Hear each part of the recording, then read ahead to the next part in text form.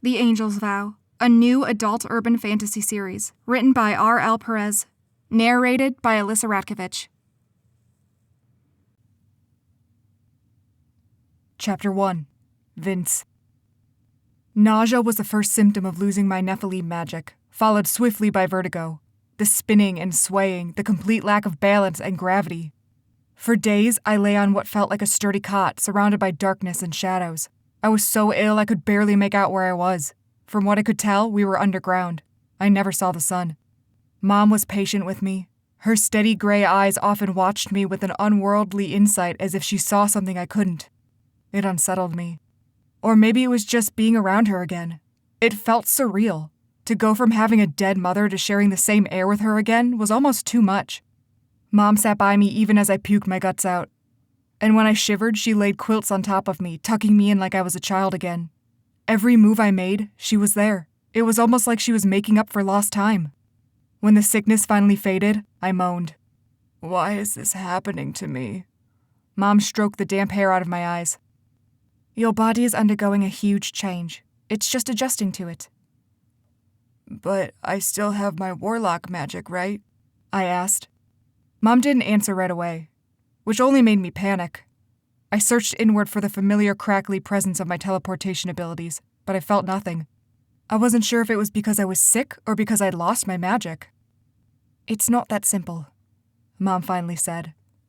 Things work differently down here. The underworld? Again, Mom hesitated. I wish she would stop doing that. Kind of, she said, her eyes guarded.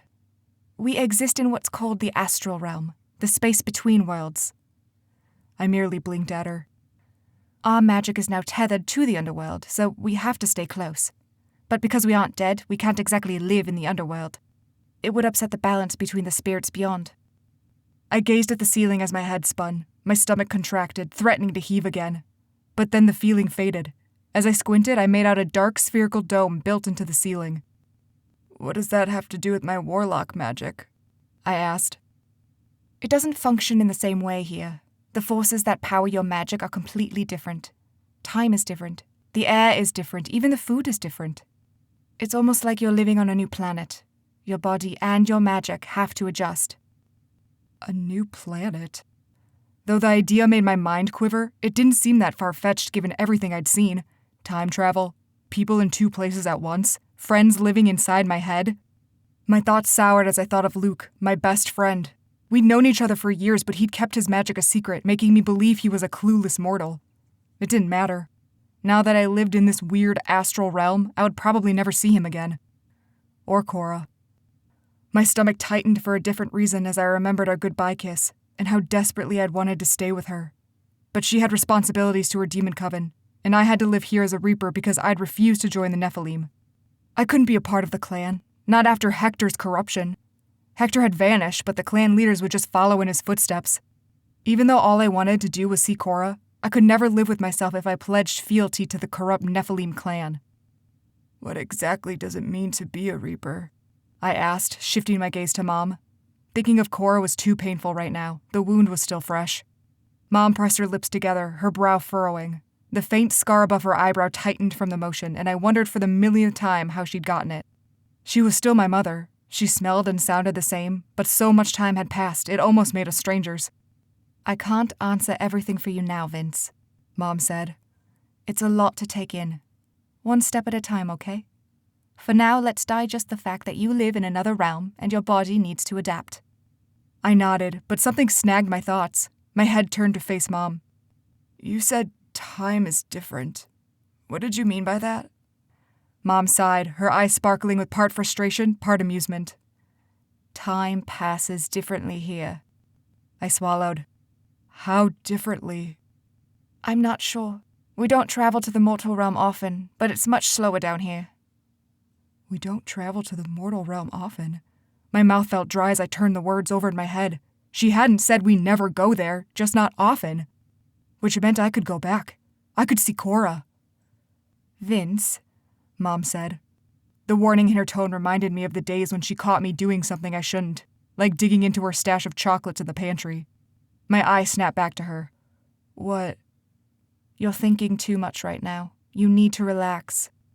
My racing heart made me feel nauseous again, so I changed the subject. Where's Jocelyn? She's fine. She's sick like you. Unlike you, she's actually resting like she's supposed to. Mom widened her eyes meaningfully. I exhaled, my head throbbing as I fixed my gaze on the strange spherical ceiling again. I wish Jocelyn were here. She had recently become a Reaper, like me. It would have been a relief to talk to someone who understood how confusing and disorienting this was. Having Mom here was a comfort, and I wouldn't trade it for anything. But it was overwhelming. She was so different, and she knew so much more than I did. I didn't know how to act around her, how to think. Having her here made me circle through dozens of questions about where she'd been.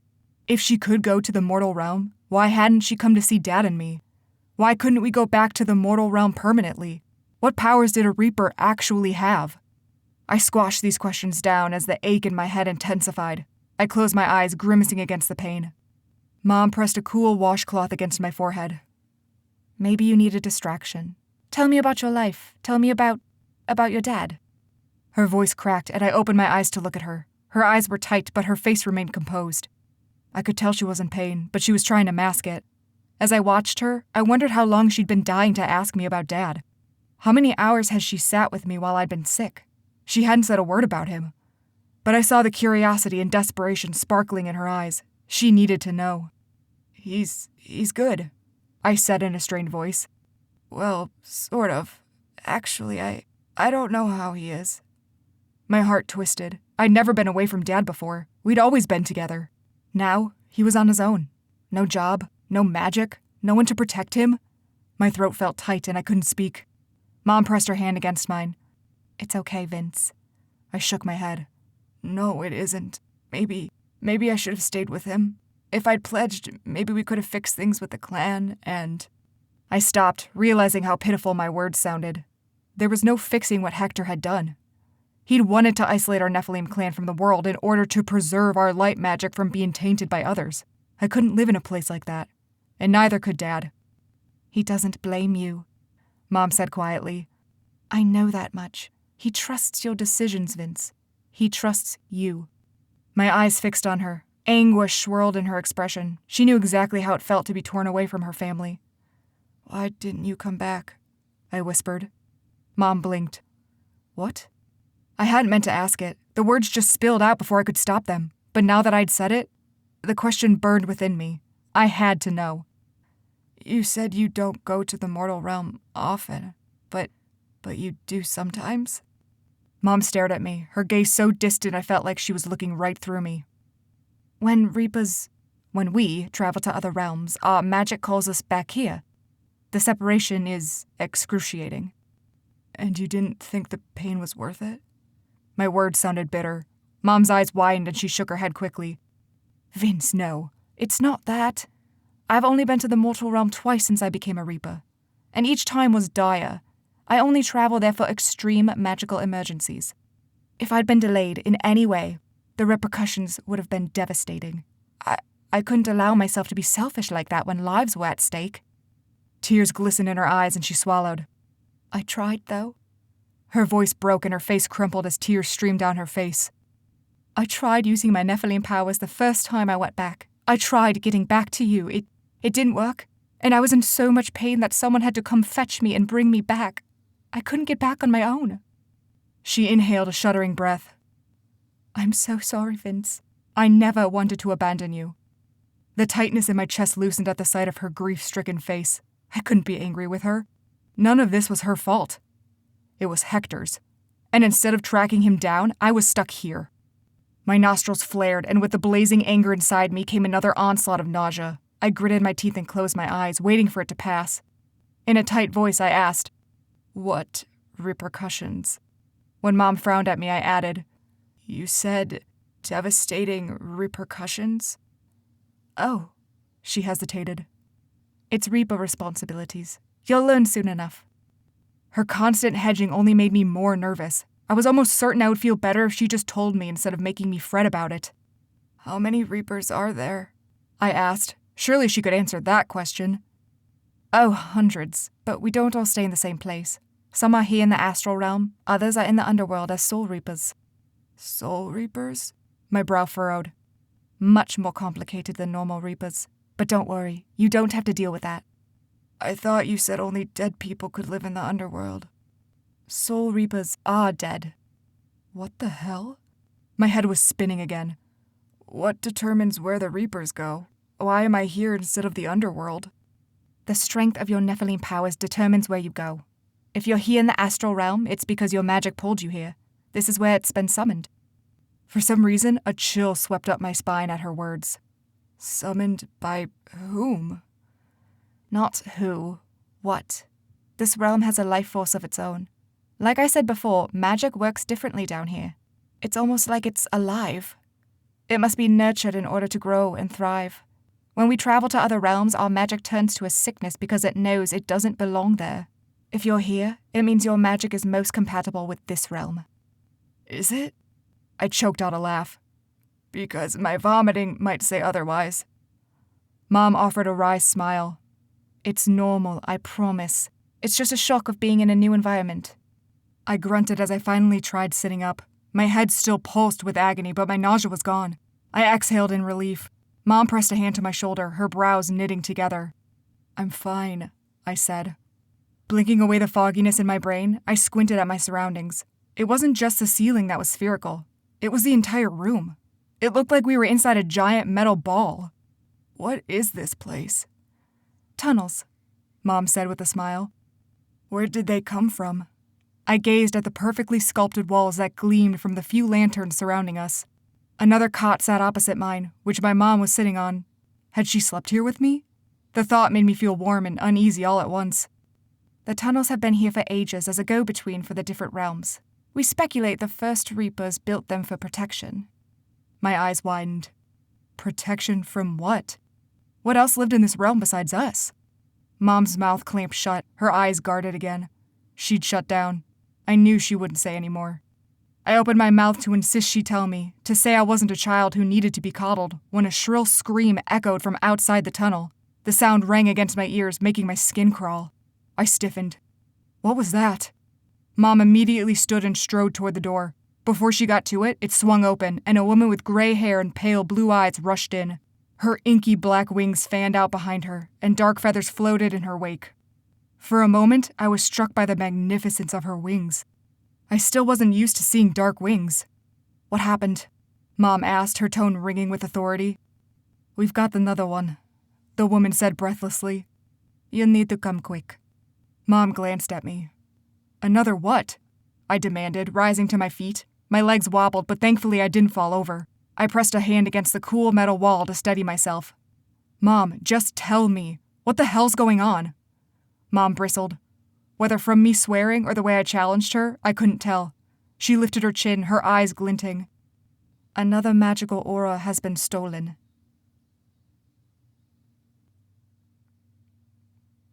Chapter 2. Cora. I really just wanted to kill someone. Life had been so much simpler when that was my only goal. Instead, I sat behind a desk with a stack of papers so high I could barely see over it. I was drowning in bills and notices and contracts. So many papers I felt like my eyes were bleeding. When I closed them, I just saw printed words blurring together. Kill me now. The door to my office opened. Ordinarily, I would welcome the distraction, but these days, I feared it would mean something else needed my attention. I wanted to sleep. I wanted to hunt. I hadn't killed someone in months, and it was making me restless. Rubbing my eyes, I groaned. What now? Silas is here to see you, Benny hedged.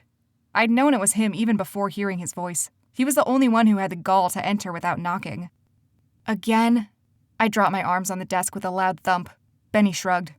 He wants to renegotiate the Covenant's contract with his pack. He thinks you're trying to cheat him. I gritted my teeth, my fingers curling into fists. I'm not. That's all we have to offer. I know, but he doesn't believe that. I sighed. Can't you talk to him, werewolf to werewolf? I tried. He won't answer to me. He raised his eyebrows. Do you think I do nothing here? I rolled my eyes. Don't start. I am trying to fend off the wolves for you, Cora, both literally and figuratively. But with the new Coven leader, it's like a drop of blood in shark-infested waters. They're circling, waiting for you to screw up. And I already had. Plenty of times. Riots happened every other night in Hinport. Coven leaders made offers I rejected, and they retaliated by killing one of my men. We were one gunshot away from a civil war, and I'd only been Coven leader for 6 months. I should just kill everyone, I muttered, letting my head drop on the desk. One of my elixirs is rumored to have the power of an atomic bomb. We could just wipe out the city. Benny offered a wry smile. More would come, you know that. I did know that. Half of our problems were because new demon covens had come to town, hoping to take advantage of an inexperienced leader like me. I was a killer, not a negotiator or a liaison or a politician. The few demons who had sworn loyalty to me were now wishing they hadn't. Except, it seemed, for Benny. You want my advice? Benny asked, crossing his arms and leveling a hard stare at me. I slowly lifted my head to look at him, though all I wanted to do was pass out on the desk. If I say no, will you leave? Benny ignored me.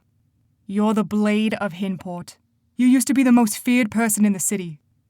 I know that, I snapped. Be that person now, Cora. These demons are walking all over you because they don't respect you. You need to demand that respect. I frowned. When I was an assassin, I demanded respect by killing people. Is this your way of encouraging me to go forward with my atomic bomb plan?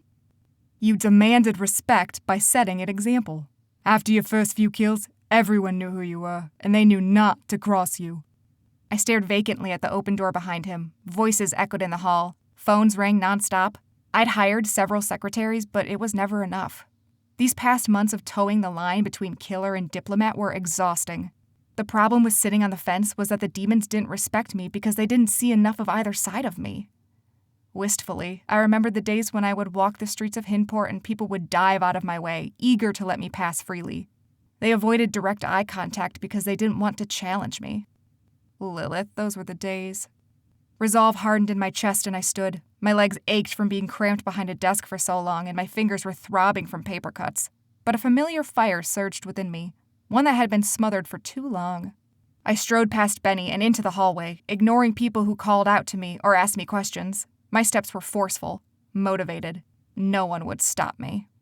I reached the lobby where Silas, the gray-haired werewolf Alpha, sat waiting for me. His large nose looked even bigger with his nostrils flared in irritation. He glanced up when I approached, his yellow eyes gleaming. "About time," he snarled. "You think you can weasel your way out of—" I cut off his words by punching him in the throat. He made a hoarse gurgling sound and stumbled backwards so violently he hit the wall and a picture frame shattered. I drew my blade and held it up to his throat, pinning him against the wall. His eyes widened in fear, his breathing sharp and ragged. "I made you an offer, you dog," I spat. "If you want to renegotiate, you talk to Benny. If that's not good enough for you, then I'll let my knife do the talking." I pressed the blade into his neck and a bead of blood trickled from his skin. "Understood?" I cocked my head at him, narrowing my eyes. To his credit, Silas gritted his teeth. His trembling betrayed his fear, but he had the gall to look me in the eye and say, "You're making a huge mistake. Don't you know how powerful I am?" "To me, you're just another demon." Silas's nostrils flared. "I'm the most powerful alpha on the East Coast. You think you can threaten me? Like I'm one of your goons?" I leaned forward, baring my teeth at him. "Just because you're a bigger dog than the others doesn't mean you get special treatment when negotiating contracts. You work with Benny. His word is as good as mine. If you don't abide by those terms like everyone else, then you and my blade are gonna get real friendly." Silas's yellow eyes flashed. "That blade can't kill me, you little bitch!" I grinned. "I know. Killing you instantly would take all the fun out of it." I pressed the dagger harder, and 3 narrow lines of blood ran down his neck. Silas hissed in pain. "Shall we?" I asked. Silas licked his lips. "You don't want to do this." "No, I really do." My eyes widened for emphasis. "Do I need to prove it to you?" Conflict warred in his eyes. I read the venom and hatred swirling in his gaze, but it mingled with genuine fear. No, he swallowed. "No, I understand perfectly." I smiled and withdrew, then turned to face the crowd that had gathered to watch. "Anyone else want to challenge me?" I asked, spreading my arms wide. A few drops of Silas's blood flicked from the motion, and several people flinched. I glanced at each person, but not one of them met my gaze. Just like old times. I dropped my arms. "Perfect. I'll be in my office. If anyone enters without permission, I'm slitting their throat." I stormed back down the hallway and people darted out of the way, eager to avoid a run-in with my trusty dagger. Benny's eyes glinted, his face lifting with a smirk, but I ignored him as I returned to my office and slammed the door shut. It didn't solve my paperwork problem, but it got my blood pumping again, and that was all I needed.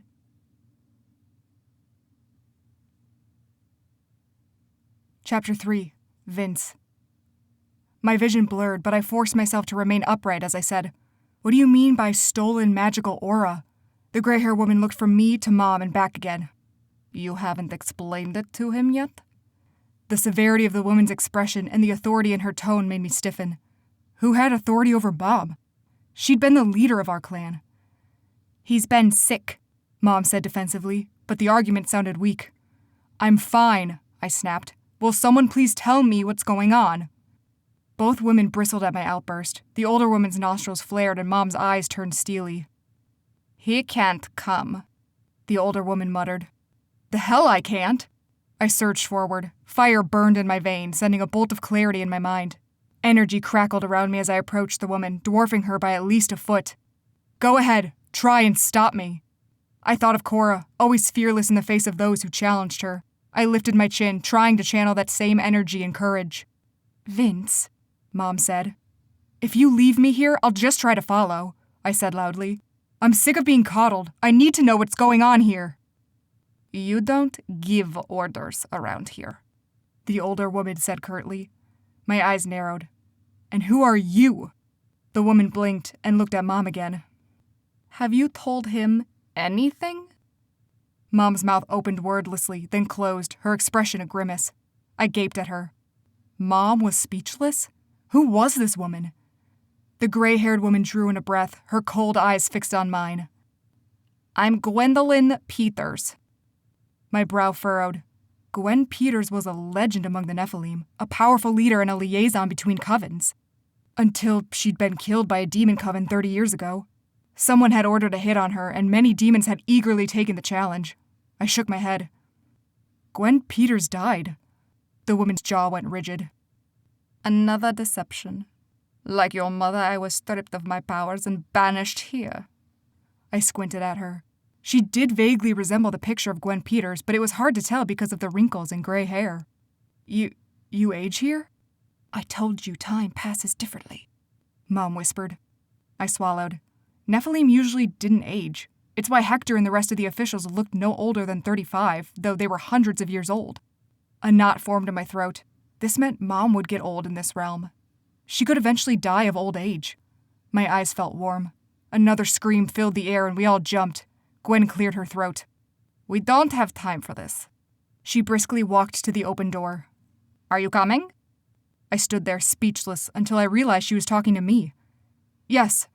I joined Mom, and together we followed Gwen out of the room. The giant metal door creaked shut behind us.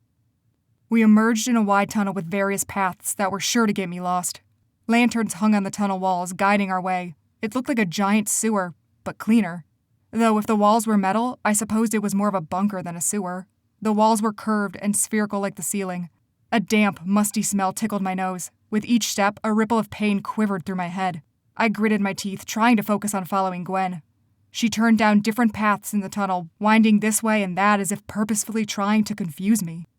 I was just about to ask how much farther we'd be walking when another scream pierced the air, and this one was much closer. My ears throbbed and my skin prickled. This was no ordinary human scream. This was something otherworldly. A magical aura has been stolen. What did that mean? We stopped in front of a door that thrummed with power. I stilled, staring wide-eyed at the door. Energy pulsed under my skin in response to the magic waiting on the other side. Mom grasped my shoulder. "Stay close to me," she murmured. I swallowed and nodded. Gwen pushed open the door with a loud creak. A burst of magic exploded around me, clouding around my face like a mist. I sucked in a breath, my head spinning. Low voices echoed around me.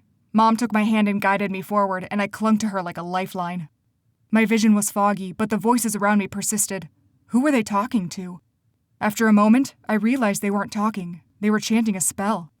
Another strangled scream tore at my eardrums. It was raw and anguished. Gradually, my vision cleared and I made out a wide circle of reapers surrounding a girl lying on a slab of concrete. I squinted. No, not a girl. A spirit.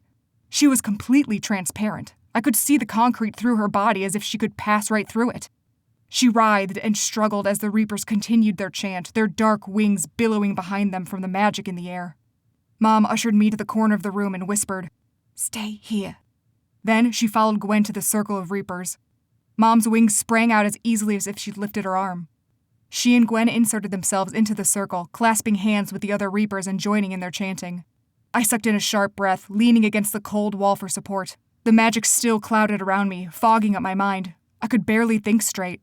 I shut my eyes, screwing up my face in concentration. "Focus," I told myself. "You can overcome this. Just listen."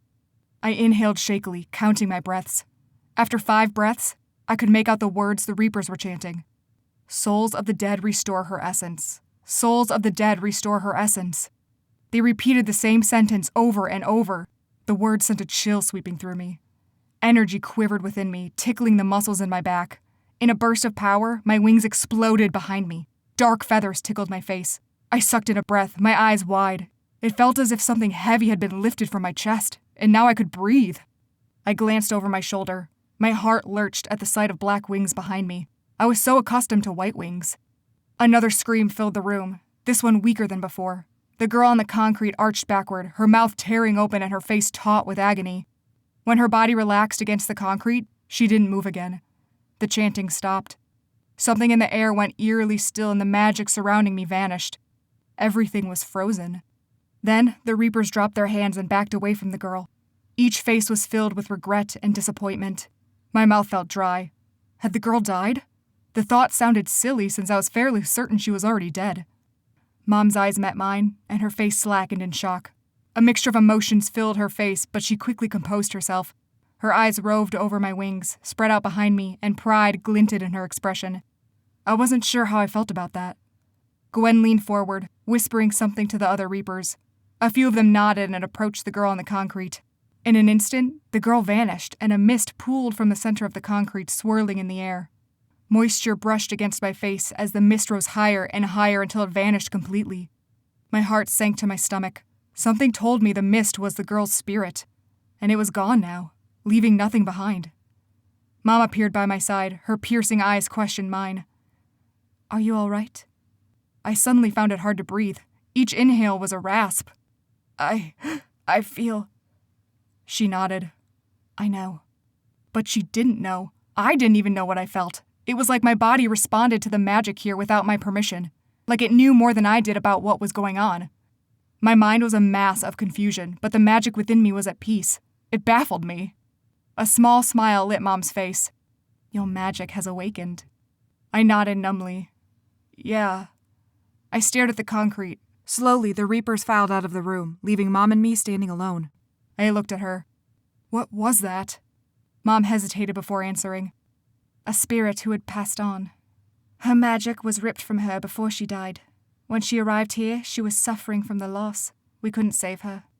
My brow furrowed. "Save her from what?" "Extinction." I shook my head, not comprehending. "A soul is tethered to magic. They are bonded. When a soul is on the brink of death, it hovers between realms, and its link to magic is frail. If that magic is forcibly removed, some souls do not recover from the trauma. The girl's spirit couldn't exist without her magic, so it disintegrated. Her essence returned to the magic in the air around us." My heart turned to cold stone in my chest. It sounded like a fairy tale adults told their children about what happened when people died. Returning to the magic in the air was just a kind of way of saying she ceased to exist. She died a permanent death and would never return, never live again. It all felt very final. I wasn't sure if I'd ever believed in heaven and hell, but in this moment, I realized I always believed in something beyond death, an afterlife. Death was never it. "How did it happen?" I asked, my voice a whisper. "We don't know. It's only just started recently. Souls have started arriving without their magic. Someone is robbing them. A brutal theft." Mom's face hardened with fury. "Whoever is doing this knows exactly when to strike." "What do you mean?" "Magic is most potent just before death. It's like a magical aura knows it needs to bond with its host in order to make the transition to death easier. Whoever is stealing magic knows this, and they are striking at the perfect time." They're siphoning the magic to gain more power, and the souls are suffering for it. A chill raced down my spine. Someone is stealing magic from the dead? Who has the power to do that kind of thing? Mom offered a wry smile. Someone like us. I stilled. You think it was another Reaper? Mom shook her head. No. Reapers are bound by the vows we swore when we first came here. It couldn't be a Reaper. But someone like us, someone with the power to travel to different realms, could have done this. This wasn't the work of a mere demon. It has to be someone who is familiar with other worlds. Bound by the vows we swore. I licked my lips, suddenly feeling uneasy. What vow? Mom blinked. What? You said you swore a vow? Oh, yes. Before Reapers can begin working, they must swear a vow to ensure they don't abuse their powers. Sickness swirled in my stomach. I was reminded of the ceremonial rite in my Nephilim clan where we had to pledge fealty to the clan and forswear all other forms of magic. Had I just left one prison to enter another? Would the Reapers try to squash my warlock magic too? Mom seemed to read the terror on my face. It isn't like that, Vince. It's not like a pledge. A vow is a promise to uphold the law. It doesn't limit your magic at all. Just what you do with it. That still didn't sound much better. Mom sighed in exasperation. The vows keep you from harming souls, Vince. It protects from the very thief we're trying to find. As a Reaper, you're given an enormous power that could be abused by the wrong people. The vow just preserves the sanctity of our duty. I was suddenly very wary of what this duty entailed. What duty is that? We reap magic. When a soul arrives from the other side, we reap their magic from their soul, so both can coexist in harmony. I frowned. How is that different from stealing magic from a soul? The soul is willing when we separate them from the magic. And it only happens after death. Whoever is stealing magic is doing it just before the caster dies. But you said a soul is bonded to their magic. Mom nodded. Yes, we still allow the magic to live with the soul, but they are no longer confined to one body. The magic can return to the air but still flow with the person's soul. It's no longer restricted to one host. When I gave her a perplexed expression, she chuckled. Think of it like a flower. This thief we're trying to stop, he's ripping the flower from the ground forcefully, in a way that won't allow the plant to survive. But what we do is much gentler. We nurture the plant. We make sure we keep all the roots when we pull it from the ground. We put it in a fresh spot with plenty of soil and sunlight. The thief isn't exerting caution like we do. He doesn't care what happens to the souls as long as he gets their magic. My brain was starting to hurt. I understand why you held back so much before. This is a lot to take in. Mom nodded and squeezed my shoulder. You need to rest. We can talk more about it tomorrow. She guided me out the door. Just before we left, I glanced over my shoulder at the empty slab of concrete. The girl's scream still echoed in my mind.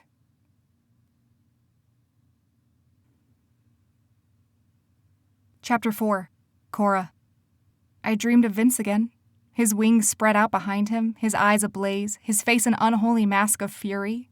He was power. He was vengeance. It was absolutely breathtaking. I awoke, gasping for breath, a cold sweat on my face. It took half an hour for my heart rate to settle, but even then, I was still wide awake. It had felt so real, and it reminded me of the vision I'd had of him after we'd both drunk the seeing elixir. It's just odd, that's all, I'd said. That we're dreaming about each other? Vince had asked. Yes. His gray eyes had pinned me in place, unyielding like steel, and in that moment, I'd known I was doomed, even if I didn't want to admit it. My heart twisted and my chest ached. A knot formed in my throat and I found it hard to breathe again. I wanted to believe this was another vision, foreshadowing that I would see Vince soon. But it wasn't. For one thing, I hadn't taken my seeing elixir in months. For another, his wings had been white in my dream. My eyes felt hot as I turned on my side, burying my face in my pillow. I gritted my teeth against the agony that quivered through me down to my bones. I was the blade of Hinport for Lilith's sake, and I couldn't handle a little heartache? Pitiful. Part of me wanted to argue that I'd been busy, too busy to think about Vince, which had been a blessing at the time. But now it was catching up to me, crashing over me like violent waves. Another part of me thought, hell, it's been months since I've gotten laid. Maybe I'm just lonely. But I knew that wasn't it either. All the men I'd slept with had been mere distractions. Vince was the only one I loved, and I hadn't even shared my body with him. The thought wrenched through me, reminding me of what I couldn't have with him. Damn him. Damn him and his determination to do the right thing and sever himself from his clan. And damn myself for falling for him. Cora, did you hear me? I blinked, my gaze shifting to an irritated Benny. Exhaustion tugged at my body. I sighed, rubbing my eyes for the millionth time. Sorry, say that again? Benny pinched the bridge of his nose. Kip and the others, they're giving us trouble. I clenched my teeth, thinking of Kip and his buddies. They'd been Damien's best friends. I had no doubt that if they were released, they would stage a coup and take over the city by means of blackmailing and coercing just like Damien had. What kind of trouble? I mean, they're fighting the gods, riling up the other prisoners. Prisoners. Our coven had faced so much unrest lately that we were constantly arresting people. It made us as unpopular as the actual police. I waved a hand. Give them another beating. Benny leveled a hard stare at me. I raised my eyebrows. You had something better in mind? How long do you intend to keep them around? I frowned. I don't know. My eye snapped to him. You think I should kill them? I think you need to send a message. I was standing before I realized it. Consider it done! Benny sighed. Cora. What? You can't execute them yourself. But you said. Right now, the coven needs to be reminded who has the authority, not who has the power. Order someone else to do it. My mouth opened and closed. Order someone else? To do the killing? The idea sounded as strange as if Benny suggested I take up tap dancing. I can do it if you want me to, Benny said. Something jolted within me and I cocked my head at him, my eyes narrowing. Do you think I'm an idiot? His head reared back. What? Of course not. That I'm just some feeble, inexperienced leader you can manipulate? I stepped around my desk to face him. He had the good sense to look afraid before he spoke. I'm just trying to help you. Out of the goodness of your heart. I rolled my eyes. Why do I find that hard to believe? What do you want out of this, Benny? What do you have to gain if I order Kip's execution? Same thing as you. I crossed my arms and clicked my tongue. Benny dropped his arm against his thigh. He hung his head back and stared at the ceiling in exasperation as if help would drop out of the sky. Mother of Lilith, you are so paranoid, Cora. I'm not trying to double-cross you. I'm not trying to manipulate you. You've never been a leader before, but I have. I'm just trying to coach you. His words stirred something inside me, but I kept my expression carefully composed. You've been a leader? He nodded. An alpha. I stilled. Alpha? My skin prickled as my instincts told me to be wary of him. Alphas were dangerous and powerful, but they also couldn't be dethroned unless they were killed. So how had Benny survived? I stepped down, he said, answering my unspoken question. I glared at him. Stop that. Benny raised his hands in surrender. I rubbed my forehead. Seriously, Benny, if you want me to trust you, you can't go reading my mind whenever you want. Benny's lips twitched. I wasn't. I stared at him. He smiled. Like you, I have to limit how often I use my powers. If I use them too much, it alerts the wrong kind of people. Besides, not everyone here knows about me. He widened his eyes with emphasis. I waved a hand. Don't worry, I won't tell. I know you won't. Why did you step down as Alpha? Benny watched me, his yellow eyes unreadable. A grimness set in his face. My wife died. I wasn't sure what I'd expected, but it wasn't that. My mouth fell open and my stomach turned over. All I could say was, oh. Someone from my pack got to her. She didn't survive the transformation. I couldn't bear to be around wolves anymore, so I left. That would explain why he'd been a lone wolf when he joined my coven. I swallowed as a sick feeling filled my gut. I'm so sorry. Benny's lips pressed together in a thin line. His eyes were haunted but still guarded, like he'd grown accustomed to masking his feelings. I could relate to that. What happened to the guy? I asked. The one who bit her. I didn't know why, but I had to ask. Benny lifted his chin, his gaze darkening. I killed him. I nodded once. Good. Because if the asshole was still alive, I would have killed him myself. Benny held my gaze for a moment, and I felt something shift in our relationship. We weren't necessarily friends, but there was a certain understanding between us, a mutual acceptance of the darkness that lived in both of us.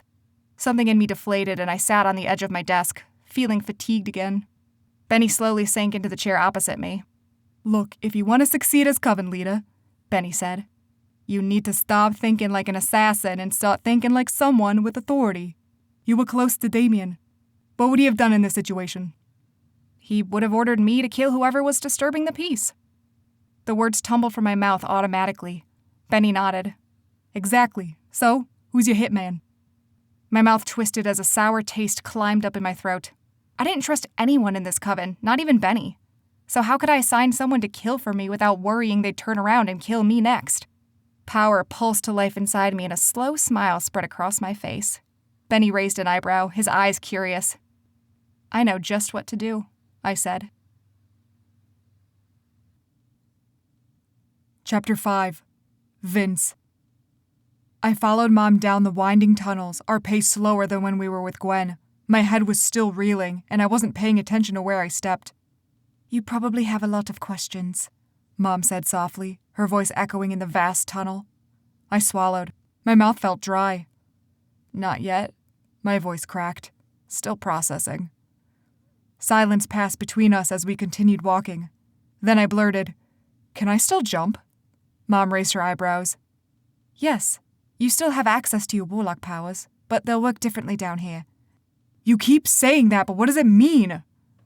It means the rules and laws of magic aren't the same as in the mortal realm. It will be like starting over.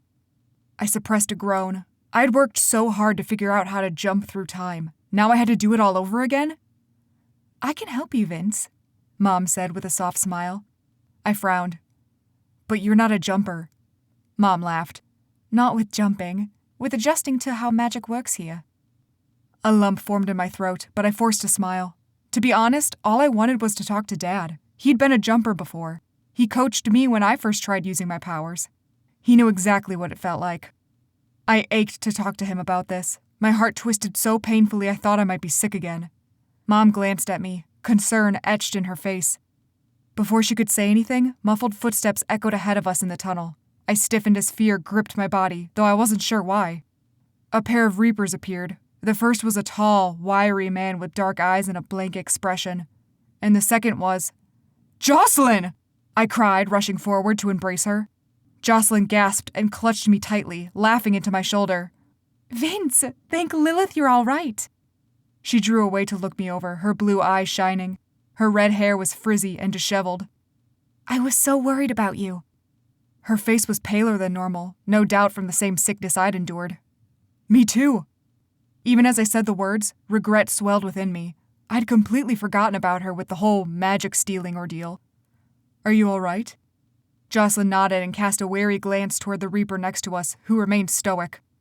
This is, Ellis, my mentor. Hi. I extended my hand, but Ellis didn't move. His eyes were distant and unfocused. I looked uncertainly at Mom. Is he all right? Mom's face had gone blank as well, but when I turned to her, she offered a pained smile identical to the one I'd given her earlier. I saw right through it. He's fine, Mom said. Some of the reapers down here get a little closed off over time. Alarm pulsed through me. What did that mean? Jocelyn and I exchanged fearful looks, and I knew we were thinking the same thing. Would that happen to us? Don't worry, he's perfectly capable of teaching you, Mom said quickly, misreading our unease. An awkward silence fell between us. I cleared my throat and changed the subject. Where are you headed? Ellis is going to show me the sleeping quarters now that I finally recovered. Jocelyn grinned sheepishly. Mom nodded with approval. Excellent. Once you both get settled, we can swear you in and get you to work. Her voice was chipper, but her words seemed ominous and filled me with dread. Swear you in? Was there anything in life that didn't require some kind of permanent oath? Something to restrict me? Did such a life exist for a Nephilim? Where are you two going? Jocelyn asked, her eyes darting between Mom and me. Her eyes lingered on my mom for a moment, her expression awestruck. This had to be baffling for her. She'd grown up believing my mother was dead too. I looked at Mom, waiting for her to respond. I'd figured we were going back to the room we'd been in before, but with Jocelyn headed to the sleeping quarters, now I wasn't so sure. Perhaps the room I'd slept in had only been temporary while I was ill. I just need to grab something real quick for Vince. Mom smiled tightly. I frowned, sensing the lie. See you soon then? Jocelyn asked, her eyes filled with hope. I nodded. Sure. But my eyes remained on Mom. She watched Ellis lead Jocelyn down the tunnel, away from us. Then she turned to me. You can't tell anyone what you saw, she said in a whisper, about the magic thief or the reaping circle or any of it. My eyes widened. Why not? Mom pressed her lips together and glanced furtively up and down the tunnel. Not here. Come on. She led me down the tunnel and took a left at the narrow passage. A few doors lined the wall, and Mom pushed one open before ushering me through. The room was about the same size as the one I'd been sick in, but this one had no cots, only a few metal chairs. It seemed cold and uninviting. Mom sat down in one chair and gestured that I do the same. Though I longed to remain standing and pace the room, I obeyed. My legs bounced with my anxiety. Mom took a deep breath and leaned forward. What I said about some Reapers becoming closed off, well, it's a bit more than that. Some people, when they've been down here for so long, they don't react well to being cut off from humanity. My brow furrowed and my heart rate quickened. What does that mean? It means sometimes people forget to feel, to think like a human. We've been surrounded by death and auras for so long that they've forgotten what it is to be alive. Horror wrenched through me. My head reared back. Are you saying this realm is killing Reapers? Mom shook her head quickly. No, not like that. Their bodies are fully functional, as is their magic. But they don't respond to situations in the right way. My mouth opened and closed again as I stared at her, bewildered. Mom groaned and rubbed her forehead. Let me give you an example. Let's say Alice had been in the circle of Reapers with a girl who just lost her magic. I imagine he would have attempted to bring her back like the others. But I also fear he would have given up sooner. Logically, the attempt was futile. But emotionally, Reapers are drawn to the souls we protect. It's part of what motivates us to do our duty. Love for the souls we help. Alice would have not loved that girl. He would have seen her as a task to check off on a list. And once the logical side of his brain registered that she was a lost cause, he would have given up and moved on to something else. He wouldn't have kept up the effort like the other Reapers had. The idea of becoming an empty, emotionless shell left a sick feeling in my gut. My mouth twisted in a grimace. But the girl was lost anyway, right? Sorrow filled Mom's gaze. Yes, but sometimes we can bring them back.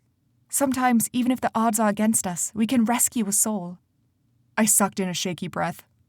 If Reapers can't do their jobs, why don't you send them back? Help them get their humanity back by going to the mortal realm. It doesn't work like that. Why not? I told you, Vince. Once you're here, your magic is bound to this realm. Traveling to other realms is possible, yes, but it's extremely painful. And Reapers like Alice have no desire to go there. If it were part of an assignment, he would do it. But he would come back immediately. Not just because he's drawn here, but because he doesn't want to be anywhere else. A prison. This place was a prison for him. And he didn't even realize it. Mom took my hand and I resisted the urge to shake her off. This doesn't happen to everyone, Vince. Just a few of our Reapers are like this. But it would probably be best if you kept this to yourself. The magic thief, the loss of humanity, all of it. Reapers like Alice might not react in the best way, and Reapers like you might start to panic. I don't want there to be discontent among our people. I stared at her as something hardened in my chest. I truly had just exchanged one prison for another. And now my own mother was asking me to lie to keep her secrets.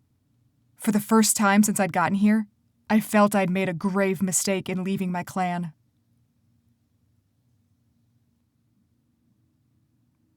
Chapter 6.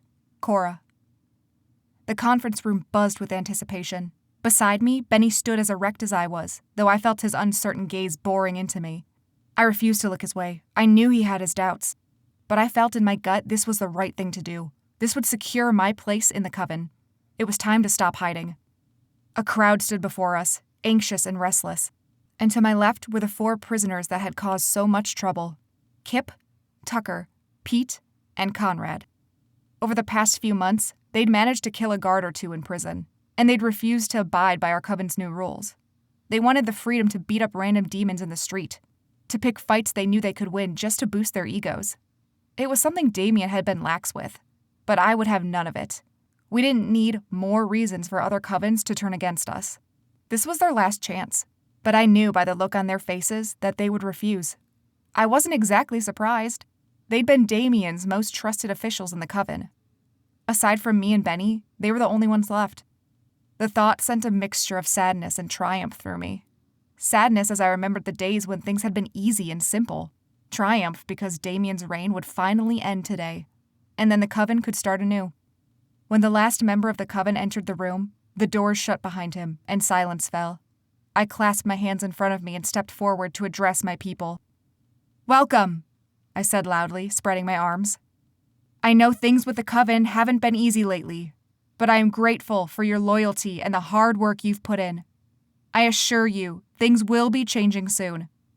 The transition won't be easy, but it will be worth it. I swear to you I will help this Coven thrive again." "You killed Damien," a voice bellowed. "How can we trust you?" Other voices murmured their assent. Beside me, Benny stiffened. Fire burned in my chest, though I'd expected some resistance. My hands curled into fists at my side. Damien betrayed us all. He was willing to sell Coven secrets for his own benefit. He aligned himself with a Nephilim clan to take out members of his own Coven. "So you say," snapped another voice in the crowd. "Where's your proof?" I'd expected this too. I nodded to Benny, who turned to the desk behind us and grabbed a file before lifting it in the air for everyone to see. "These are Damien's financial records," I said. "All the hits he ordered in the past year, deals he struck with other covens, everything. Any of you are welcome to look through this file and see for yourself. There are transactions to Hector Moses, who was a Nephilim clan leader, as well as proof of extortion of members of our own coven. Members like me, I wanted to add, but I figured that wouldn't sit well with this crowd. It didn't matter. If the demons here were determined to hate me, they could either leave or wait for me to kill them myself. I couldn't force loyalty on my people." More distrustful murmurs rippled through the crowd. I was losing them. I cleared my throat loudly and gestured to the 4 prisoners. Kip's eyes were hard as steel as he glared at me. Pete had the gall to look nervous. His eye patch was lopsided, and his one eye was wide with fear. Conrad and Tucker almost looked bored. "These men have had 6 months to accept me as their leader," I said, my voice ringing in the room. "They have refused and have brought too much tension to our already suffering coven." Slowly, I turned to the prisoners. "This is my final offer. Will you pledge to follow my rules, to accept me as your leader, to live among us in peace?" The crowd stilled, the muttering dying completely as we all waited for an answer. "Go to hell!" Kip spat on the floor at my feet. The others grunted their agreement, glowering at me with eyes full of venom, their expressions unyielding. I stared at them, my face nothing but a hard mask. Facing the crowd again, I said, "I've been more than patient, waiting for these men to come around. But now, their time is up. Today, they will be executed." A stunned silence filled the room. Heads turned, but no one made a sound. "This is a demonstration of what will happen to those who turn against me." My voice was lethal. Here I channeled my inner assassin, the woman most feared. "And this is the only warning you will receive. If you wish to leave and find another coven, I won't stop you. But you will not threaten me or my people. I take care of my own." My voice hardened as I slowly gazed over each member of the crowd, challenging them. No one would look me in the eye. A sliver of satisfaction wormed its way into my chest. Power filled me, swirling rapidly, waiting to be unleashed. I took a deep breath, allowing the tension in the room to simmer just a bit. Let them fret. Let them squirm. I lifted both hands, closed my eyes, and summoned my bloodcaster magic. Purple sparks exploded from my hands. The crowd gasped collectively, and some of them shifted as if contemplating fleeing from the room. The lights flickered and went out, leaving only my magic to light the room. I closed my eyes, focusing on the 4 prisoners, picturing their faces clearly in my mind. Within me, my magic churned hungrily. Death, I thought. I slashed my hand through the air. A jet of purple flame sliced through each prisoner like a blade. They crumpled without a sound. It was so quick that some in the crowd didn't see what happened. I dropped my arms, and the lights flickered back on. Several demons craned their necks to look at the prisoners, who lay motionless on the floor. I felt Benny's eyes on me, though it was hard to tell if he was pleased or disappointed. He told me I couldn't kill them myself. But this was different. I'd hidden my identity as a bloodcaster my whole life. Now, it was time to reveal the truth about myself. I'd only ever killed with a weapon, never with my own magic. This coven already suspected who I was after my battle with Damien. This only confirmed it. I was a blood witch, and I was to be feared.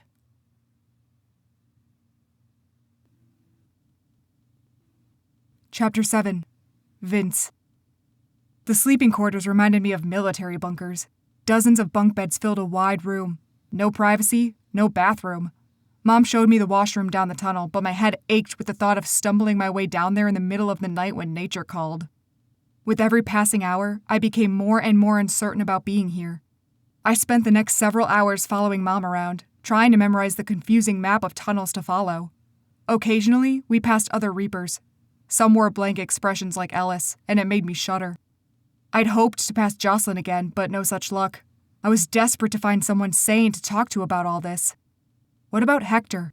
I blurted, interrupting Mom discussing the schedule of meals.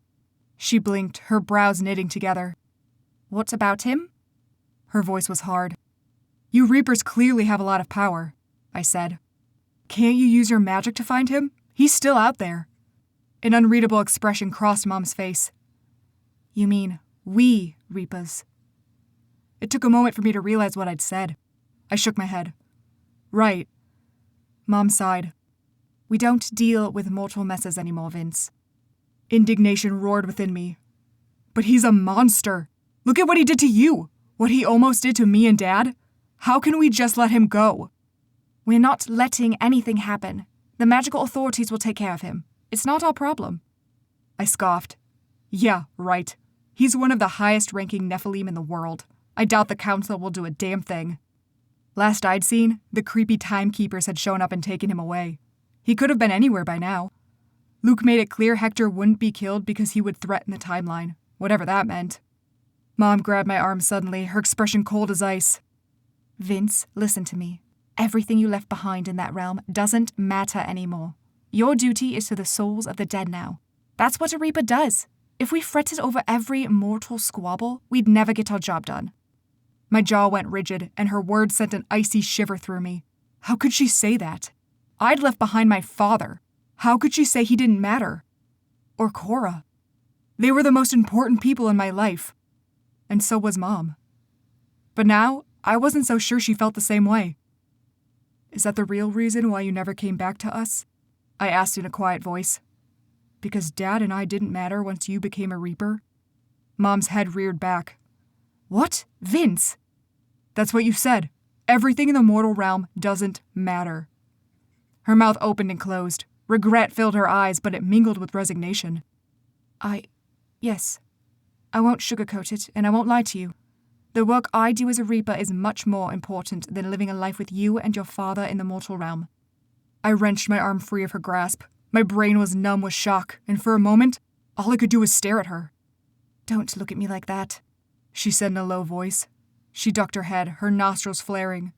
She seemed angry, but when she looked at me, her eyes were full of sorrow. Not anger. Shame. Is this my future? I asked in a weak voice. Am I doomed to forget everyone I loved? To stop caring about them all?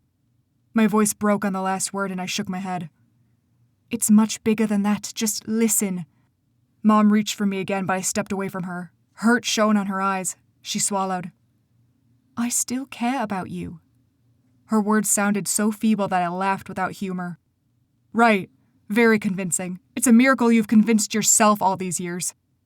No, you don't get to judge me like that, Mom said, her voice harsh. You have no idea what I've been through or what I've done. You're right, because you never bothered to reach out to us. Maybe if you had, we would have had some kind of closure, knowing you'd so easily forgotten us. My heart broke as I said it because no matter what Mom had done, Dad and I would never have gotten over that loss, which made this sting worse, knowing Mom was happily fulfilling her duties as a Reaper without a care in the world. I told you things are different down here, Mom said. This realm doesn't work the same way. Over time, you adapt to that way of thinking. I don't want to, I shouted, my voice ringing in the tunnels. You don't have a choice, Mom cried. This is your life now, Vince. This is what's expected of you. It will be easier with time, and soon you'll forget all about your mortal life. I gaped at her. If I'd known that's what I was signing up for, I never would have agreed to become a Reaper. I don't want to leave behind my mortal life. You keep telling me I'll adjust, that my magic will change, that I will change. But I don't want to.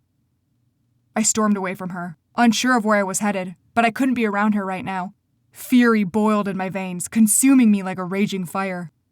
Did she expect me to just hop on board the Reaper train until I turned into an emotionless shell like Ellis? Until I became a willing and obedient servant? Imprisoned by the will of whatever the hell sort of magic lived down here? I couldn't do this. Becoming a Reaper had been a huge mistake. But I hadn't pledged my vow yet. Maybe I could get back to the mortal realm somehow.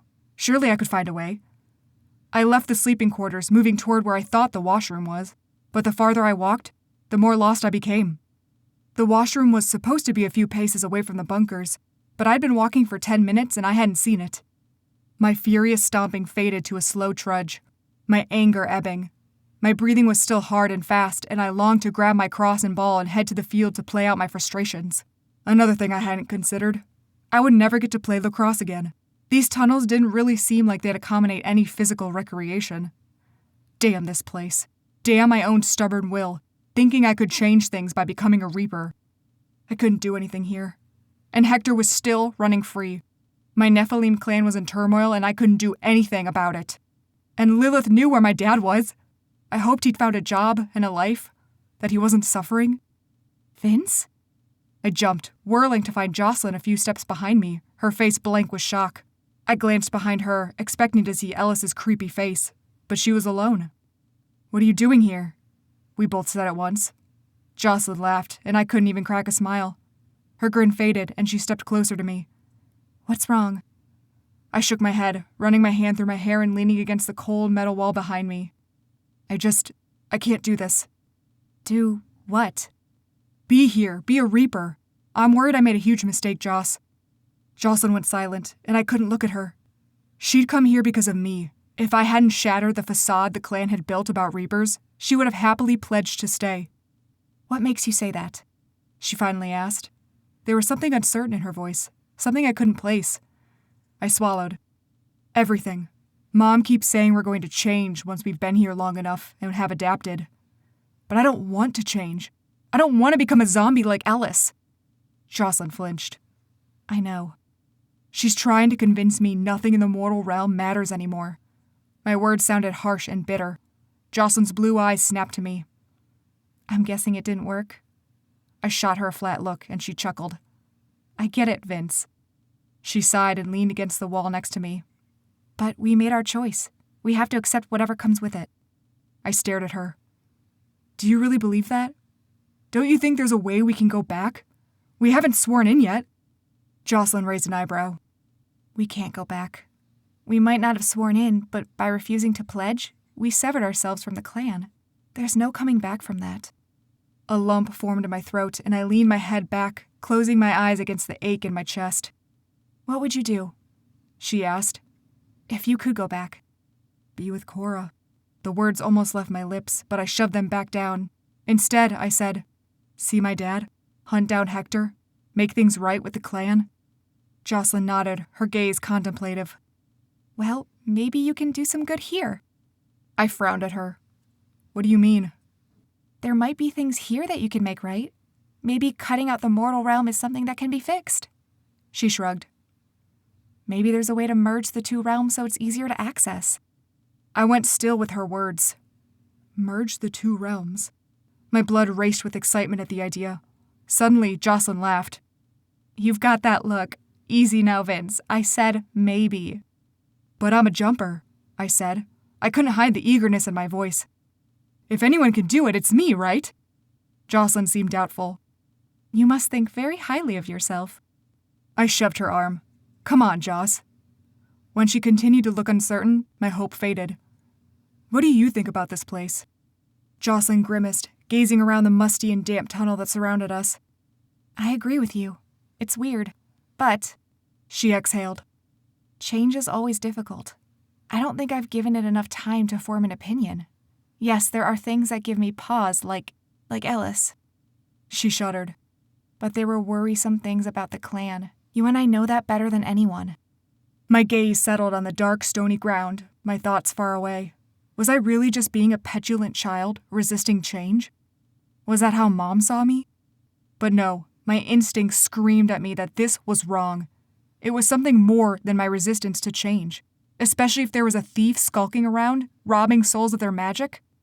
But maybe Jocelyn was right. Maybe I could do something about it.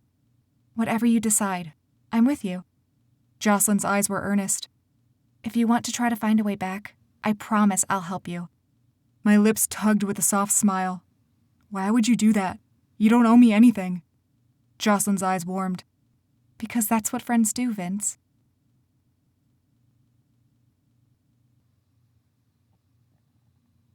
Chapter 8. Cora. Have you seen this?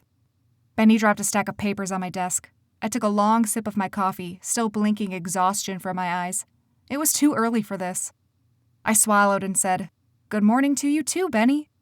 Benny crossed his arms, his eyes flashing. My smile faded. This had to be serious. Setting my coffee down, I leaned forward and leafed through the stack of papers. When I realized what it was, I laughed and relaxed in my chair. That's nothing. They're threats, Cora. And I've been threatened before. It's no big deal. As a coven leader, it is. I sighed. He was right. After my little display in the conference room last week, half a dozen demons had opted to leave the coven. As promised, I didn't stop them. The ones that remained seemed too terrified to get within 5 feet of me, which was fine by me. They're afraid of you, Cora, Benny said. I spread my arms. And? Benny rolled his eyes. A leader should be feared, yes, but they should also be respected and admired. Trusted. I snorted. Damien wasn't. He was definitely more likable than you are right now. My smile vanished. Rage boiled through me. How dare he imply that Damien was better than I was? Damien was a manipulative pig who thought only of himself. Before I could retort, Benny lifted his hands in surrender. I like you more than I like Damien, but your coven doesn't know you like I do. Damien was friendlier, more personable. He let the coven see that side of himself. I raised an eyebrow. Are you saying I should go around shaking hands and kissing babies? I'm saying you need to let these people know you. They only see you as a monster who kills people. And while that's good for inspiring fear, it's not great for inspiring loyalty. I groaned and rubbed my forehead. I really didn't need this right now. Waving a hand, I said, I'll consider it. But for now, we have bigger problems. Sliding open the drawer next to my feet, I pulled out the coven ledger and handed it to Benny. Look at the highlighted portion. Benny took the ledger and frowned, his yellow eyes roving over the numbers. Slowly, his face went slack with shock, then red with fury. His hard gaze met mine. Someone skimming? I nodded. Did this happen with Damien? Years ago. He killed the guy. Right. That's definitely on my to-do list, but first we have to find the guy. Benny's eyebrows lifted. Any idea who it could be? I laughed. Take your pick. I've got lots of enemies. Yeah, but who would be stupid enough to steal money from under your nose? Especially after you outed yourself as a bloodcaster. The ledger indicates it's been going on for a while. We just didn't catch it until now. Benny leafed through the papers of the ledger, his eyes darkening the longer he looked. Merciful Lilith. This started before Damien died. Yeah. Benny exhaled through his lips. Who do you think it is? My guess is it's one of the new partners he signed on. Someone green enough to think they would get away with this. Benny nodded. I'll do some digging. He hesitated, his eyes guarded. What? I asked. It's just, getting to know the coven better would help you weed out anyone untrustworthy. I groaned. Yeah, I know. Benny's lips spread into a thin line and he nodded again, stiffly this time. Right. Well, I'd better get to work on this. He lifted the ledger before leaving the office. I stared at the spot where he'd stood, something uncertain wriggling in my stomach. Benny had seemed reluctant to leave. Had I forgotten something? I mentally sifted through everything we discussed, but my head started throbbing and I couldn't see straight. Later, I muttered, leaning forward to go through the mountain of paperwork. A small pop echoed next to me and I lurched to my feet so violently the desk almost toppled over. Several stacks of paper fell to the floor, but I ignored them, my heart thundering loudly in my chest. In front of me, his giant dark wings casting shadows on us, stood Vince. My pulse roared in my ears. I couldn't breathe, couldn't think. He was here, with me, right now. My throat was dry. My arms felt restless at my side. I wanted to run to him, but I remained locked in place. Vince, I whispered numbly. He strode toward the door, and for one wild minute, I thought he was about to leave. But he closed it softly, then turned to face me, his expression grim. I took in his appearance from his black combat boots to the leather jacket and t-shirt. His hair was shorter than when I last saw him, and a long, thin scar ran from his eye just above his lip. The sight stole my breath. This was a warrior, battered by combat. This wasn't my Vince. I don't have much time. He drew closer to me, his steps loud and commanding. His voice was deeper and gruffer. Are you really here? I asked. He nodded. But not in the way you think. I frowned, and then comprehension dawned. You're a mimic. He nodded. Something in me deflated. This wasn't the Vince I knew. This was future Vince. Vince from a different timeline. So he hadn't found his way back to me. Vince's eyes softened, and he took my hands in his. His palms were rough and calloused, but they still felt soft against my skin. I closed my eyes, relishing the touch. I haven't seen you like this in a while, he murmured. His breath brushed my forehead as he leaned in, pressing his lips into my hair. I suppressed a shiver of longing. Why did this feel so wrong? Almost like I was cheating on my Vince. Taking a breath, I drew back and asked, "Seen me like what?" Vince's brows knitted together. His eyes turned guarded and wary. He shook his head. Nothing. He cleared his throat. I'm here to warn you. I crossed my arms and raised my eyebrows expectantly, trying to squash the desperate ache of longing that was ripping my body in two. Vince sighed. You'll see my mimic soon. The Vince you know. My heart stuttered, my mouth falling open in shock. The Vince you know? My Vince. I would see him soon. Swallowing, I looked at future Vince, resisting the urge to beg him for more information. When? How? For how long? You need to send him back, Vince said. All hope within me shuddered and died. My chest caved inward. What? I breathed. He needs to go back to his realm, Cora. When he comes to you, he'll try to stay. You can't let him. His words gutted me like a knife. My heart twisted painfully. Why not? I can't tell you that. Anger swelled within me and I stepped closer to him. Yes, you can. You can't just show up out of the blue when I've been desperate to see you for months, drop a warning on my lap, and expect me to just be your obedient little puppy. My voice rose with each word. Vince blinked, his head rearing back. Now, you tell me what's going on right now, or I swear to Lilith I'll chain him here myself when he shows up.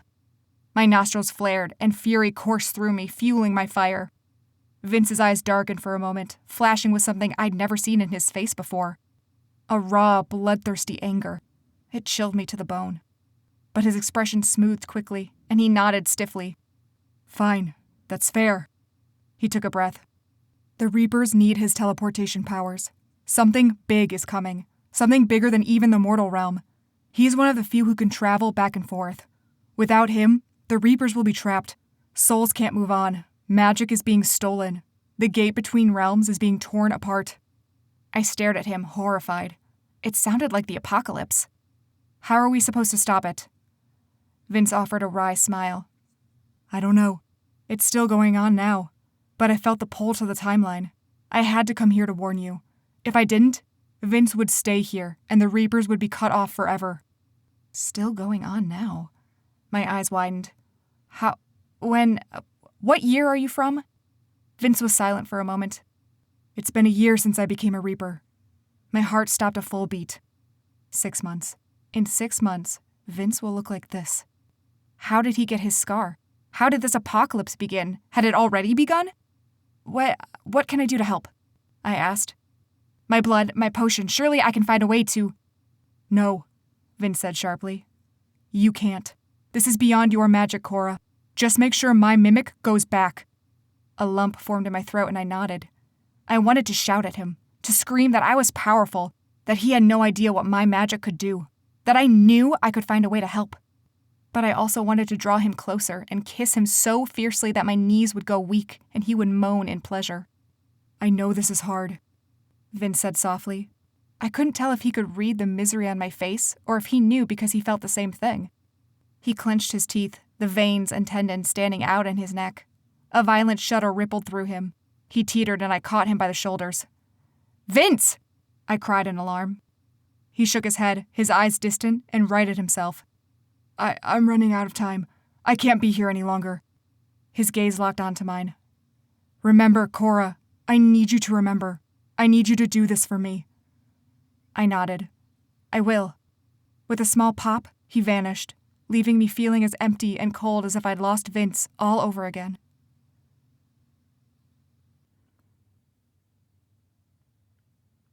Chapter 9. Vince. It had been several days since my fight with Mom. We didn't speak of it, but things were cooler than usual between us. I got the impression she didn't know how to handle arguments with me. It was certainly different from when I was a little kid. I kept close to Jocelyn, even when Ellis was there, giving me the heebie-jeebies. We shared meals, and I sat in on their training. Ellis thought it was important to start mentally preparing her for reaping duties even before we'd sworn in. I knew Mom was okay with it because she often sat in on training sessions to watch. I wasn't sure if she was monitoring me or if she was genuinely curious about how things were going. Training was really just a form of meditation mingled with yoga, but it was unlike anything I'd ever experienced before. Ellis showed us various back and arm stretches to flex the muscles of our wings, even when they weren't out. By the second training session, Jocelyn's black wings had appeared, garnering applause from Mom and a wide grin from Jocelyn. I wanted to feel proud, but I couldn't. I felt even worse knowing my own wings had popped out on their own, by accident. It felt very final to me. Even though I hadn't sworn in yet, it made me feel like I'd sealed my fate as a Reaper. But, as Jocelyn often reminded me, that ship had sailed. There was no turning back. "Where do you think all this food comes from?"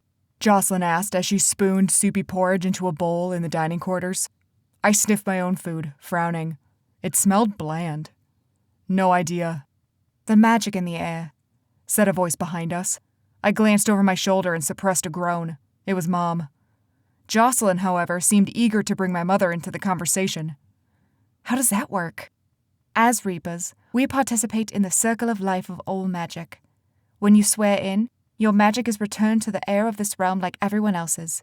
It helps power what we do here." "Like electricity?" Mom nodded. Jocelyn exhaled in half shock and half wonder as we found seats at a small table. To my dismay, Mom sat down with us. Jocelyn immediately dug into her food, but I sat up straight, eyeing Mom with suspicion. She caught my gaze and cocked her head at me, a question in her eyes. "Am I bothering you, Vince?" Her voice was cold. Irritation flared within me, a normal occurrence these days. How dare she treat me with hostility? She'd been the one to admit I hadn't mattered to her, even while I spent my childhood grieving her. I didn't answer. Instead, I dropped my gaze and took a bite. The porridge was warm and mushy. Not my favorite texture, but the taste was bearable. Jocelyn, sensing the tension between Mom and me, quickly dived in with a question about the dark wings and if they differed from white wings. The answer, of course, was no, but Mom replied anyway to keep the conversation going. I wasn't sure if I should feel grateful for Jocelyn keeping the awkwardness at bay, or angry that she was giving Mom more opportunities to linger. When another lull hit the conversation, Mom asked carefully, "I was wondering when you two would feel comfortable pledging your vow to the Reapers." "Never," I thought bitterly, but I swallowed down the retort. Jocelyn pressed her lips together and met my gaze with unease. I felt a small surge of relief knowing I wasn't the only one here with doubts. "It's all right if you aren't ready," Mom said quickly. "But just know that life here will be very boring for you until you do swear in." "What happens if we don't?" I couldn't hide the bite in my tone. Mom's eyes flashed. "Then you'll be trapped here as a powerless Reaper." "Powerless?" I raised my eyebrows. "So you'll strip us of our powers?" Mom's face paled. "What? No. I just mean that until you swear in, you won't have access to all the Reaper abilities." Interesting. So I could still use my warlock powers even if I hadn't sworn in yet. I kept my face carefully neutral as I took another bite. "Has anyone ever refused to swear in?" Jocelyn asked, her voice hushed. "No, but some have taken quite a while to come to terms with it. We're willing to wait as long as it takes. No rush." She widened her eyes pointedly at me, no doubt emphasizing how different this place was from my former Nephilim clan. I still wasn't so sure. More silence. This time, Jocelyn was too preoccupied to fill it.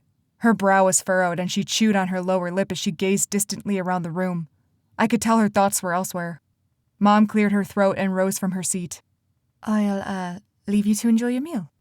I felt her gaze on me for a long moment, but I avoided it, focusing instead on my food. Finally, she turned and left, and I exhaled with relief. "How long are you going to stay angry at her?" Jocelyn asked in a whisper. I shook my head. I don't know. An apology would be nice, but I guess that's asking for too much. Jocelyn snorted. Parents are never wrong, Vince. You might be waiting an eternity for that apology. I looked at her, but she dropped her gaze. I thought of her own father, Peter Wilkes, who had worked so closely with Hector. The whole panel of clan officials had been narcissistic and patronizing. I could only imagine what it was like to have one of them as a parent. I could easily envision Peter never admitting failure, just like Hector. Something within me softened. I'm sorry, I shouldn't be complaining. It must be so hard for you, Joss. She offered a wobbly smile. It's okay. She paused and took a deep breath. I just feel so conflicted. Like, I know I shouldn't miss my dad given everything he did and all the lies he spread, but I can't help it. She shrugged, her eyes moistening. He's my dad. He'll always be a part of me. Warmth filled my throat. I reached forward and took her hand in mine. I'm here for you. Her smile turned more genuine and she sniffed. Thanks. Ellis and Mom badgered us twice more that day about when we would pledge. Each time they asked, I grew more irritable. I was starting to understand why all the Reapers in the past had eventually given in. Maybe they just wanted everyone else to shut up and stop pestering them. After the third time, I finally gave in. 2 days, I snapped at Ellis. I'll pledge in 2 days. Me too, Jocelyn said at once, her eyes meeting mine. She nodded slightly as if to say, I'm with you. Ellis merely gazed at us, his expression as blank as ever. Then he turned and walked away. I pictured his steps disjointed and robotic like a giant machine, but he moved with grace and agility just like all other Reapers. You seem to give in pretty easily, Jocelyn said with raised eyebrows as she sat down on her bunk bed. I glanced around the sleeping quarters to ensure we were alone before I knelt on the floor next to her. She perked up, her eyes glinting with excitement as if we were about to share secrets together. I'm going to try to jump, I whispered. Jocelyn's face turned white. What? I have to know if I can before I commit to staying here. I have to know if there's a way back on my own. Jocelyn shook her head. Vince, aren't you tired of your life being decided for you? I hissed through clenched teeth.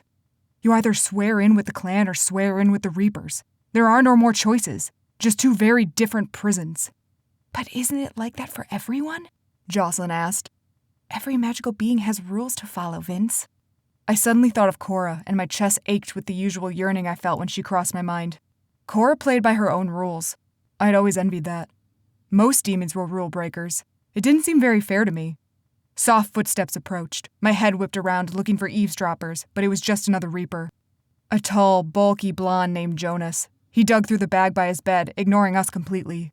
I swallowed and leaned closer to Jocelyn. Do you want to be there when I try it? I breathed. Jocelyn's eyes were alight with a mixture of curiosity and fear. Slowly, she nodded. Meet me in the dining hall after lights out, I said quietly. She nodded again and a slow smile spread across her face. I realized I was only inches away from her. Her breath tickled my cheeks and her eyes stirred with desire. No. The word coursed through me before I could even process anything. Slowly, I drew away from her and dropped my gaze. My chest tightened and my stomach spun. I wasn't sure what to feel. I liked Jocelyn, but not like that. And even if I did like her in that way, my heart and head were still consumed by Cora. Emotion climbed up my throat, choking me. I barely muttered a hasty goodbye before I bolted from the room, eager to escape the thoughts and confusion raging within me. A restless, anxious energy swept through me for the rest of the day. There was no way to measure time in the tunnels. And even if there was, it probably wouldn't be accurate, given everything I'd learned about this realm. I performed the usual stretches with Ellis, even though my legs ached to sprint away, to exert myself with vigorous exercise instead of these slow, careful movements. I longed to run, to sweat, to strategize, to play. If you figure out how to jump back home, then you will, I told myself. I clung to the idea as the hours trudged by. I sat with Jocelyn at dinner. Though neither of us could eat much, we remained quiet, our eyes drifting around the room before settling back on each other, wordlessly communicating the gravity of what we were about to do. Why did I feel so afraid? I wasn't breaking any rules. Mom had said it herself. We were welcome to use our magic here. This was supposed to be how Reapers were different from the Nephilim clans. Even so, ripples of unease coursed through me like a dark omen of things to come. At long last, the Reapers retired to the sleeping quarters. Some lingered, chatting or reading, and I resisted the urge to shout at them. I lay stiffly in my bed, my gaze fixed on the bunk above me, waiting.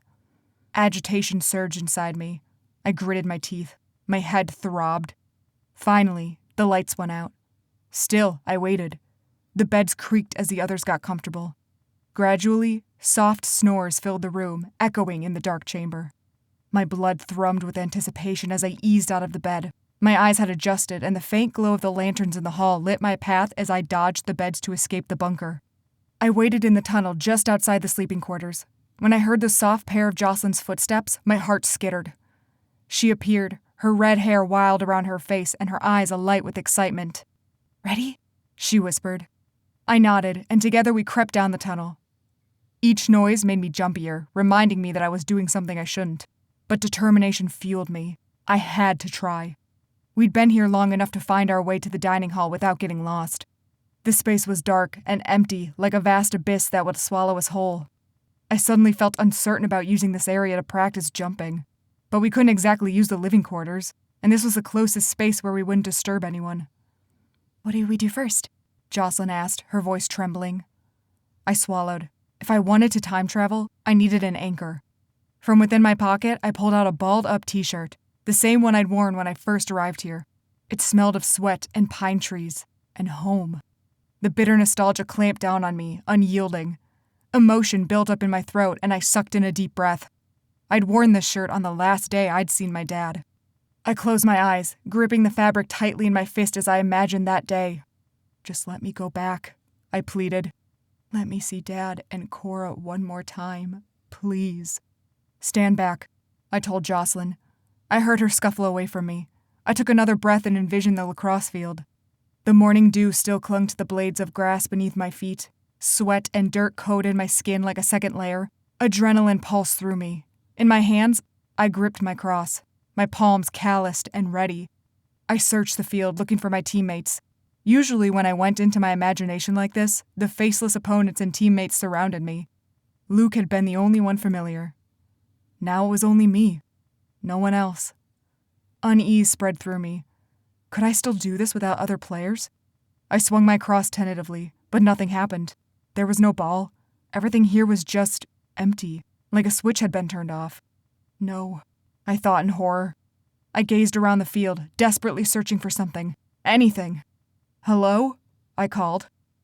"Looking for this?" I whirled around. My heart lodged itself in my throat.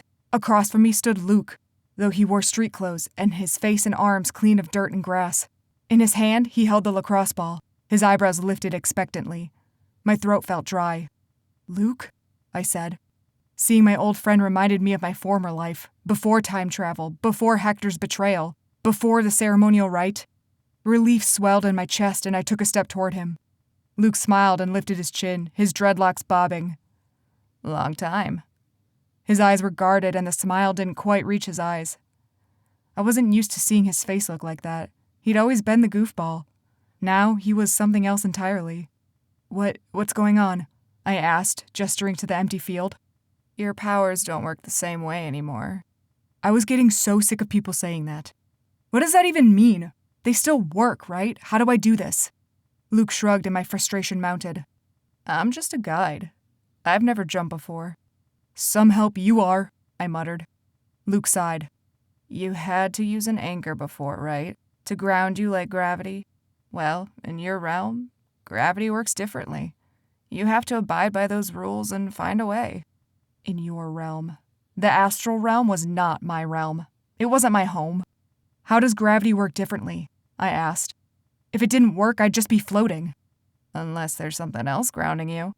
I remembered what Mom had said about reaping magic from a soul. The magic returned to the air where it could be used freely by everyone. She claimed my warlock magic would do the same thing. Magic surrounded the reapers like a living thing, a blanket of power and energy. "It's magic," I said softly. "Magic grounds us." Luke's brows knitted together. "Can I use magic as an anchor?" I asked. Luke immediately shook his head. "No, if magic is your anchor, you risk damaging all the magic in the realm. You'll mark it just like you marked Hector." I flinched, then cursed myself for it. I didn't regret what I'd done to Hector. He'd been about to kill me. Frustration mounted within me. "You know, you're spouting a lot of rules without offering anything helpful." "Don't shoot the messenger, man." The words were so easy, so normal, I found myself grinning without realizing it. Remembering my situation, the smile slid off my face. Why are you here, Luke? I told you. You and I are bound. Yes, but why? A spell was cast, binding us together. I don't know the details. I was really young when it happened. But even if I wanted to, I couldn't withdraw from you. A spell was cast. Who would have done that? Who had that kind of power? And why would they do it? I dropped my cross and rubbed my forehead. Look, I just want to get out of here. Can't you help me at all? I already told you I don't know. You're the jumper, and I've never been to the astral realm. Well, what do your creepy timekeepers have to say about it? Luke's gaze shifted slightly, his eyes tightening. Ah, finally, a reaction. They don't say anything about it. I find that hard to believe. Contrary to what you might think, the world doesn't revolve around you, Vince. Once you left the mortal realm, you were no longer on their radar. I frowned. So timekeepers can't travel to other realms? Luke hesitated. I didn't say that. Something sparked in my mind. Of course timekeepers could travel to different realms. Their powers were similar to mine. And Luke all but admitted that they could. Can you bring one of them here? I asked eagerly. Maybe one of them can show me. Vince, no. For the first time, Luke looked nervous, his gaze floating around the field as if expecting someone else to show up. You can't talk about them. They'll hear you. I wanted to laugh, but the severity of his words sent a chill racing down my spine. They'll hear you. Suddenly, I looked around too, the back of my neck prickling like someone was watching me. I swallowed and drew closer to Luke. What am I supposed to do? Just go back to the astral realm and sign my life over to this prison? Luke's lips spread into a sympathetic grimace. That's the path you chose. I lifted my arms and let them fall. That's hardly a choice. Imprisonment in Hector's clan or imprisonment with the Reapers? Don't be so dramatic. It's not prison. And you weren't a prisoner in the clan either. You still had a life. Now you'll just have to learn how to make one here. I shook my head, staring at him numbly. So you won't help me at all? I'll always help you, Vince. But I can't do the impossible. You have to tap into your magic your own way. I remained silent, something in me deflating. Luke held my gaze, offering a sympathetic smile. Why did you lie to me? I whispered. All those years growing up when I thought we were friends? We were friends. So why didn't you tell me? I told you everything. My chest ached as I spoke and I swallowed hard. Luke sighed, his cool exterior fading. Sorrow gleamed in his eyes. The timekeepers forbade me from telling you. They said it would alter the timeline if you knew. I'm really sorry, Vince. More than anything, I wanted to tell you. I found myself nodding, though I didn't know why. If anyone could understand being bound by rules and laws they didn't understand, it was me. I wasn't sure when, but I'd already forgiven Luke. My predicament with the Reapers made all my other problems seem small in comparison. The field around us faded. I could feel my consciousness drifting between Luke and the dining hall with Jocelyn. No, I said desperately. I need more time, Luke. It'll be all right, Vince. Luke's voice grew faint. I wish you were here, really here with me. So do I. I closed my eyes, trying to ward off the tears that threatened to spill. Choose your own way, Luke said, his voice like a whispering wind. Stop seeing a prison and start seeing the possibilities. He vanished, leaving me standing in front of Jocelyn, my eyes burning as I adjusted to the darkness. My palms were slick with sweat, and I was breathing heavily. Did it work? Jocelyn asked. A hard lump formed in my throat. Despair crashed through me, dragging my heart down like an anchor. No, I whispered numbly. No, it didn't work. Chapter 10. Cora. I couldn't sleep. Anytime I closed my eyes, I saw Vince's face. That expression, hardened by grief and trauma. The long, jagged scar on his face. 1 year. That was all it took to alter him so much. To think his goodness, his innocence was so fragile that it could be shattered in merely a year made me shiver. But who was I to talk? I'd seen it all. I'd been a killer most of my life. Deep down, I knew I couldn't judge Vince. I didn't know what he'd been through. But part of what had initially drawn me to him was his innate kindness, his determination to see the good in people, even in a monster like me. Had whatever trauma he'd endured changed that? Could he see me differently now? You're an idiot, Cora, I thought irritably. Of course he won't see you differently. You changed too, and you still love him. I'd just given up on sleep and tossed aside my blanket in frustration when my cell phone rang. It was loud, shrill, and obnoxious, and it made me jump, reaching for my dagger. Once I realized what it was, I relaxed, and anger rose up inside me. Benny had insisted I get this stupid phone in case of emergencies. I usually never carried one. It was just one more way for people to find me when I wanted to stay hidden. I took a deep breath, pressed the phone to my ear, and grunted. "What?" "You'd better get here. Quick." I recognized Benny's gruff voice. I straightened, and an icy chill of foreboding swept over me. "Get where?" "The office." A small click, and Benny hung up. My mouth fell open as I stared numbly at the phone. The office? What the hell was going on there in the middle of the night? Urgency pulsed through my veins. I quickly dressed and armed myself before darting out the apartment. It didn't take me long to reach the set of office buildings the Coven owned, and even before I got there, I knew something was off. Smoke filled the air. Well, more than usual. On this side of New Jersey, the air was always filthy, but sparks and ash floated in front of me, and the closer I got, the thicker the smoke became. I quickened my steps, practically sprinting down the sidewalk.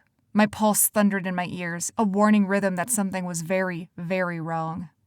I rounded the corner and my heart shuddered. My eyes widened, my body stiffening in shock. My blood ran cold. The office building was on fire. A small crowd filled the parking lot. Many of them wielded weapons. A gunshot fired in the air and I lunged forward. "Stop!" I roared, racing toward the mob. I quickly found Benny and hurried to his side. A long, bloody gash lined his cheek and white fur coated his arms, a sign of his transition to wolf form. Benny normally had no problem keeping his cool. If his wolf was starting to emerge, I didn't want to think about what the crowd had done to him.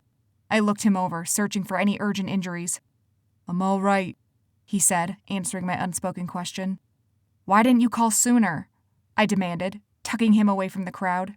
Several men grabbed Benny's arm, intent on keeping him there, but I raised my free hand and shot a burst of purple magic. The demons flew backward, releasing their grip on Benny. "I thought I had it handled," Benny said. I gritted my teeth and shot him a sharp look. "Even if you did have it handled, you still should have called me." Benny was panting. He met my gaze, but his eyes were tired and resigned. "I know."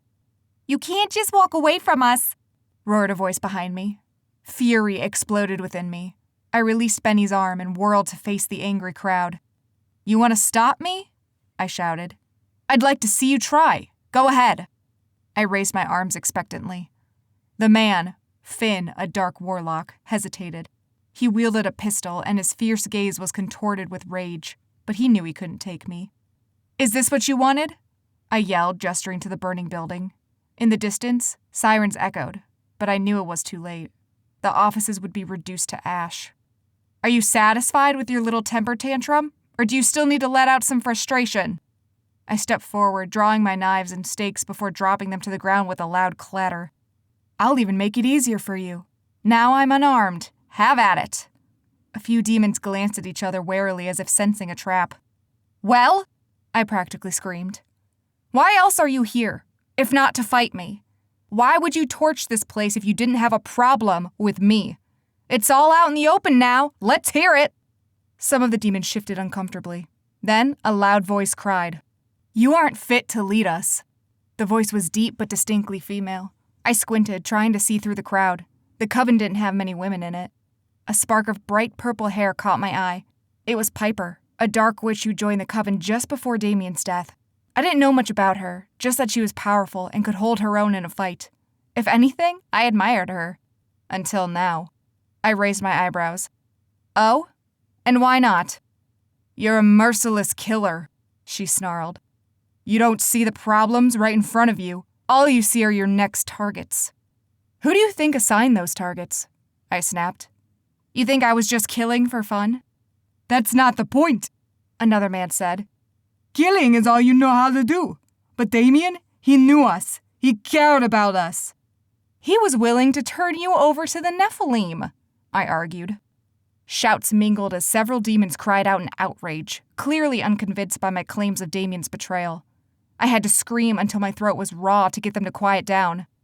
"Okay, clearly you have a problem with me," I said hoarsely. "So you decide to burn down the building? How does that help?" You think we're stupid enough to confront you? Piper screeched. You demonstrated your power with the execution. You knew you'd only see a confrontation as another opportunity for spilled blood. More voices shouted their assent. I went very still. Though anger still quivered through me, something small and logical pierced through the haze of my thoughts. You did this, the voice said. You wanted them to fear you. Well, good job. Now they do. But they didn't respect me. Benny was right. I didn't know them at all, and they didn't know me. So, naturally, they relied on their fear and let it completely take over. A hard lump formed in my throat. A desperate urge rose within me, the desire to fix this. But it seemed broken beyond repair. What could I do? Cora, Benny groaned beside me. I glanced at him and found him leaning against a lamppost for support, clutching his side. The sirens in the distance grew louder. Many in the crowd shifted restlessly, no doubt nervous about the authorities showing up. It was no secret that most of the demons here were criminals. It was why we lived in Hinport, after all. I had to do something about this, now. Look, I licked my lips. Even I could hear the note of desperation in my voice. I'm still new at this. You're angry, I get it. You're confused and worried. I may not have been listening before, but I am now. Come back here at noon tomorrow. I'll be here to listen to your complaints. You expect us to believe you won't hurt us? Finn scoffed. Yes, I said sharply. Because I swear it. And if I do hurt any of you, you have my permission to gang up on me and execute me yourself. I heard Benny's sharp intake of breath behind me, but I ignored him. Some of the men looked at me doubtfully. I may be powerful, but I can't take on 20 at once, I added. Mutters rippled through the crowd. The sirens were so loud they blared against my ears. Already, demons were peeling off and disappearing into the street, afraid of being caught. Give me a chance, I begged. Please, I just want what's best for the coven.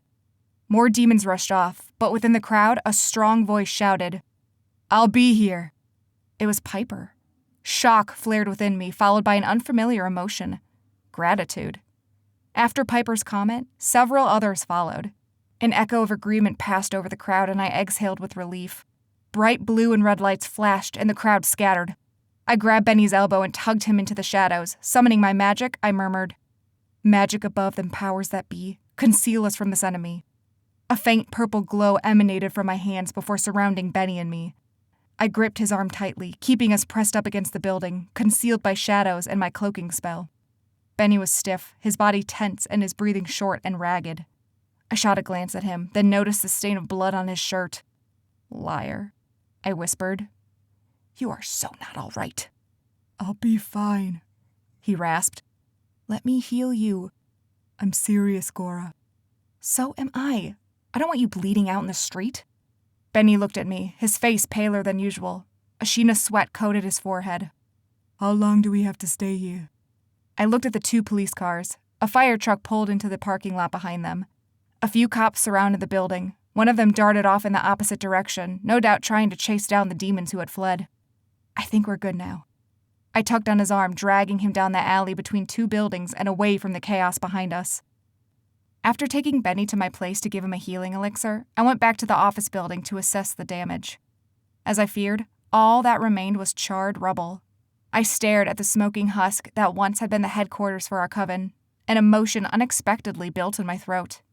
It was just a building. Nothing to be sentimental about. But I remembered when Damien had bought this building. It had been a huge step for us. He and I had taken down a corrupt demon coven and started from the ground up. Buying this property had made it official.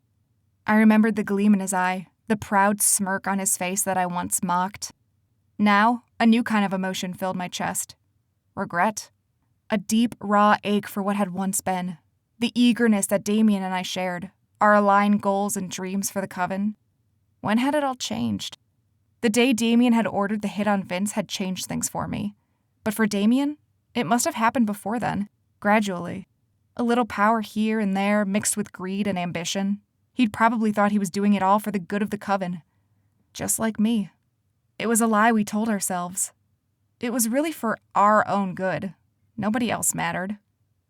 My eyes stung.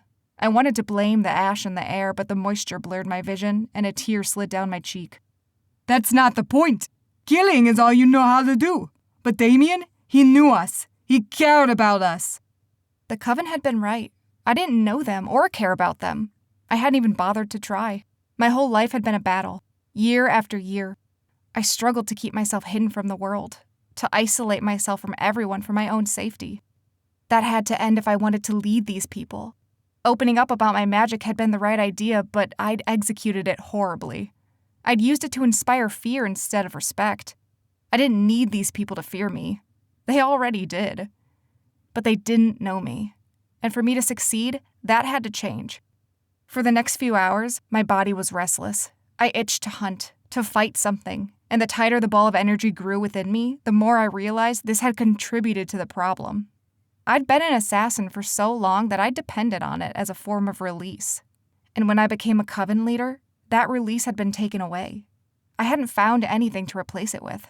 So, I'd relied on that part of me even when I shouldn't have. I needed a new outlet.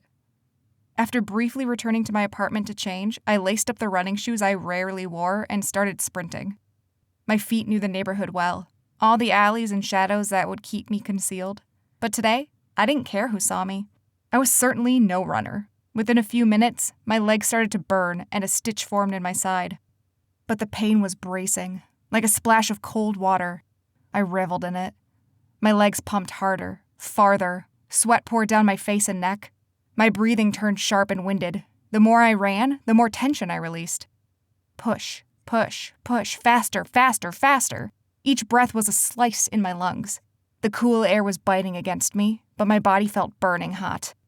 I ran until I couldn't breathe, until black spots danced in my vision, until the cramps in my side and legs were so severe I almost fell over. When I stopped, my legs still felt like they were in motion, carrying me away.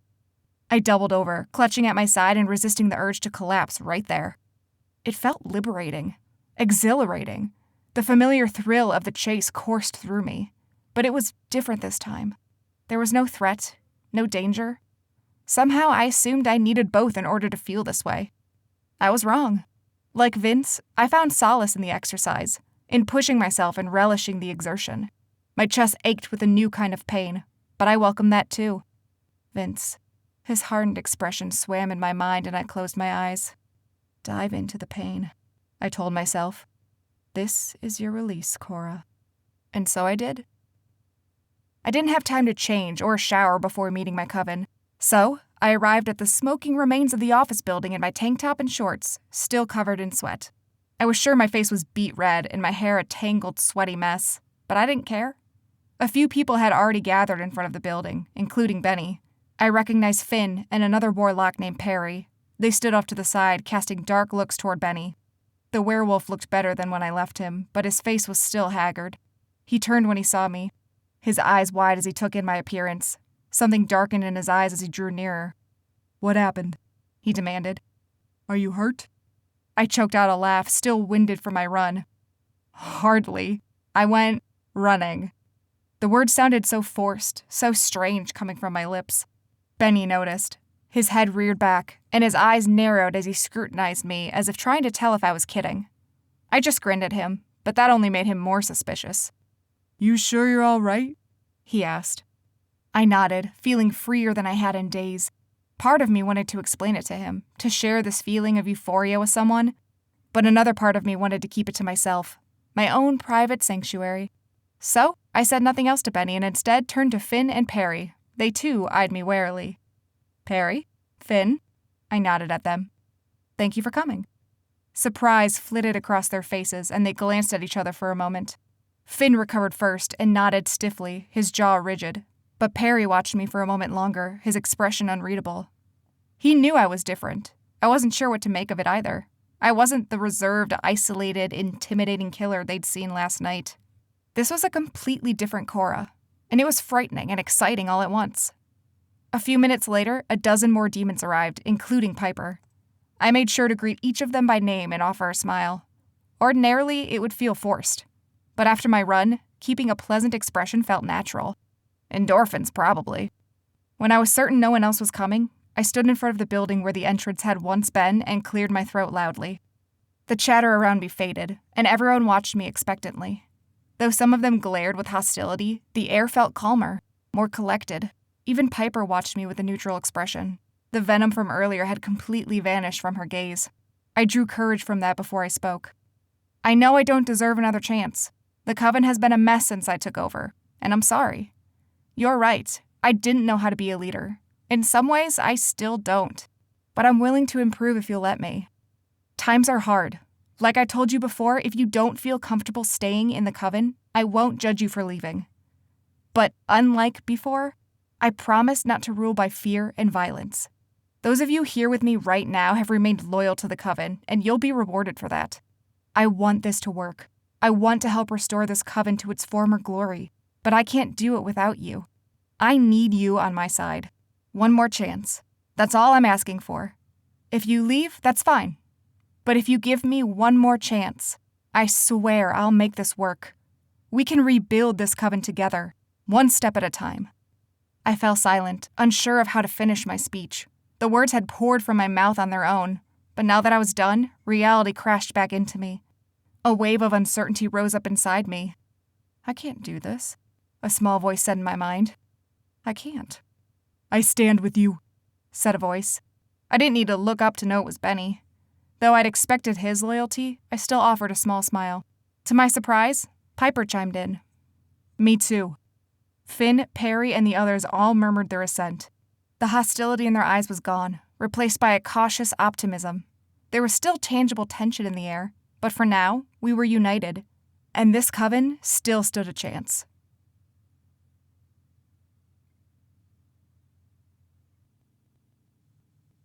Chapter 11. Vince. I stood in the kitchen of our tiny home in Ravenbrook. Dad stood in front of me, his eyes kind and full of affection. "You're not clearing your head," he said gently. "I'm trying. Vince, don't get mad. Focus." I gritted my teeth, biting back a growl. How could I focus when I was getting so frustrated? Dad sighed, but it wasn't out of impatience. He watched me with a calm, steady gaze, and for some reason, this only made me angrier. "Tell me, when did you feel most calm?" Dad asked. I glared at him. What does that have to do with anything? "Humor me," I groaned. "When I'm sleeping. Besides that," I rubbed my forehead.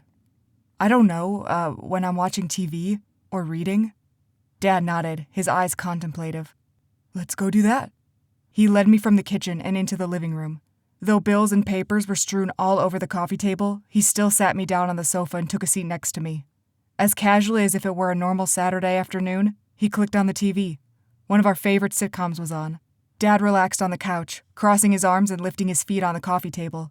Though I stared hard at him, his gaze remained idly on the TV. My nostrils flared, and I glowered, determined to remain upset.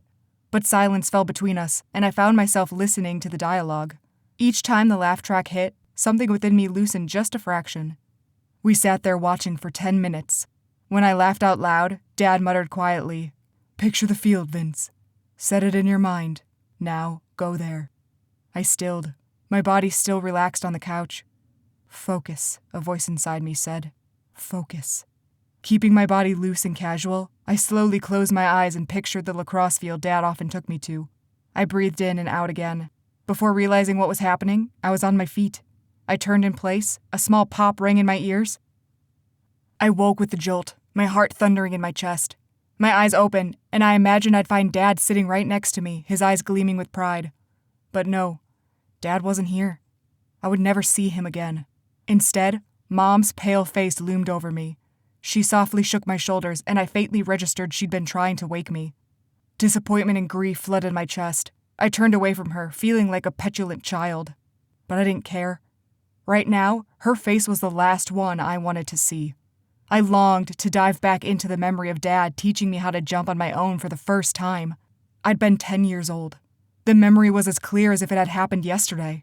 I just wanted to go back, to be with him, even if our home was a dump and the clan treated us like dirt. "It's time, Vince," Mom murmured, jolting me from my anguished thoughts. My heart stopped for a full beat. It's time. Time to swear in. Time to plunge my life onto another path I didn't want. Away from the people I loved. Time to resign myself from living in this realm forever. I wanted to scream, to throw things, to grab my mother by the shoulders and knock some sense into her. How could everyone here be so insane? Vince, Mom said again. A hint of impatience touched her tone. I slowly turned to face her. When I met her gaze, uncertainty stirred in her eyes, followed by a raw emotion and vulnerability. She was nervous for me.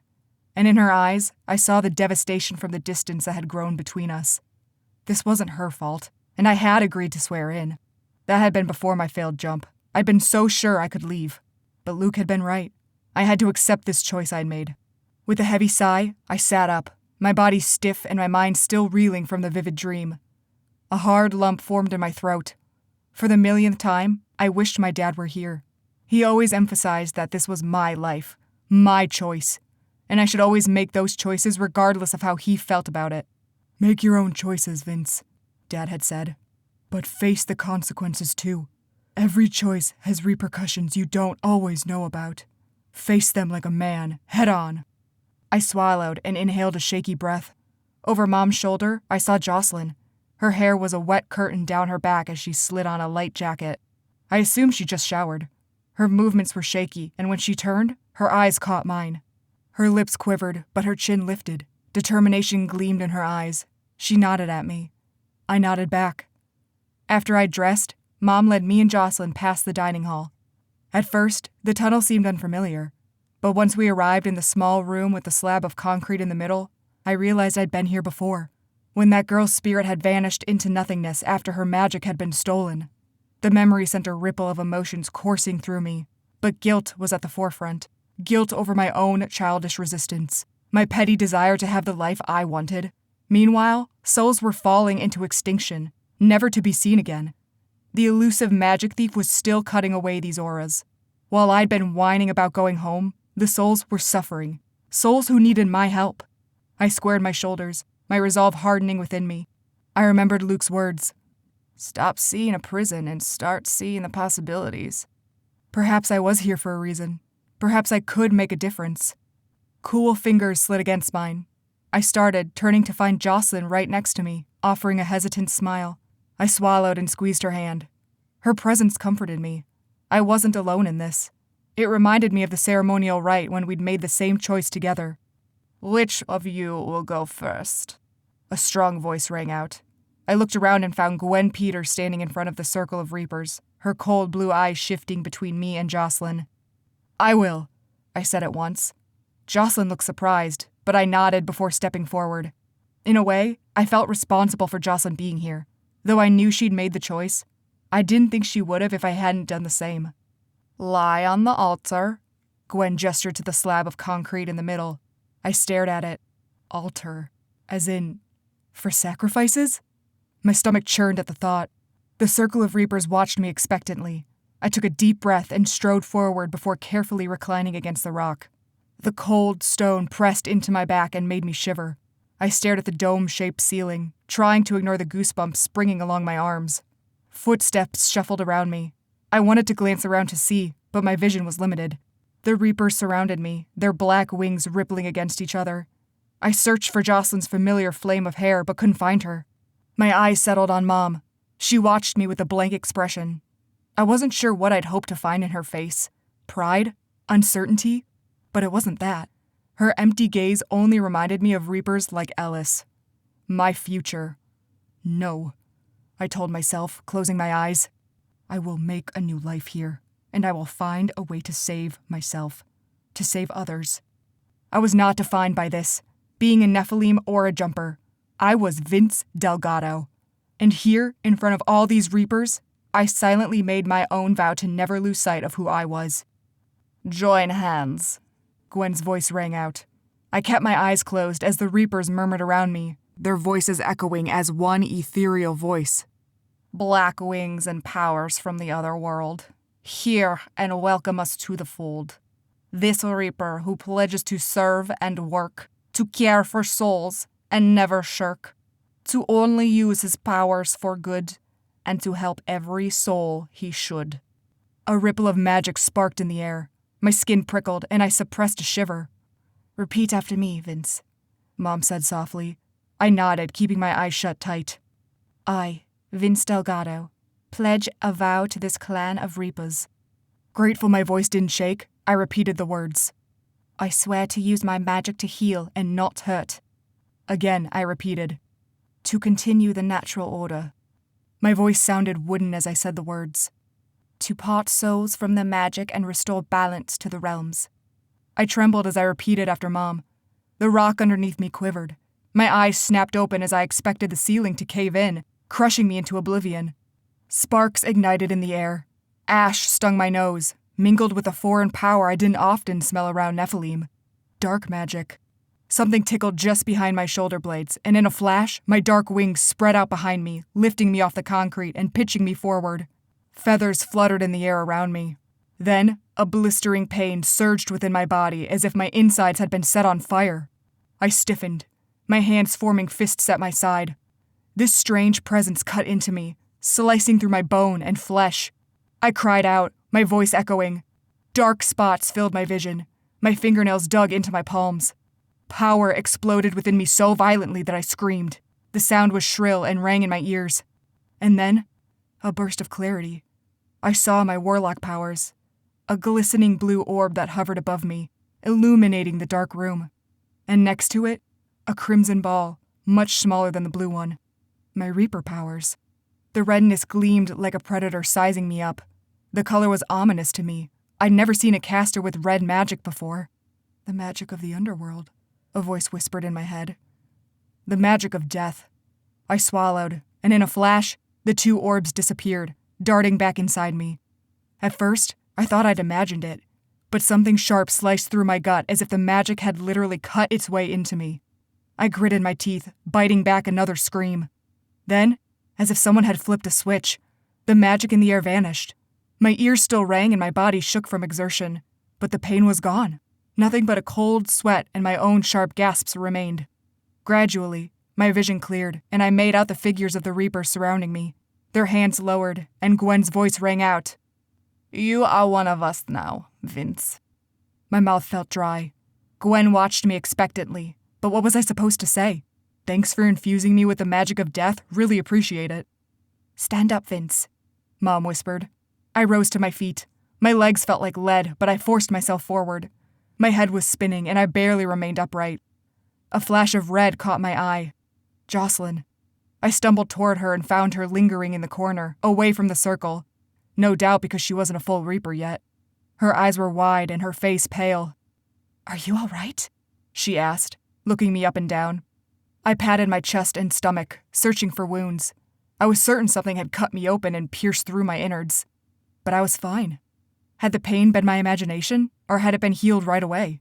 Jocelyn stared at me, her eyes fearful, and I realized she was waiting for an answer. I cleared my throat. Yeah, I'm fine, I think. Your turn, said a bored voice from the circle of Reapers. It was Ellis, and he watched Jocelyn with a blank expression. Jocelyn shivered and stepped forward before lying on the concrete just like I had. I backed into the corner, rubbing my arms and trying to ward off the sudden chill that surrounded me. My wings had receded at some point, and I hadn't noticed. But right now, I was more focused on trying not to throw up to worry about it. The Reapers began chanting again, but I was barely paying attention. Magic had come to life inside me, sweeping through my body like a current. What had once been familiar and comfortable was now foreign and frightening. It churned, buzzing expectantly as if waiting to be unleashed. It was horrifying. Jocelyn started repeating after Alice, just like I'd done with Mom. Her voice trembled, and it sounded like she was about to burst into tears. I closed my eyes, pressing my lips together. I knew what would happen next. My back pressed against the wall, as far as I could possibly go, as if putting distance between me and Jocelyn would lessen the horror of it all. It didn't. When the screaming began, it tore right through me, and the deadly magic inside me laughed with delight.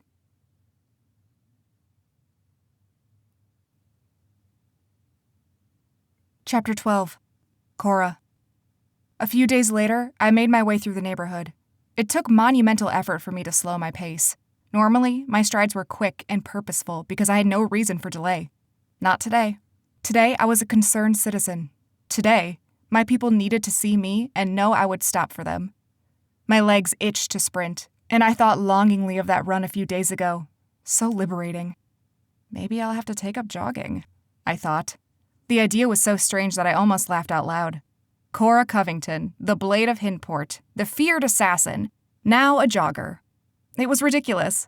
Was this what normal people did? I walked down the road between apartment buildings. Most of the coven lived right here in the same complex, which made things easier. It was still early, so I knew a lot of them weren't up yet. But some were. As I made my way down the sidewalk, I came across a pair of figures in the shadows, making their way to the staircase. They stiffened at my approach, and I tried not to wrinkle my nose at their strong vinegar smell. Vampires. "Hello, boys," I said brightly, offering a jovial wave. The two men eyed me warily, their red eyes gleaming. For a moment, they did nothing but stare at me. Then, one of them ducked his head politely. "Miss Covington?" This time, I did wrinkle my nose. "Call me Cora, please." I shifted my weight from one foot to the other. How are you?" The question sounded forced and awkward. The vampires fidgeted too and glanced at each other. "We are well, thank you," said the second one. His hair was longer than the others and fell past his shoulders. I rubbed my arms, feeling deeply uncomfortable. Normally, our coven didn't have any predators like vampires or werewolves. But after Benny and his fellow wolves pledged loyalty to me, several other demons took that as a sign and joined up as well. After Damien's death, I couldn't exactly say no. I needed all the support I could get, but I was uneasy around vampires, and it was painfully obvious. It was time for me to change that. I sighed. "Drop the act, Cora. They can see right through you. Can I just ask you guys some questions? You're the newest members of the coven, so I wanted to make sure you're comfortable here." The first vampire shrugged. "Sure." "Where do you feed?" The second vampire flinched, and the first elbowed him. My eyes widened. Did I say something wrong?" "Of course not," the first vampire said quickly. "It's only—" He stopped, his mouth clamping shut. I waved my hand impatiently. "Tell me, I promise I won't attack you or anything." He swallowed and continued. "There is a prejudice against our kind. Most assume we feed on the innocent. But we don't. Hunter here was just reacting instinctively." "Okay. So how do you feed?" "We have donors," Hunter said. "Willing participants. We exchanged blood." I knew how donors worked, but I still nodded encouragingly. "In Hinport?" "No, Ravenbrook." My heart jolted. Damien once had me wipe out vampires who fed on people from Ravenbrook because it posed a threat to us. Branching out to other cities was dangerous. Hinport was a gem because demons could live out in the open, but Ravenbrook was different. Magic had to be hidden. The first vampire read my alarm and jumped in hastily.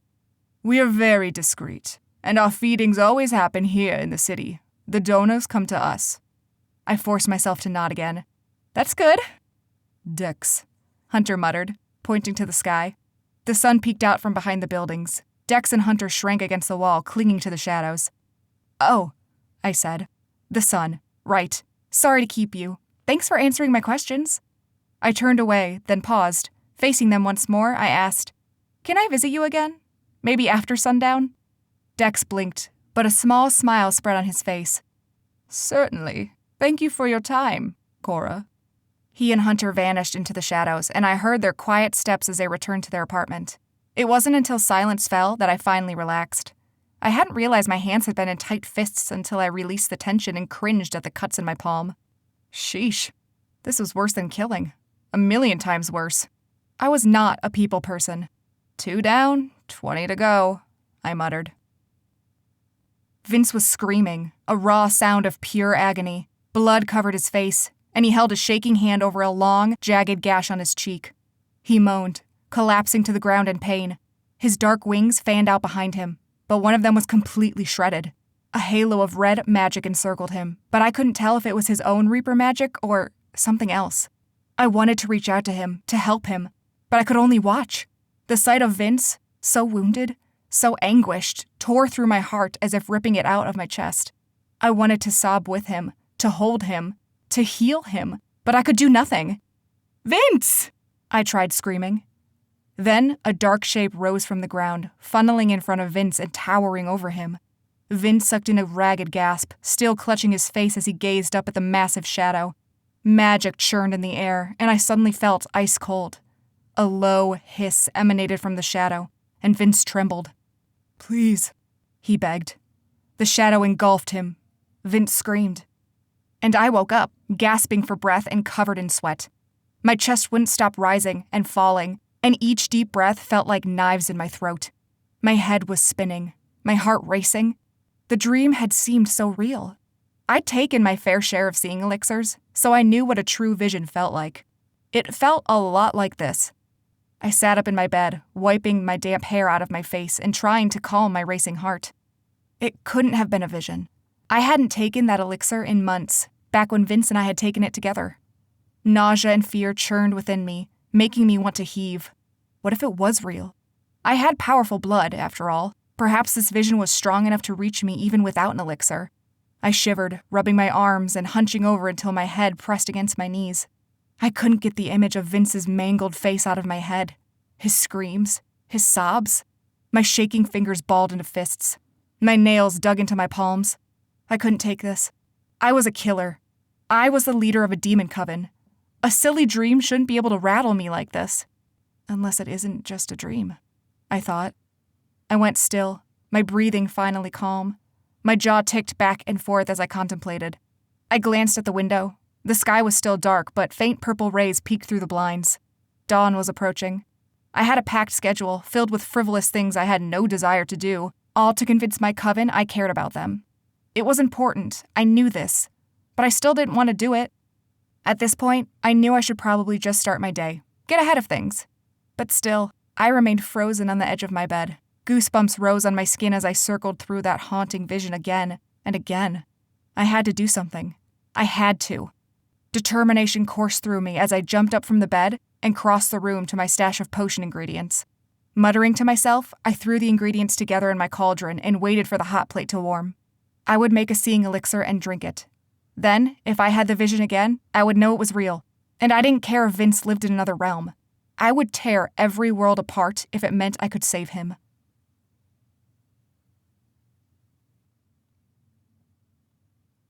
Chapter 13. Vince. My strange new magic swirled within me constantly. It was like riding a roller coaster nonstop. At first it was exhilarating, even frightening. Now, a few days later, it just made me nauseous all the time. As soon as Jocelyn and I pledged our vows, we were grouped with several other Reapers to undergo vigorous training before diving into our reaping responsibilities. The structured format made Jocelyn and me roll our eyes at each other, and I knew we both thought the same thing. We'd already finished high school, but now it felt like we were right back in it, except in a damp and musty cave-like tunnel. Our first teacher, a Reaper named Joey, gave us instructions on how to tap into our magic. Though a small, begrudging part of me wanted to resist this new power inside me, I resigned myself to try my best. I'd made my vow. I'd made my choice. Now, I had to live with it. No point in fighting or complaining. I had to embrace it. The trigger is different for everyone, Joey said, pacing in front of the 6 of us in the small room. The space wasn't big enough for chairs or desks, so we sat cross-legged on large cushions. I felt like I was in kindergarten, doing circle time. The power within you has a presence, Joey went on. A mind of its own. It won't grant you access unless you display the proper readiness. He stopped pacing and clasped his long fingers together in front of him. His black wings rippled slightly, framing his bulky arms and shoulders. His dark eyes gleamed under the shadow of his curly black hair. You must bond with your new magic. It's like it has a soul of its own. If you fight it, it will fight back. It can only bond with you when you complement each other. He held up his laced fingers, pulling them apart before bringing them back together. You open up to it, and it will open up to you, so you both fit together perfectly. How do we find out what our trigger is? I asked. Joey's eyes met mine. You practice. His gaze swept over the other Reapers. But I must caution you, an intense emotion is never a good idea. The power only responds to subtlety and gentleness. That is the way Reapers work. We do not thrust our powers on anyone. It has to be freely accepted. As you practice, touch your emotions lightly. See what works and what doesn't. Anything too strong, and you put yourself and others at risk. I remember what Mom had said about the person who was stealing magic. The magic had been forcibly taken, which was a crime against humanity. But Reapers were supposed to coax the magic back into the atmosphere, guiding the magic like a nurturing hand. It was almost laughable. Except, ever since I pledged my vow, I understood it more. We were like guardians, protecting the web of magic that surrounded us. The balance of magic in the web was a delicate thing. If we forced or pulled too strongly, it risked shredding the web completely. Joey had split us into pairs and separate into different rooms so we could practice. Jocelyn and I partnered up and moved to the room adjacent to our classroom. We dragged our cushions with us and sat across from each other, keeping at least 6 feet between us in case things got messy. Want me to go first? Jocelyn asked. I almost volunteered instead, but knots formed in my stomach. Instead, I nodded quickly, wiping my sweaty palms on my pants. Jocelyn exhaled long and slow, resting her hands on her knees as if in meditation. She closed her eyes and took several deep breaths. I resisted the urge to squirm as I watched her. A minute passed, then 2. I cleared my throat. Jocelyn released a breath in a huff, her frame drooping. Nothing? She asked. I shook my head. Damn. She rubbed her forehead. What did you try? I just sifted through some mild emotions. Irritation, fatigue, anxiety. I frowned, remembering something Cora had said when she'd helped me tap into my time travel ability. She told me to replicate the feeling of adrenaline I'd felt on the lacrosse field. And I'd laughed because it sounded too easy. It was more than just mentally leafing through the emotions. It was putting yourself into the exact same mental place. For me, that was literal because of my connection to Luke. I suddenly went still, my pulse racing. Luke had said we were bound. Could I use his magic to access my powers? Would he let me? Even if I did, I had no idea the extent of Luke's power compared to mine. I swallowed. Let me try. I inhaled and straightened, closing my eyes just like Jocelyn had. In my mind, I returned to the field. It was effortless, as easy as breathing. I'd come here so often that the transition was nothing. For the first time, I wondered about it. I didn't know anyone else who could do this. I just thought my imagination was vivid. But now that I knew about Luke, I wasn't so sure. On the field, I gripped my cross. My body was covered in sweat and dirt. My heart was pounding as if I'd just run a mile. It was all so real. Something foreign stirred within me. My new magic. My heart lurched in alarm and my body on high alert. I had to calm down. I gripped my cross tightly. Faceless figures stood before me, some opponents and some teammates. One of them lobbed the ball toward me. I sucked in a breath and caught it before racing forward, dodging figures as I ran. A thrill raced through me. My magic surged in response. "Stop," said a voice in my ear. I froze. The figures around me flickered and vanished, like I'd turned off the TV. Luke appeared in front of me, wearing street clothes like before. He crossed his arms and raised his eyebrows. "What are you doing?" I sighed. "I'm trying to access my magic. Just practicing." "I told you, it doesn't work the same way in this realm." "That's not exactly helpful." Luke shrugged. "I'm not a Reaper. Otherwise, I'd tell you what to do." My brow furrowed. Even Reapers didn't know what to do. Joey had said it was different for everyone. I had to figure it out on my own. For the first time, I gazed around, taking in my surroundings. The grass was freshly mowed. The sun hovered high in the sky. But there was nothing else around. No crowd, no parking lot. Nothing but a wide expanse of grass. "What is this place?" I asked. "This is the bridge between your magic." "What does that mean?" I was getting tired of Luke's less than helpful responses. "Think of it as a Venn diagram. You've always had 2 forms of magic. Your Nephilim magic and your Warlock magic.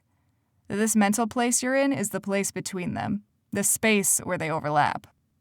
I stared at him. "Are you saying I used Nephilim magic when I time traveled?" Luke nodded. "All your magic is part of you. Your Nephilim magic fueled you in ways you didn't understand. It powered a portion of your teleportation powers." My head was reeling. So if this place is the bridge between 2 sides of magic, why can't I use it now? "You can. This space hasn't changed, but your magic has. You can't access it by the thrill of the game anymore. You have to find a new access point." "A new trigger. But the only reason I'm here is because of the adrenaline," I protested. Luke smiled and shook his head. "Think again. You're here because this is your mental bridge. You're here for a reason." A reason? A biting retort rose in my throat, but I swallowed it down. I was so sick of being chosen. I was sick of my choices being made for me, of these great powers and callings that took hold of my life with no mercy. When did I get to decide my fate? My life? I sighed. These frustrating thoughts weren't getting me anywhere. I relaxed my hands at my sides and took a steady breath. With my Nephilim magic, adrenaline had been my trigger. What had changed? My magic, obviously, but what about my magic had changed? Why didn't the same trigger work? Nephilim had different responsibilities than Reapers. Nephilim were free to roam the mortal realm, to make decisions that affected everyone, like Hector had. But Reapers were something beyond, something otherworldly. Their responsibilities weren't just to the mortal realm, but to every realm. Distance. I needed to find distance. I thought of Alice's blank expression and how Mom explained some Reapers lost touch with humanity. It was because they distanced themselves from humanity. A knot of emotions rose in my chest, but I had to focus on this trail of thought before I lost it. I couldn't stop. I was so close. Distance, I whispered. Once again, my gaze roved over the field, but I saw it with new eyes. No crowds, no opponents. Luke wasn't wearing his gear. He was only here as my guide, not my teammate. In the heat of the game, when strategy took over, when I had the ball in my cross, I developed a sort of tunnel vision. I only saw one thing, the goal, the path I had to take. Nothing else mattered. Distance.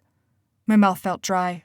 I raised my cross and surged forward, staring only at the goal before me. A faceless opponent appeared, but I didn't look at him. I only saw the goal. The cross felt sturdy in my hands. I sucked in deep breaths. Luke shouted my name behind me, but I didn't listen.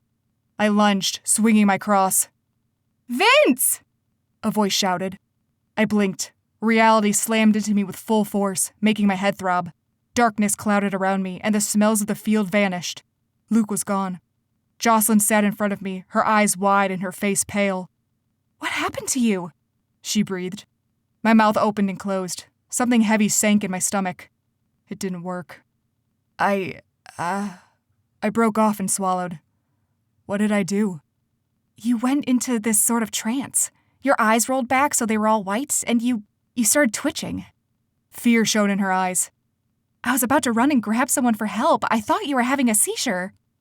Blood pounded in my ears. I still felt like I was on that field, my gaze focusing on the goal. I had felt so certain.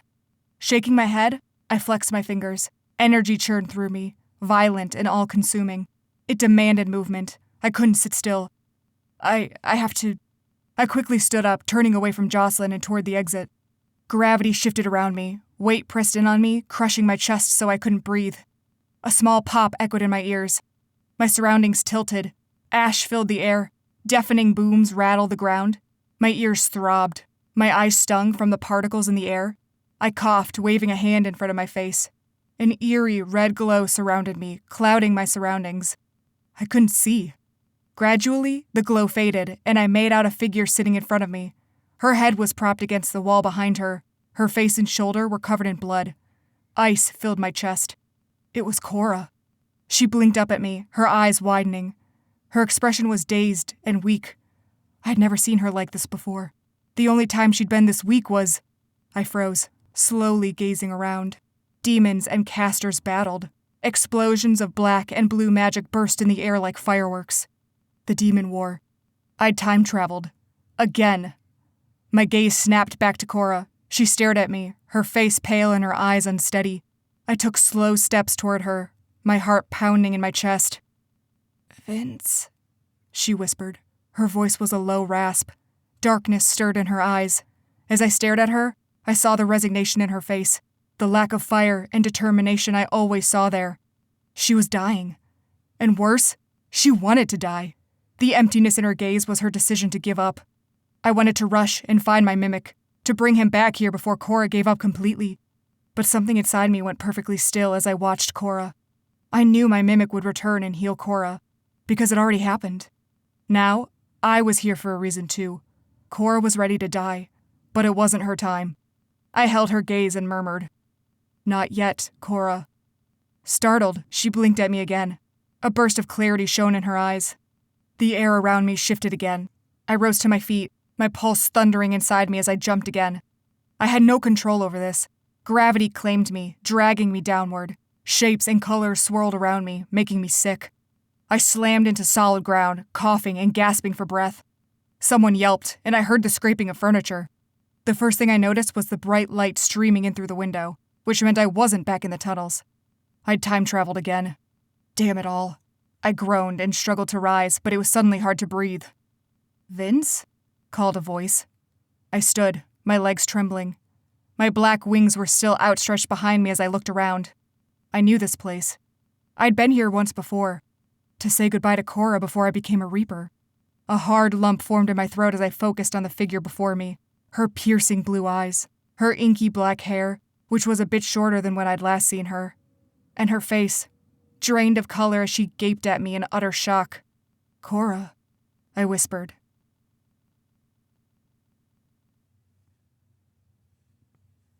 Chapter 14. Cora. I couldn't breathe. Once again, here he was in my office, standing there as if it were the most normal thing ever. He looked different, but the same too. His magnificent black wings were stretched out behind him, almost taking up the whole space in the office.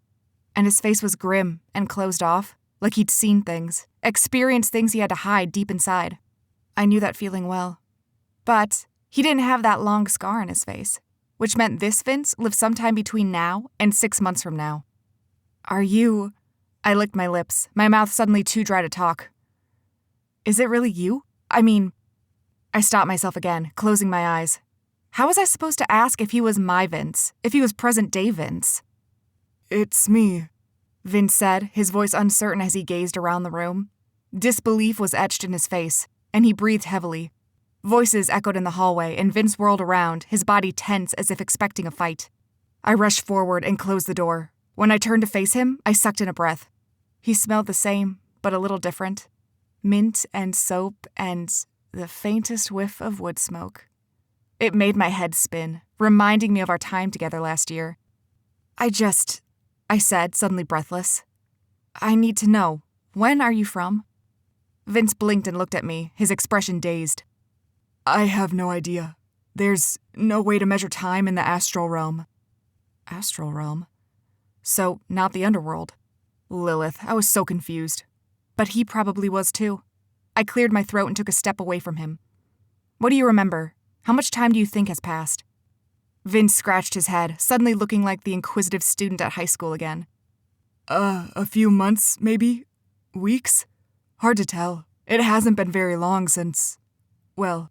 He grimaced and gestured to his wings behind him. A few months. My insides turned numb. This was present-day Vince. This was my Vince. Holy Mother of Lilith, he was here. "When are you from?" Vince asked. I stared at him. "It's been 6 months since you left." My voice was barely more than a whisper. He gasped, the sound so faint I wouldn't have heard it if I weren't standing so close. His gray eyes grew distant as he concentrated on something I couldn't see. "Why are you here, Vince?" I asked. He swallowed. I don't know." Something hardened in my chest. His face was so lost, so confused. It was clear he'd arrived by accident. Why did that slash through my gut like a knife wound? Because I wanted him to find a way back to me. This had been unintentional. Vince ran a hand through his hair. It was cut shorter than I remembered, kept closer to his scalp than before when it hung just above his eyes. He exhaled through his lips. "And this is the mortal realm?" I frowned. "Yeah, last I checked." He looked at me as if just noticing I was there. "Lilith, Cora, it's really you!" He swept me into his arms and I let out a startled yelp. His strong arms encircled me, crushing me against his chest. But it wasn't unpleasant. His scent enveloped me and I closed my eyes, burying my face in his shoulder. He released me, his eyes filled with fire and longing that made my stomach clench. His thumb grazed my cheek, my jaw, my lips. An involuntary shiver rippled over me, and I closed my eyes. How are you?" he murmured. I inhaled and looked at him. Fine." He smiled, and the sight stole my breath. "Stupid question, I know." He blinked and looked around. I need to find my dad. Make sure he's okay." "He's fine," I said immediately. Vince stilled. I waved a hand in the air. I check on him now and then, though it's been a while since our last lunch. I rubbed the back of my neck, feeling guilty as I remembered the mile-long to-do list I was drowning in and the responsibilities of the coven. Harvey needed a new donor, and Wilson had a dispute with his neighbor I had to settle. New building contracts had come in that I needed to look over and sign, and Benny and I still hadn't tracked down the bastard who was skimming from us. Last time I'd seen Jose was over a month ago. He'd been more subdued than usual. I could tell the loss of his son was wearing on him. But he was optimistic, still proud of Vince. He got a job as a legal assistant, I said. He found an apartment near Glenbridge. Nothing too fancy, but it suits him. Emotion stirred in Vince's eyes. You're keeping tabs on him? Yeah, I mean, nothing creepy, just to make sure he's all right, that he's safe. I couldn't read Vince's expression. Was he mad? Had I violated his privacy? Did he want me to leave his dad alone? Just say the word and I'll back off, I said quickly. I just figured. He grabbed my waist, drawing me toward him before his lips covered mine. At first, his mouth was firm and urgent, desperate and hungry. Then, his movement slowed and became achingly gentle. Too gentle. I clung to his arms, my hands trembling as his lips searched mine. I leaned into him. His tongue brushed against mine, and a bolt of heat seared through my stomach. All the longing and restlessness that had built up in my chest after all these months was finally unleashed. An explosion of desire coursed through me, fierce and unyielding. I grabbed Vince's collar and pulled him closer. My arms wound around him, and my fingers clutched at the back of his neck. The intensity of our kiss was so powerful that we staggered. My back slammed against the wall. The force only further inflamed me, and I gasped before his lips were on mine again. His hips ground into me, pinning me to the wall. Though there was no space between us, I wanted him closer. My fingers fumbled with the buckle of his jeans. A low groan built in his throat, and he grabbed my wrists, stopping me. I looked up at him, panting. His eyes were dark with need, his lips swollen and pink from our makeout session. I wanted to ask why he'd stop me. Surely he could feel this agonizing need building between us, uncontrollable and urgent. But the conflict in his face told me there was so much more than just our own feral desires. I'm sorry, I breathed, my face burning. This probably isn't the best time for... I'm sorry. I ran a hand across my forehead, trying to control my pulse and the desperate heat between my legs. Lilith, it had been a long time. Cora, it's... Vince made a frustrated noise and ran a hand through his hair. It's not that I don't want to. He sighed. I do, more than anything, but I don't know why I'm here. I forced myself to meet his gaze, to search his eyes. In his face, I saw confusion, doubt, and fear, and it sobered me. I had to remind myself this wasn't some conjugal visit. He hadn't meant to be here. He hadn't meant to see me. It had just happened. I swallowed. Where were you trying to go? I wasn't trying to go anywhere. I was trying to access my Reaper magic. A hoarse laugh bubbled in my throat, and I gestured to his wings. Looks like it worked. He shook his head. It's different from before. I had some kind of control the last time, but now, with this new magic, it feels like it's controlling me. It's terrifying. I stared at him as memories stirred within me. Memories of when I first accessed my magic, first tested out potions from my blood. I knew the feeling of being overwhelmed by your own magic. I don't need an anchor this time, Vince said. My eyes widened. That was big news. So you can just time travel anywhere? Anytime? I don't know. Nodding, I dropped my gaze, unsure of what to say. Cora. I blinked and looked up at him. His gaze had softened. His eyes were so tender that warmth automatically filled my chest. Raising his hand, he trailed his thumb along my cheek, down to my chin, and finally to my lower lip. He gently pried my lips apart, and my heart fluttered madly. For weeks, all I wanted was to find you, he whispered. I tried so hard to leave, to get back to you, to keep my promise. He took a breath. My magic works differently down there. It's hard to explain. Frustration stirred in his eyes once more. I placed my hands on his shoulders and forced him to meet my gaze. Talk to me. We worked through this before, when you first time traveled. We can work through it again. Half his mouth quirked up into a soft smile, which I returned. Suddenly, he winced, hissing in pain. Ducking his head, he let out a strangled growl. His hand raised to his forehead and his arms were trembling. What is it? What's happening? I touched his shoulders, his face, trying to figure out what was wrong. His face contorted in agony, the veins and tendons standing out in his neck. I had to do something. I remembered the vision of Vince's face covered in blood as the black shadow consumed him. The image was burned into my memory, and my insides quivered with terror. In desperation, I summoned my magic and whispered, Magic above and powers that be, heal this man and set him free.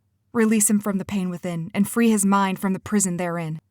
My hands glowed purple, and Vince stiffened, his back arching and his eyes flying wide open. He sucked in a rattling breath as if he'd been holding it in. Then, his body slowly relaxed as he inhaled and exhaled deeply. Color returned to his face, and he looked at me in shock. "Are you okay?" I whispered, my heart still thundering. I'm not sure. My body, my mind, I couldn't breathe. It's like I wasn't here. For a few seconds, I was somewhere else." His eyes darkened, and once again, he was that distant, closed-off dark angel. He wasn't the kind, innocent Vince I'd first met. He was a creature of darkness. "Vince." I touched his cheek. "Talk to me." He blinked and his eyes softened again. "Reapers are tethered to the astral realm. We can't be away for very long." I stared at him, realizing what he wasn't saying. He had to go back. And I had to let him. A hard lump formed in my throat and I swallowed. Right. Despair tugged at his expression. He took my waist again and my heart beat in erratic rhythm against my ribcage. "I don't want to leave," he said, his voice low and agonizingly sexy. "I don't want you to leave either." He kissed me and I drew him against me again, savoring the warmth of his chest against mine, the hard planes of his muscles, the width of his shoulders. He flinched away from me, his eyes scrunched up in pain. He cried out through clenched teeth, releasing my waist to clutch his forehead again. "Vince," I said, touching his cheeks.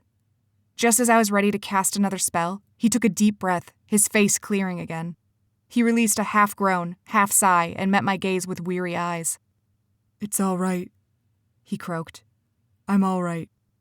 "You need to go back," I whispered. His eyes were tormented again. He shook his head. "I can't. I tried so hard to get here. If I go back, I might not be able to return." Grief and regret knotted in my throat. "Lilith, I can't do this. I can't send him away, knowing I might never see him again." But future Vince's warning rang in my ears. "Something big is coming. Something bigger than even the mortal realm. Without him, the Reapers will be trapped." It wasn't just him and me at stake here. There were so many others counting on him. How could I be selfish enough to keep him here just because I wanted him? You cast a spell," Vince said quickly. "Can you use your magic to heal me? To keep me here? Maybe make a potion?" His eyes were alight with hope and it tore at me, clawing at my insides. "No, Vince." He blinked at me, stunned. "Why not?"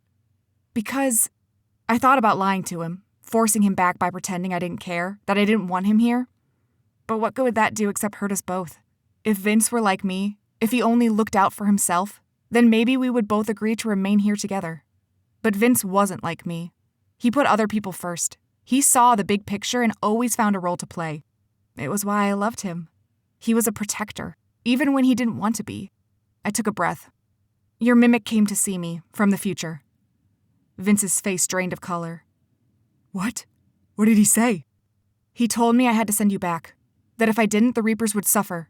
That you're the only one who can help them keep the dark forces at bay." His mouth opened and closed. He licked his lips. What dark forces?"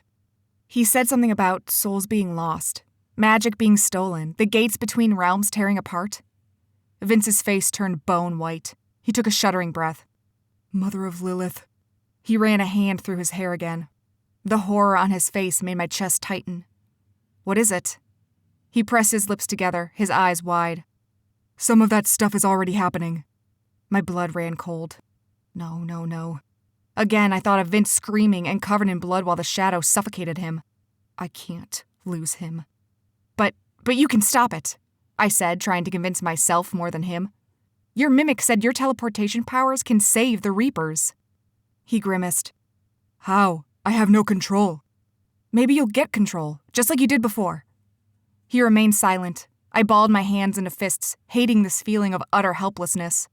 I asked, What about Luke? Can he help?" Vince's gaze snapped to me. "No. Well," he sighed. "I don't know. He doesn't know very much about Reapers, but he did help me get here." His eyes grew distant and full of sorrow. "I haven't seen him," I said quietly, answering his unspoken question. "Not since the fight with Hector." Vince nodded but said nothing. Another flash of pain tore at his expression, and he stiffened. He grunted and pressed a hand against the wall for support. "Go back, Vince." I said, pressing both my hands against his face. I trust you. I know you'll come back to me. But they need you more than I do. Vince exhaled in a groan and looked at me with tortured eyes. Cora, he whispered. I pressed a firm kiss against his lips. His hands trembled as he wrapped his arms around me, bringing me closer. I rested my forehead against his, closing my eyes as we shared breath. I love you, he murmured. I smiled in spite of the crushing agony in my chest. You too.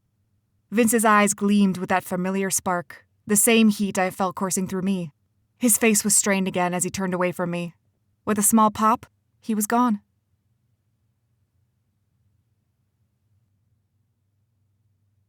Chapter 15. Vince. Shapes and sounds surrounded me, vague and distorted. I was falling and flying all at once, my stomach dropping and rising. It felt like a roller coaster, but more frightening. Then, I slammed back into the ground. I inhaled a sharp breath, and for the first time in what felt like hours, a rush of cold clarity burst in my mind. It was like a layer of plastic had surrounded me when I'd traveled, and now it was gone. I breathed in again and again, relishing the fresh gulps of air. My lungs expanded and all the tension in my body released. Are you okay? Asked a voice. Warmth spread through me, but when my vision cleared, I realized the person in front of me wasn't who I wanted it to be. Disappointment dropped like a rock in my stomach. I sighed, my body sagging. Jocelyn sat in front of me, cross-legged in the middle of the room just like I'd left her. She didn't seem panicked or afraid, so I must have only been gone a second or two. What happened? I asked. You vanished for a second. I thought I imagined it, but... She trailed off, her brow furrowing with concern as she looked me over. I had no doubt I looked like a disheveled mess. My throat felt dry. Joss, I traveled. Her face drained of color. What? Where? When? I quickly filled her in, leaving out a few details of what happened between me and Cora. My face felt hot just thinking about it. Jocelyn raised a shaking hand to her forehead. I don't understand. You were only gone for a second. I blinked and you were back. Time passes differently here, remember? I recalled what Cora had said, that it had been 6 months since I became a Reaper. It certainly hadn't felt that long. Jocelyn opened her mouth to respond when a scream pierced the air, echoing around the tunnels. We both shot to our feet. A chill swept over me. Another soul has lost their magic, I thought. What is that? Jocelyn asked in a hushed whisper. The scream rang out again, shrill and haunting. The hairs on my arms stood on end. I looked at Jocelyn, remembering Mom's request to keep quiet about the magic thief. But Jocelyn was still herself. She wasn't closed off like Ellis. At least, not yet. Come on. I grabbed her arm and led her out of the room. The screams grew louder. Another voice joined in, then a third. A cacophony of anguished cries and moans filled the air as if nothing but ghosts surrounded us. I froze, and Jocelyn went rigid next to me. For a moment, we just stood there, numb with terror as the echoing howls floated around us like spirits. This was nothing like the last time a soul's magic was stolen. This sounded like dozens of souls were being tortured. Hurried footsteps shuffled behind us. Jocelyn and I darted out of the way as several Reapers in black robes rushed past us, their hushed murmurs echoing. Their urgency snapped me into action. I guided Jocelyn down the tunnel, following the other Reapers. If more than one soul needed saving right now, then we had to help. We had to try, even if we didn't know how to reap yet. You know what's going on, Jocelyn panted next to me. Don't you? Her words sounded more of an accusation than a question. Her gaze was full of suspicion. I didn't answer. At long last, we reached the room with the concrete altar. Several Reapers already surrounded it, their hands clasped. But the mass of floating, white souls flitting about the room like hummingbirds could not be contained. The wisps hovered in the air, some remaining still and others zipping back and forth faster than I could keep track. Shrieks and moans echoed, making my ears throb. I resisted the urge to cover them and flinch away from the horrifying scene before me. Red magic glowed from the circle of Reapers, but it flickered and vanished like a candle being blown out. Their magic wasn't enough. "Vince!" cried a voice. I turned and found Mom, followed by Gwen. Their faces were pale, but Gwen's face went rigid with determination. "What's going on?" I shouted over the noise. Dark wings sprang out of Gwen. Her fierce gaze was fixed on the ceiling, and her voice was cold as she said, "Our thief has finally emerged." Emerged? He was here? In this realm? My heart lurched at the thought, and I glanced around as if expecting to find a shadowed figure with a dagger, poised to kill us all. Vince, get out of here, Mom said, her eyes wide with urgency. Fear struck her face, and she looked whiter than paper. No, Gwen snapped, her icy gaze pinning Mom in place. Both of them must stay. We'll need all the help we can get. Cecile, you need to grab the other Reapers. Ellis, Gray, Joey, anyone else who's missing. It's all hands on deck. Mom's mouth tightened, and I saw the brief conflict in her eyes at the thought of exposing this secret operation to stop the magic thief. But whatever her concerns were about discontent among Reapers, this was an emergency. She nodded before darting away. Her footsteps were drowned out by the spirits around us. What can we do? Jocelyn asked Gwen. Come with me. Gwen swept us toward the circle of Reapers, who were chanting in low voices. Red magic flickered again, but it wasn't strong enough. The anguished spirits were overpowering the Reapers. Has this ever happened before? I asked. No. Gwen's voice was clipped. Her gaze moved from me to Jocelyn. Your wings need to be out. Do whatever you can to make that happen.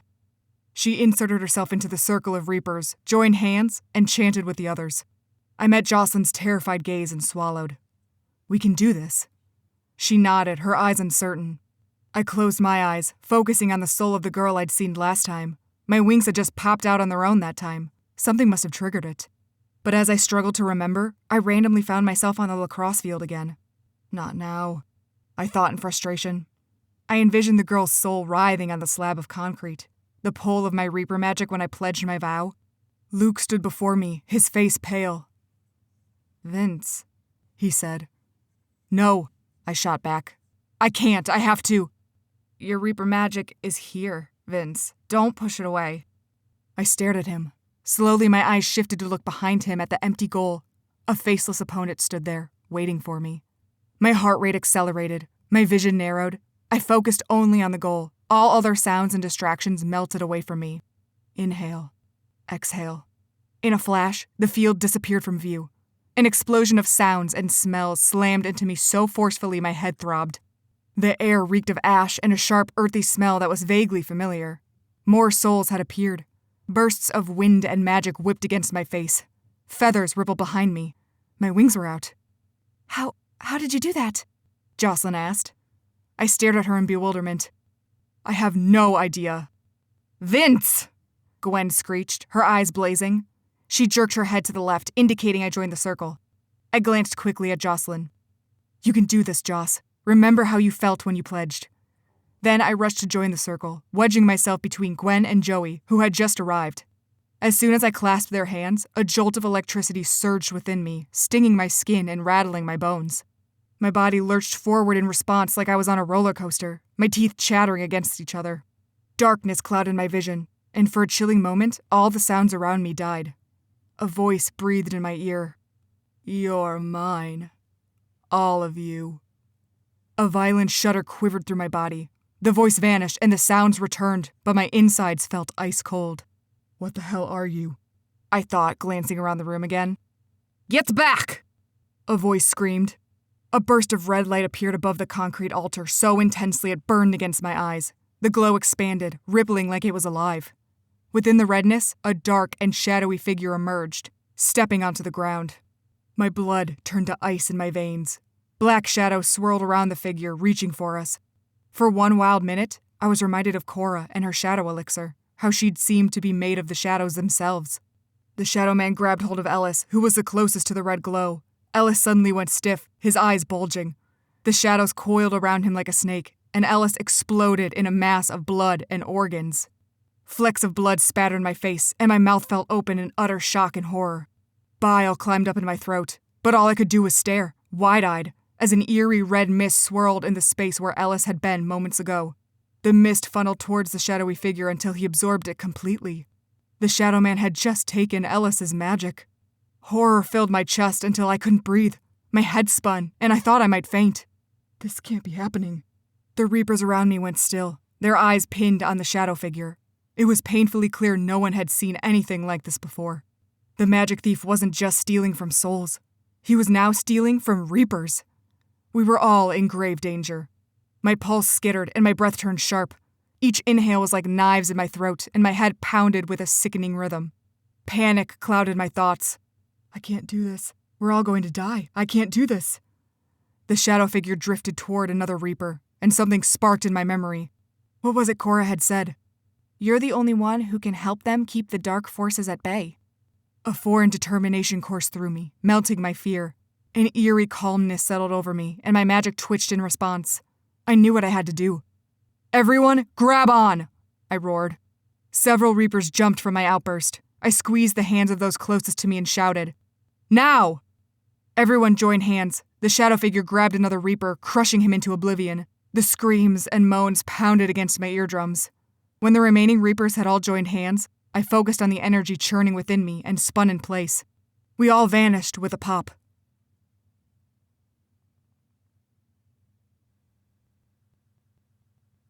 Chapter 16. Cora. One good thing about Vince leaving again was it forced me to get work done. Desperate for distractions, I barely allowed myself a minute of rest as I eagerly dived into my responsibilities. Meetings, paperwork, inspections, interviews. My calendar was so jam-packed it was about to explode. A week after Vince left, Benny strode into my office, his face pale and his eyes wide. I'd never seen him look like that before. It was always either smarmy or brooding, never afraid. He shut the door behind him and slapped a stack of bills on my desk. I stared at it, then raised my eyebrows at him. Thanks? We have a problem. Benny's voice shook. I was instantly on my feet. What kind of problem? Look closely at those. I sighed and bent over the bills, flipping through them with my fingers. A small tendril of magic puffed in the air from the motion, and I staggered back a step. The magic lingered in the air, warm and familiar. The smell alone brought back a rush of childhood memories. My throat felt tight. Even without the smell, I recognized the purple magic. Bloodcaster magic. My gaze snapped to Benny, my jaw rigid. What is this? I demanded. You tell me. My nostrils flared and I shook my head. No, we aren't playing this game, Benny. Where did you get these? I put a track on some bills and followed him, hoping to find our money launderer. All I found was an empty apartment. Looks like the guy left in a hurry. But these bills were left behind. My mouth felt dry. Are you saying this money, this magic, came from... The money launderer, yes. I stilled. Alarm bells pealed in my mind. Wrong. My instincts screamed at me to get out, to flee. It was ridiculous, but I trusted my instincts for a reason. This was bad. I stopped at a loss for words. Cora. Benny stepped toward me. Did you do this? I glared at him. No. He raised his hands in surrender. Sorry, I had to ask. I crossed my arms, then uncrossed them, shifted my weight from one foot to the other. So someone's trying to frame me? But something in my gut told me that wasn't quite right. Isn't there a way for you to determine where the spell came from? Benny asked. Maybe. I leaned over the bills again, sniffing deeply. The smell of fresh soil and lilacs. That was familiar. That was my magic. But then, something else. Something like the morning dew mingled with pond water. I straightened and my blood ran cold. This isn't my magic. Benny's eyes locked onto mine. What are you saying?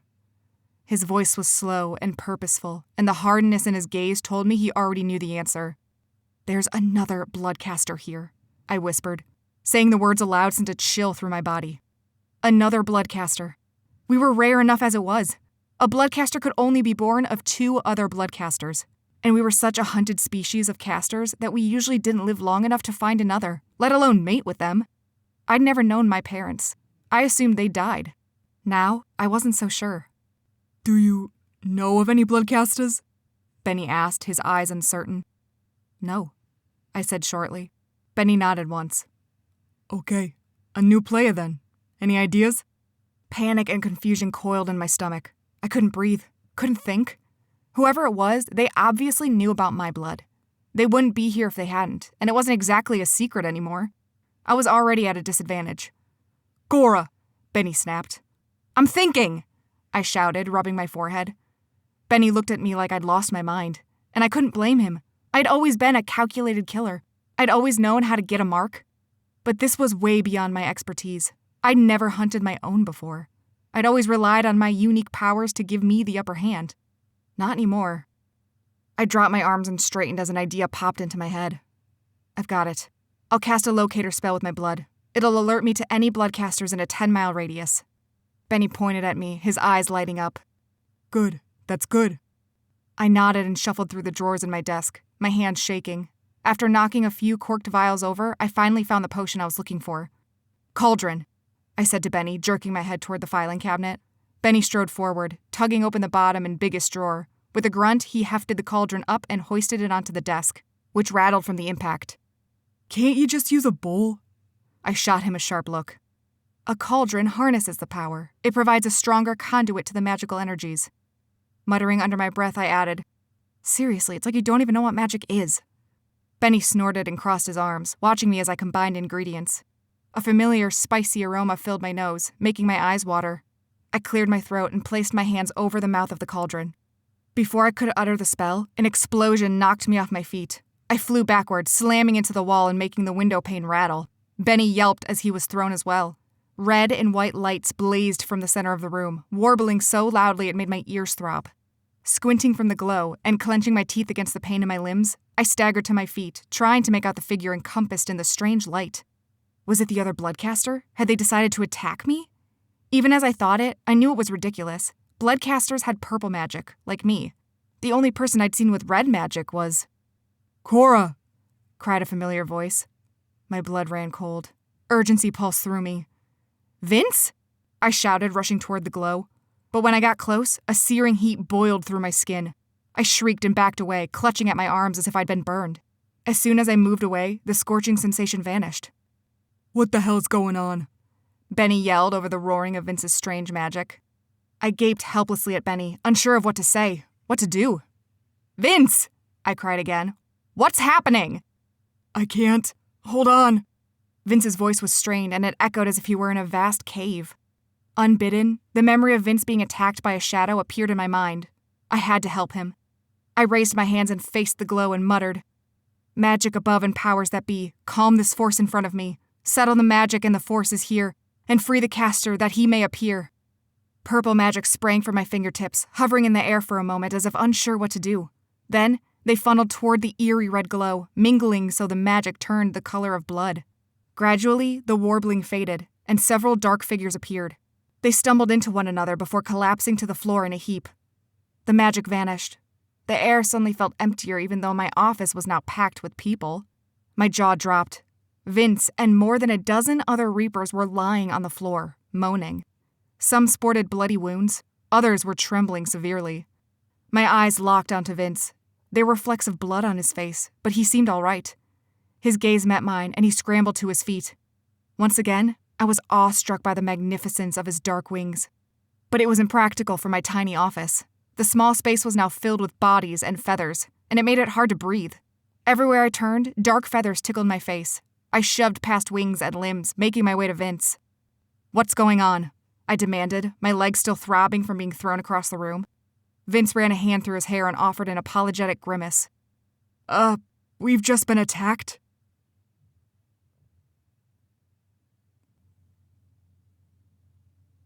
Chapter 17. Vince. Cora's eyes were blazing, her jaw rigid. I rarely saw her as the hardened killer that she was, but here and now, she looked fierce and formidable. It took all my courage to look at her in the eye. You were attacked? She repeated, her eyes roving over the other Reapers. I don't understand. Who attacked you? A powerful caster, said Gwen, stumbling to her feet. In a flash, her black wings vanished, disappearing into her shoulder blades as she approached us. Whoever he is, he has the power to travel between realms, and he possesses Reaper abilities as well. He's a Reaper? Jocelyn shouted from behind me. We don't know for sure, Mom said hastily as she rose to her feet. Today's attack confirmed it, Gwen said in a grim voice. No one else has the power to crush other Reapers like that. Once we pledge our vow, we are protected by our magic so light and dark forces can't destroy us. Whoever it is, he must have found a way around the vow. A loophole. Cora straightened, her eyes glinting. So you came here? What if this rogue Reaper follows you? Then my coven is at stake. The entire magical universe is at stake, girl, Gwen snapped. This is bigger than you, than any of us. Hold on, I cried, raising my hands before Cora interjected. Her face was contorted with rage, and she looked like she was ready to gut Gwen herself. Look, Cora, I'm sorry, I continued. I didn't mean to come here, but my body was drawn here, probably because this is the last place I traveled to. I had no choice. My people were being slaughtered in the one place we were supposed to be safe. Cora's eyes softened as she looked at me. I just don't understand how you can stay here. When you were here before, Then were you here? Gwen suddenly demanded, her voice icy. Her eyes were on fire when she looked at me. Alarm raced through me. What? Then were you here? Her voice was lethal as she stepped toward me. You said you traveled here? When? How? A few hours ago, I sputtered. It was an accident. I was trying to access my Reaper powers and... Gwen turned away from me, her lips tightening as she met Mom's gaze. I stared at Mom, whose face drained of color. What is it? Cora asked, glancing between them, her shrewd eyes missing nothing. Most mortals and casters are unable to travel between realms because of the barrier we put in place, Mom said in a low voice. But if Vince got out... She trailed off and met my gaze. Her eyes were full of fear. Then you think he let the attacker in, Cora finished. Vince must have broken through the barrier somehow, Mom said, not meeting my gaze. What in Lilith's name were you thinking? Gwen barked at me. Enough! Mom shouted, slicing her hand through the air. He said it was an accident. Obviously, he wouldn't have done it if he'd known. Instead, we need to focus on how to repair the barrier. It makes no difference, Gwen snarled, still glaring at me. If the devil is in our realm, he can stay as long as he likes. We might as well find a new home. Several Reapers started murmuring nervously, exchanging worried looks. Jocelyn's mouth became small, her eyes wide as she looked at me imploringly, as if I could do something about it. But no, I'd clearly done enough damage. My insides felt hollow. Those Reapers were dead because of me, because of my stupidity. Quiet! Bellowed a powerful voice. The surrounding voices faded as a bulky figure stepped into view. I immediately recognized his gleaming yellow eyes. Benny, I said in surprise. But he stared hard at Cora, his gaze intense. The decision is yours. What do you want to do with them? Did you not hear? Gwen spat. I said the decision is Cora's, Benny growled. White fur sprang on his arms and neck, and his fangs emerged. Gwen looked startled as she took a hesitant step backward. Cora sighed and rubbed her forehead. You can all stay here with my coven. I can offer up some spare rooms in the motel for you. But I will need to share this information with my coven. You can't, Gwen started. I can, Cora said with an edge to her voice. You brought your problems to me, and I won't leave my people defenseless. They need to know their lives are at stake. She exhaled and looked at me. How can you stay here? Won't you have those weird fits again? A few Reapers gasped and muttered in confusion and alarm, but I knew what Cora meant. How could the Reapers stay here when our bodies would pull us back to our realm? The pain in my head would be excruciating. We couldn't endure that. Leave that to me, Mom said, exchanging a glance with Gwen. We built the enchantment surrounding our realm. We can tweak it so it doesn't make our brains deteriorate. My blood chilled. Deteriorate? Lilith, what would have happened if I'd stayed with Cora? Would my brain have turned to mush? My thoughts snagged on what Mom had said. We built the enchantment surrounding our realm. Was it Mom's fault that we couldn't travel between realms? Had she lied to me about being unable to stay here? We can't stay with a demon coven, Gwen said through clenched teeth. Why not? Cora demanded. Gwen's steely gaze shot to her. You perform the vilest form of magic. You break the laws of nature with your thirst for blood. It goes against everything we vowed to do as Reapers. Cora's gaze was lethal. She cocked her head at Gwen, her eyes narrowing like she was a predator sizing up her prey. I hardly think you're in a place to judge me and my coven. Do you have somewhere else to go? An uncomfortable silence followed her words. I didn't think so. Benny will show you to your rooms. Cora gestured toward the door. But in the meantime, I need to speak with you. She jabbed a finger at Gwen. To learn everything you know about this new threat.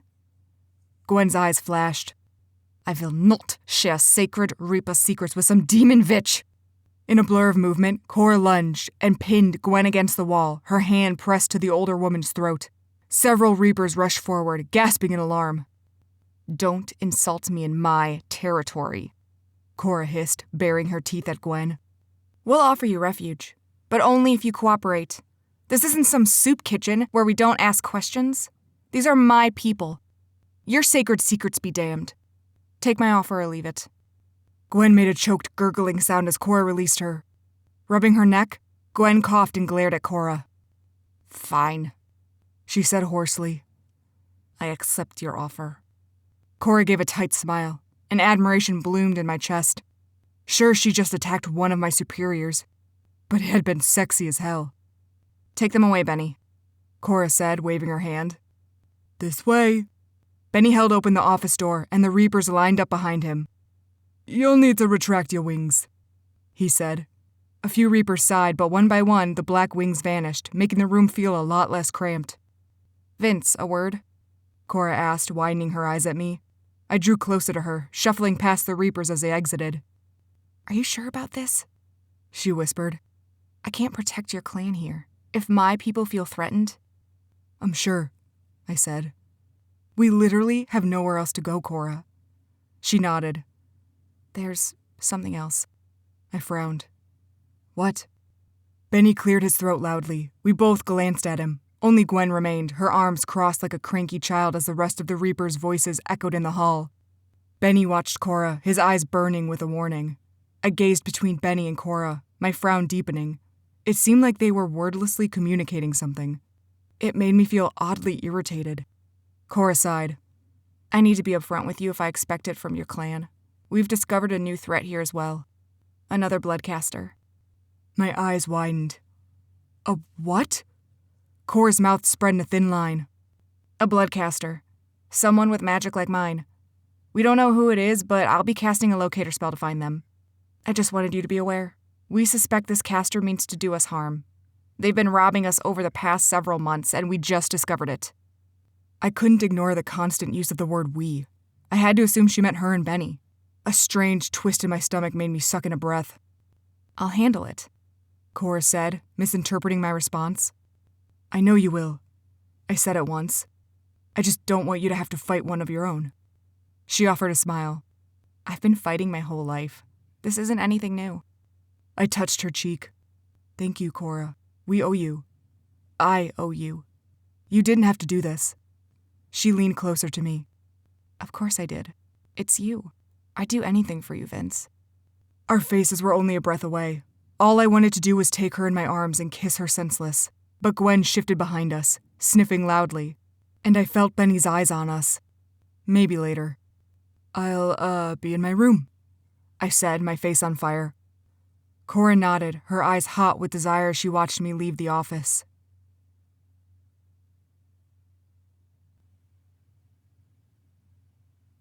Chapter 18.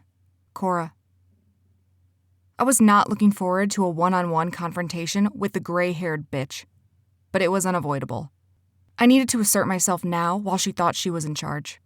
This was my turf. My people. She couldn't order me around like everyone else. When it was just the two of us, I shut the office door and turned to face her. Her arms were crossed, her lips pinched with disapproval. I waved a hand toward her. I guess we should introduce ourselves. Cora Covington. Glenn Peters. I nodded and pointed to the chair in front of my desk. You're welcome to have a seat. I prefer to stand. Of course she does, I thought irritably as I made my way to my desk chair and sank into it. Just because she chose to remain standing didn't mean I had to. I leaned my chair back and clasped my fingers in front of my stomach. Before I could speak, Gwen said tightly, "What's going on between you and Vince?" I went still, my chair creaking. After taking a slow breath, I said, "I'm not sure that's any of your business." "Anything concerning Reapers is my business. We have no personal lives, Miss Covington. Our entire beings are devoted to our calling." That sounds rather rigid. She offered a cold smile. "Only those with the strongest caliber are fit for the job." She raised her eyebrows pointedly. "Oh, really? I was under the impression that Reapers were just Nephilim rejects. Leftovers." Gwen dropped her arms, her lips quivering with rage. How dare you? No, how dare you? Keep your nose out of what doesn't concern you. I'm not one to offer refuge to anyone, let alone beings like you. But I care about Vince. You're lucky he's a kinder soul than you are. Gwen's nostrils flared as her gaze drilled into me. I had no doubt that her ice-cold glare would make many tremble with fear. But not me. I'd perfected that look myself. Slowly, she exhaled and sat in the seat opposite me. Something in her expression deflated, like the fight in her had vanished. When reapers pledge their vow, they pledge their whole lives to the work we do, she said quietly. Vince made his vow. He made his choice. So this choice eliminates all other choices he might want? It turns him into an emotionless robot who exists only to fulfill orders? Rage blazed in her eyes. No, but the work comes first. Vince knows this. Or at least, he'll understand it soon enough. Do you honestly think we're in some kind of relationship? I scoffed. I care about him deeply, but that's it. We live in different realms, Gwen. I know it's impossible. Do you? She challenged. Does he? I remained silent. I hadn't missed the heat that passed between us before he left the room. The feeling of hope and longing, the desire for something more. Why? I asked softly. What is it with you angels and swearing your lives over to someone else's whims?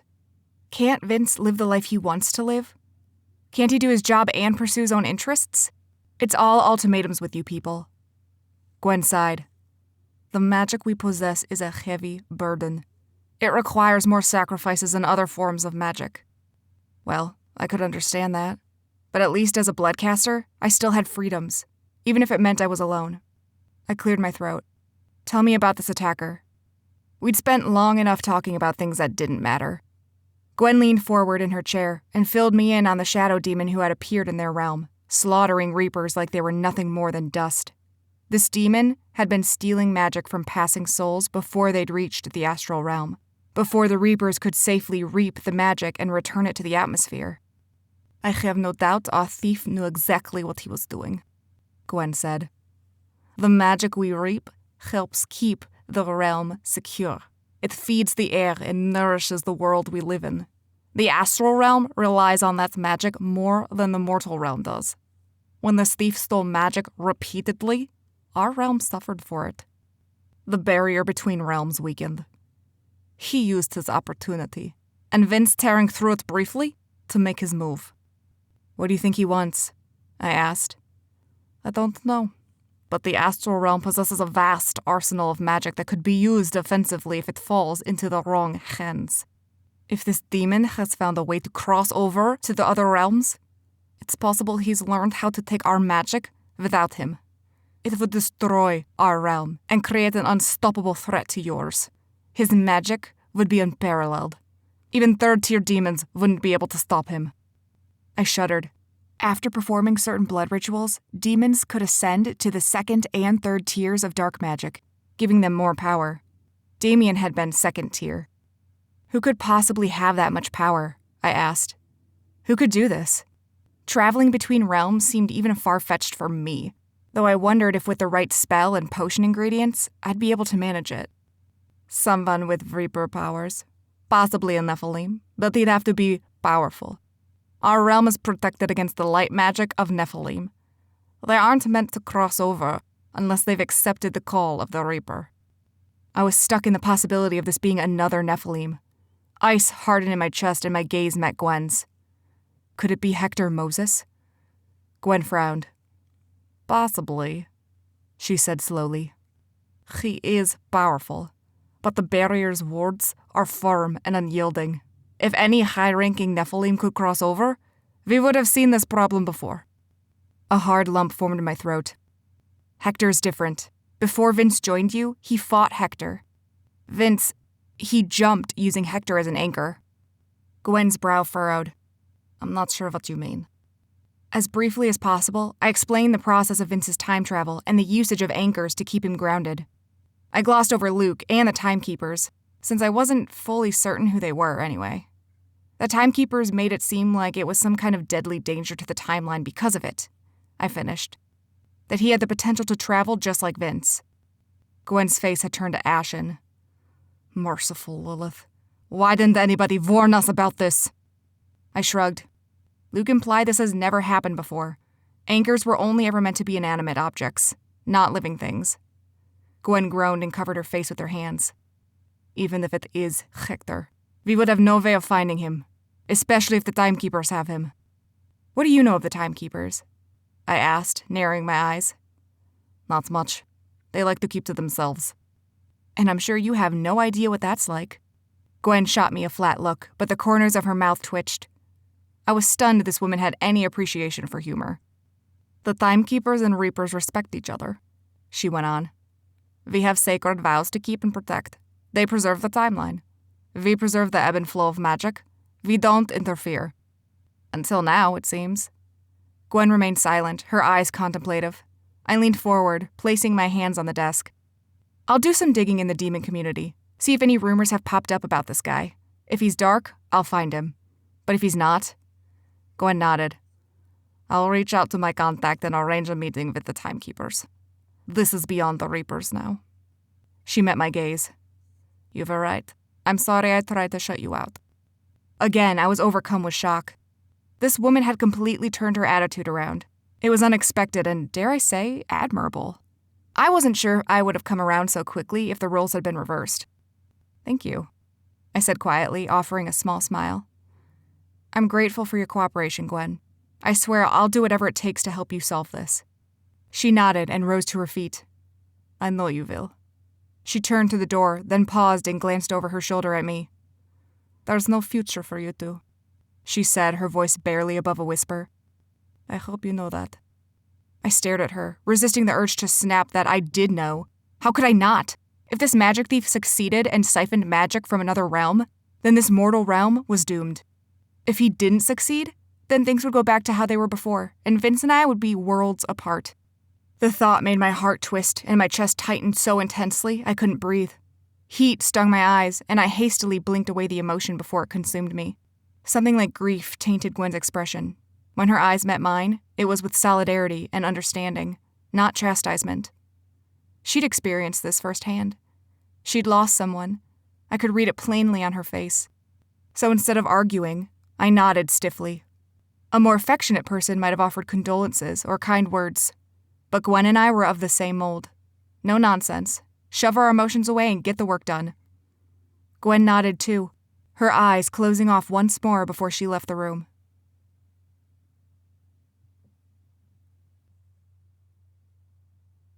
Chapter 19. Vince. I got a few hours sleep before the intense pressure built up in my chest, making it hard to breathe. To be honest, I was shocked it took this long. When I had last been with Cora, it had only taken minutes before the splitting pain struck. A shrill ringing blared in my head and I bolted from the bed, clutching at my head. My lungs closed off and I couldn't breathe. Dark spots danced in my vision. As quickly as it had come, it vanished, and I sucked in several deep breaths, but the air still felt thin, insufficient. I remember how clear the air had seemed in the astral realm when I'd returned. We wouldn't last here. At least not for long. A knock sounded at my door, and my heart lurched in my throat. I didn't realize how badly I wanted it to be Cora until I found my mom on the other side. "Can I come in?" she asked. I sighed and stood back to let her through. I closed the door and turned to face her. Her eyes were tired, and her hair was frizzier than normal. "Are you all right?" Her gaze roved over me as if expecting to find injuries. "I'm fine." Mom exhaled with relief. "Gwen and I cast a spell to loosen the astral realm's hold on us. Hopefully it'll buy us some time." I fixed a hard stare at her. "So, all this time, you could have just magicked away the restrictions keeping us tied to that realm?" Mom blinked at me. "Vince, it's just one lie after another, Mom, and I'm tired of it." Her head reared back in shock. "What are you talking about?" Anger boiled within me. My nostrils flared as I held up fingers, counting each deception of hers. First, there was the whole forgetting your humanity thing. Then, the magic thief. Then, the fact that you just conveniently didn't care about me and Dad anymore. Now, you're telling me the one thing I wanted more than anything, to go home, was within your power the whole time and you couldn't even bother. Mom's face turned ashen. Her mouth opened and closed weakly. At long last, she managed. I never meant to lie to you, Vince. I nodded stiffly, not meeting her gaze. Deep down, I knew it was unfair of me to judge her so harshly. She was out of practice being a mother. But whose fault was that? All she had to do was cast some spell and she could have come back to me and Dad. I guess it just wasn't important enough. My throat felt hot and I blinked away tears. Mom stepped toward me, her gaze pleading. Vince, you have to understand what happens when Reapers stay in a realm they don't belong in. The fabric between worlds could tear apart, separating the realms permanently. We might never be able to get back. Is that such a bad thing? I snapped. Mom closed her eyes briefly. We can't do our job here. We can't see souls or the magic in this realm like we can in the astral realm. The work has to be done in a neutral space between here and the underworld. There's no other way. I said nothing and clenched my teeth against the pain still coursing through my chest. Mom took my hand, and I resisted the urge to shake it from her grasp. I wanted to see you more than anything. But I also knew that if I did, I wouldn't want to come back, and I couldn't risk it. Her voice grew thick, and she swallowed, her eyes shining. So much more was at stake than what I wanted. Sure, I could have been selfish and gone back to you and Jose. But if I had, the consequences would have been devastating. The separation from my realm would have torn me apart, killing me slowly. That's the best case scenario. I frowned. What's the worst case? Mom's eyes turned grim. The souls would be trapped in limbo, unable to cross over because the Reapers can't reach them. Eventually, the underworld would crumble. The souls of the dead would spill into the mortal realm. It wouldn't be pretty. Though my throat felt tight, I found myself nodding. The rage within me subsided. When Mom put it that way, it did seem kind of selfish. And I knew firsthand the agony of being with the one you loved and being unable to stay. If Cora hadn't pushed me away, if my mimic hadn't told her to, I almost certainly would have stayed, even if it killed me. I exhaled. I'm sorry. Mom made a small whimpering noise and gathered me in her arms, pressing kisses to the top of my head. You have nothing to be sorry for. I should have been upfront with you from the beginning. I wanted to object to this, knowing that if she had, I would have demanded she send me back. But perhaps she was right. Perhaps plain honesty from the get-go would have been better. When we drew away from each other, I cleared my throat and asked, So, what do we do now? Gwen says Cora's working on a spell to lure out our magic thief. Draw him back over to this realm. If it works, I'll go back to the astral realm and strengthen our wards to allow us to come back without his interference. My stomach nodded. You'll go back there? Mom offered a small smile. It'll be all right, Vince. This is what I'm good at. The last time something like this happened, I held my own just fine. The last time? My chest tightened with anxiety. Mom gestured to the scar on her face, and my blood ran cold. We've had magic thieves before, but none of them have been able to cross over. The last thief was hard to catch, and he tried taking a piece of me with him. I shuddered. How did you catch him? Remember when I told you I'd been to the mortal realm for an emergency before? That was why. We tracked down the closest soul to death and lingered, waiting for the thief to show himself. Why can't we do that this time? Mom's face sobered. Because he's in our realm now. We waited too long. If we'd acted sooner, maybe. She broke off, her voice catching on the last word. I took her hand in mine and squeezed. What can I do? My body felt restless with pent-up energy. I had to do something. Mom blinked tears from her eyes and swallowed hard. You can rest. We'll need all our Reapers at full strength if Cora's spell works. Something within me deflated. Rest? Yeah, right. I was too anxious for that. But as Mom bid me goodnight and I left the room, an idea formed in my head. There was one secret weapon of mine that no one else knew about. No one except Cora. And perhaps it would make all the difference.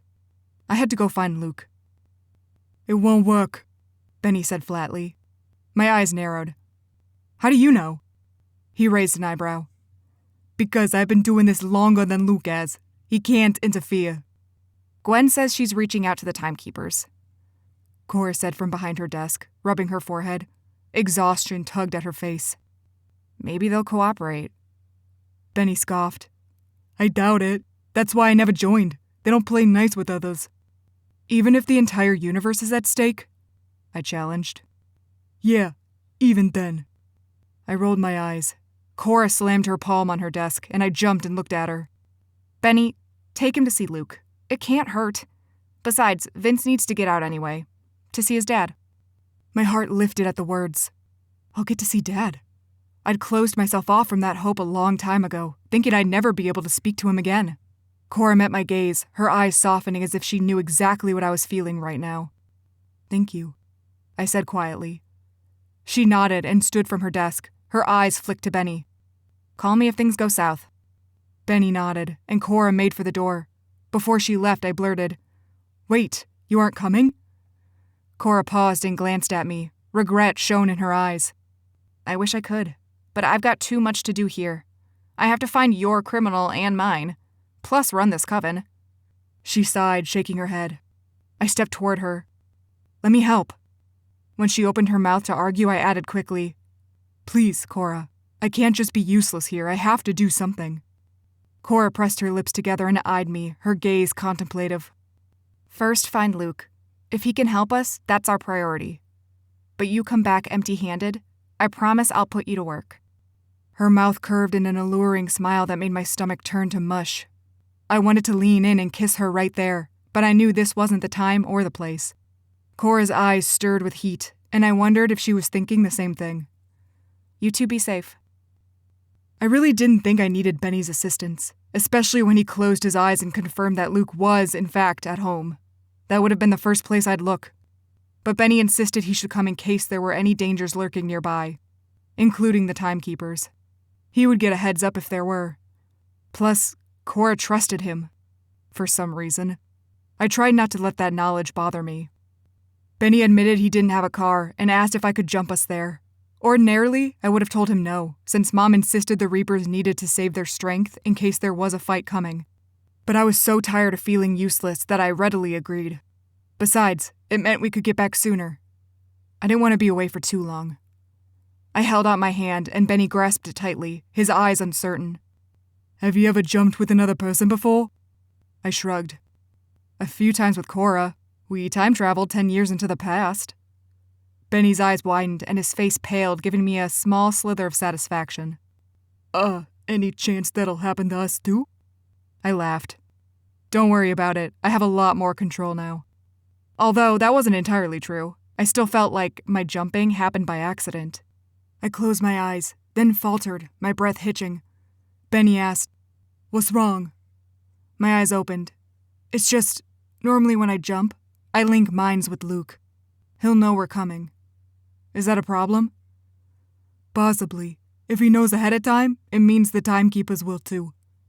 It's best to have the element of surprise, just in case. His jaw ticked back and forth in contemplation. You can link minds with me this time. I blinked. Discomfort swelled in my stomach. Benny fixed me with a flat look. Got a problem with that? I sighed. No, it's fine. To be fair, I didn't know Benny that well. Then again, I'd been upset when I found out Luke and I were connected without my consent. So, having anyone in my head felt like a violation. Relax your mind, Benny said. Go to your mental bridge. I'll intercept you before Luke does. I nodded, closing my eyes again. In a flash, I was back on the lacrosse field, stick in hand. I gripped it tightly, glancing around at the faceless figures that surrounded me. Then Benny appeared, wearing the same t-shirt and jeans. He raised his eyebrows as he gazed up and down the field. Interesting, he said with a smirk. I shrugged, my cheeks warming. Why was I embarrassed by this? Clearing my throat, I asked, So, since I'm back in the mortal realm, do I need to summon my teleportation powers the old way? Benny shook his head. Your Reaper magic is still the same. However you traveled last time, do that again. I nodded, gripping the cross tightly in my hands. My vision narrowed, isolating the goal in front of me. Everything else around me faded. It was just me and the goal. My heart rate slowed. My mind sharpened with focus. Without realizing it, I'd moved. My steps were strong and purposeful. I only saw the goal, only felt the weight of the ball in my cross. Luke's house, a voice in my head whispered. I visualized the location clearly in my mind, as if it were a normal afternoon and we were lounging on his couch after school. A small pop jerked me back to reality. Benny and I spun in place. The air whooshed around us. Gravity pressed into me, squeezing the air out of me. Then we landed. It was much less forceful than the last few times. But then again, I'd travel much further. This was just a few miles, and no time travel. Benny released my hand, staggering forward with a clumsy oof. His face was ashen, and he shook his head violently, his eyes dazed. "You all right?" I asked, slightly proud of the way I'd managed to remain upright. I didn't even feel nauseous this time. Benny sucked in a deep breath. "Yeah, I'll be fine." I looked around, my chest tightening at the familiar sight. The houses were small, mostly single-family homes. Thin pine trees lined the street. I jumped us to the neighbor's house, just in case our arrival attracted Luke's attention. My stomach twisted with anxiety. For some reason, I was worried Luke wouldn't want to talk to me. He hadn't seemed particularly eager to help the Reapers last time I asked. But maybe if Benny and I ambushed him, we could get him to agree. Benny's gaze grew distant as he stared in the direction of Luke's tiny, run-down home. After a moment, Benny said, "I sense 3 people in the house. One of them is Luke, and he's undisturbed. I can only assume the other 2 are family members." I nodded. Luke was the oldest. His younger siblings were probably at soccer practice with their dad. Benny's eyes cut to me. "He'll know as soon as we step onto the yard. Are you ready?" "Ready." Together, we strode toward Luke's house.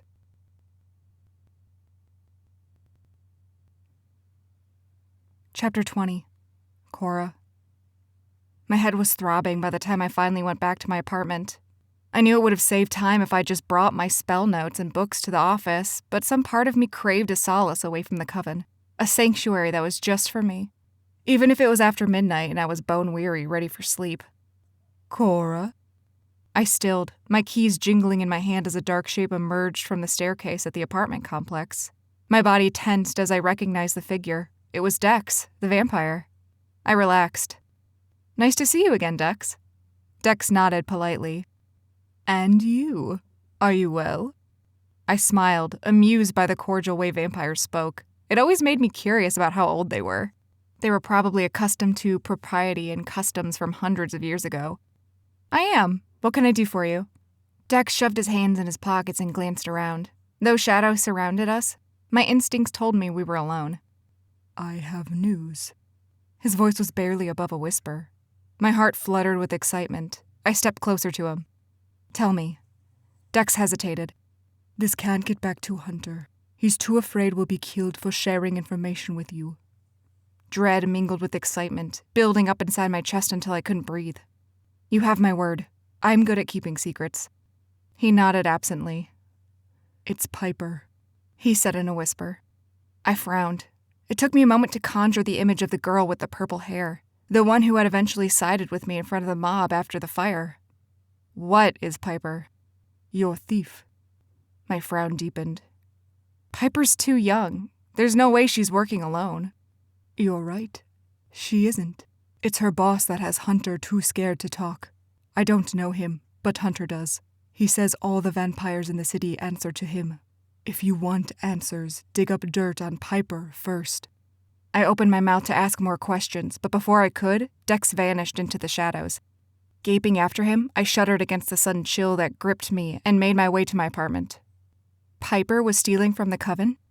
Chronologically, it made sense. She joined us just before Damien's death. But she wasn't a bloodcaster. I'd seen her magic. It was black. I trusted Dex's information. But if Piper was stealing from me, then why? She was powerful, yes, but barely 18 years old. She seemed so down to earth, so solid. Not at all like those untrustworthy weasels who always tried to double-cross me. She had to have another motive. Maybe her scary boss was blackmailing her. I knew what that was like. And if her boss was as powerful as Dex said, then he was probably the bloodcaster I was looking for. I rubbed my forehead as I entered my place, bolting the door behind me. My body ached with exhaustion, but I still had so much work to do. I hauled out the Coven's grimoire, which I had acquired soon after Damien's death, and got to the more pressing matter of identifying the Reaper's attacker. The old book was full of spells and potions I'd never heard of before. For the first few weeks after I got it, my body itched to test out something new. But the Coven responsibility soon overwhelmed me, and I hadn't gotten the chance. After brewing some coffee and drinking a cup or two to get my body buzzed, I sat at the table and started leafing through pages in the grimoire. At first, I searched under the demons section, thinking that whoever their attacker was had to have dark magic. Maybe he was second or third tier. But after scanning the various passages about vampires, werewolves, and shapeshifters, I came up empty-handed.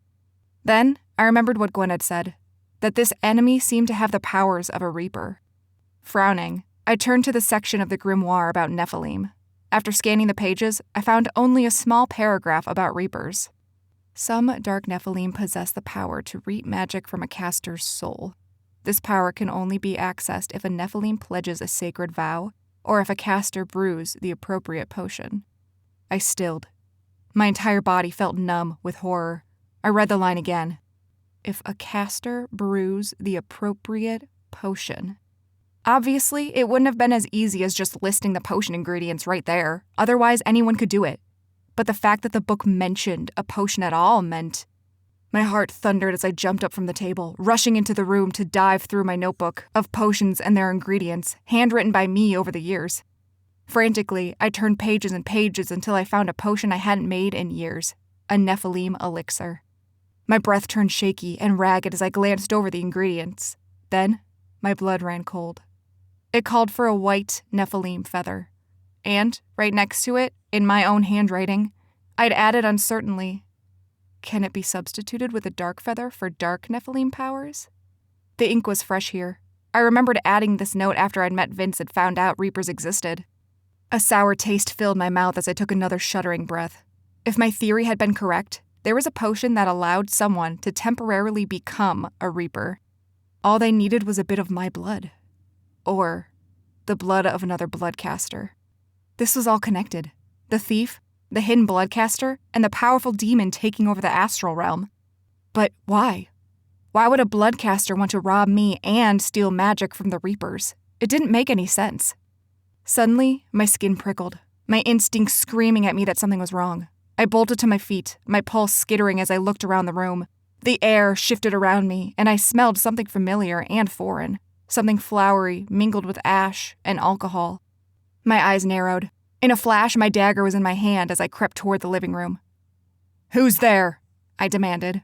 A low chuckle echoed from the kitchen. Blood pounded in my ears as I inched closer. "Do you have any idea how stupid you are for breaking into an assassin's home?" I snapped. A shadow emerged from the kitchen before I could step inside. As I drew closer, I made out the features of a tall, wiry man with gray hair and a goatee. His cold, dark eyes surveyed me with interest and curiosity. I grew rigid, sucking in a breath. There was that smell again. This time, I finally remember where I'd smelled it before. The orphanage.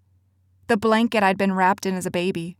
I'd kept it for years, often smelling it to try and get a whiff of who my parents were and why they abandoned me. This man smelled like that blanket. A lump formed in my throat. The man cocked his head and smiled, his face sinister and predatory. "Of all the fools scrambling to find me," he said, his voice low and gravelly, "I knew you'd be the first." I staggered back a step. "Why are you here?" The man's eyes glittered as he drew closer. "Really? That's the first question you ask?" My nostrils flared. "Get out before I gut you." He laughed. "Such fire. Your mother had it too, even on the day of her death." Ice trickled down my chest. The feral look in his gaze told me he wasn't at all sad about my mother's death. I wouldn't be surprised if he'd killed her himself. My head was spinning. I couldn't process this. Couldn't think. I had to get out. "No," a small voice in my head whispered. "Focus. You're a killer. You know how to think on your feet." I had to distract him. At least until the shock wore off. Right now, I knew I wouldn't be able to hold my own in a fight. I was too stunned, which was probably exactly what he wanted. "Why'd you kill her?" I lifted my chin. "Did you sacrifice her in a blood ritual?" The man grinned widely, showing his jagged and stained teeth. "Smart girl. Yes, I did exactly that. You probably know how rare bloodcasters are. There were so many possibilities. So many experiments. I had questions that needed answering." I suppressed a shudder at the thought of my mother being subject to experimentation. Why the Reapers? I asked. Why my coven? How are they connected? He took a step toward me and I inched away from him, keeping a solid 6 feet between us. Your coven is a means to an end. It's you I really want. A means to an end? Then why? I froze, suddenly understanding. You needed cash. The man smirked as if pleased I'd figured it out. I'd already infiltrated my way into your coven.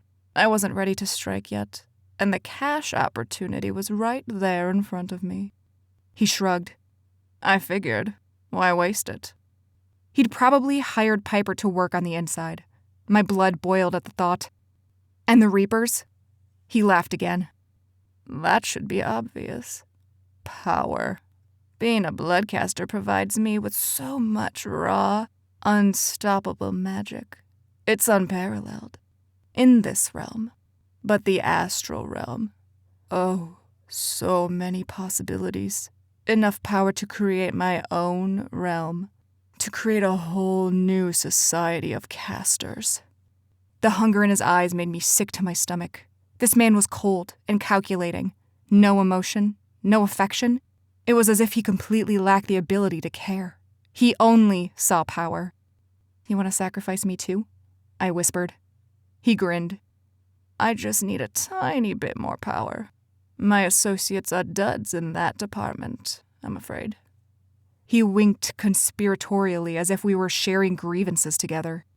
Associates. How many people are working with you? I asked. It couldn't possibly be just Piper and his employ.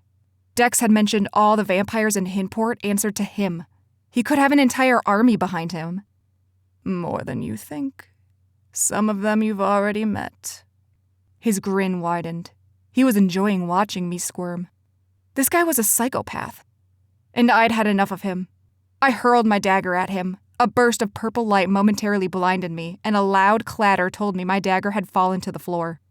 I lunged, tackling the man. He shoved his weight forward, thrusting me off to pin me down. I slammed my forehead against his. He groaned. I kicked him in the groin, and he groaned again. A weak chuckle burst from his lips. They said you were good, he said in a strained voice. But not as good as me.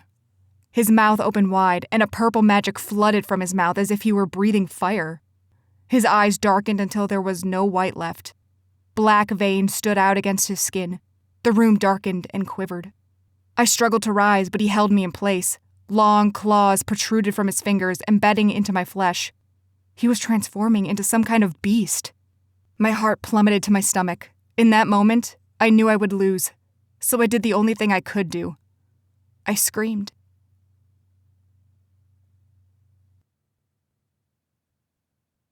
Chapter 21. Vince.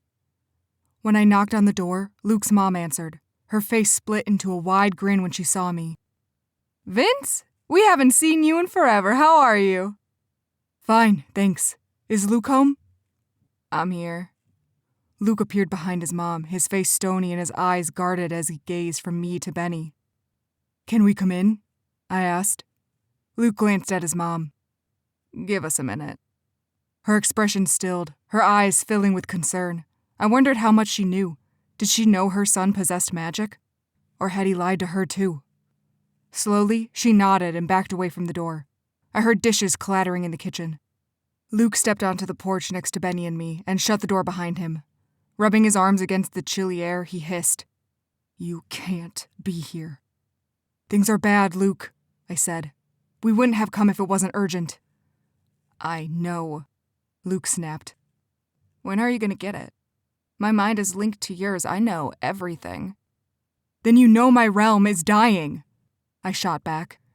"Someone is tearing it apart as we speak, siphoning all the magic my people have reaped. We need your help. We need the Timekeeper's help." Luke's face drained of color and he staggered back a step.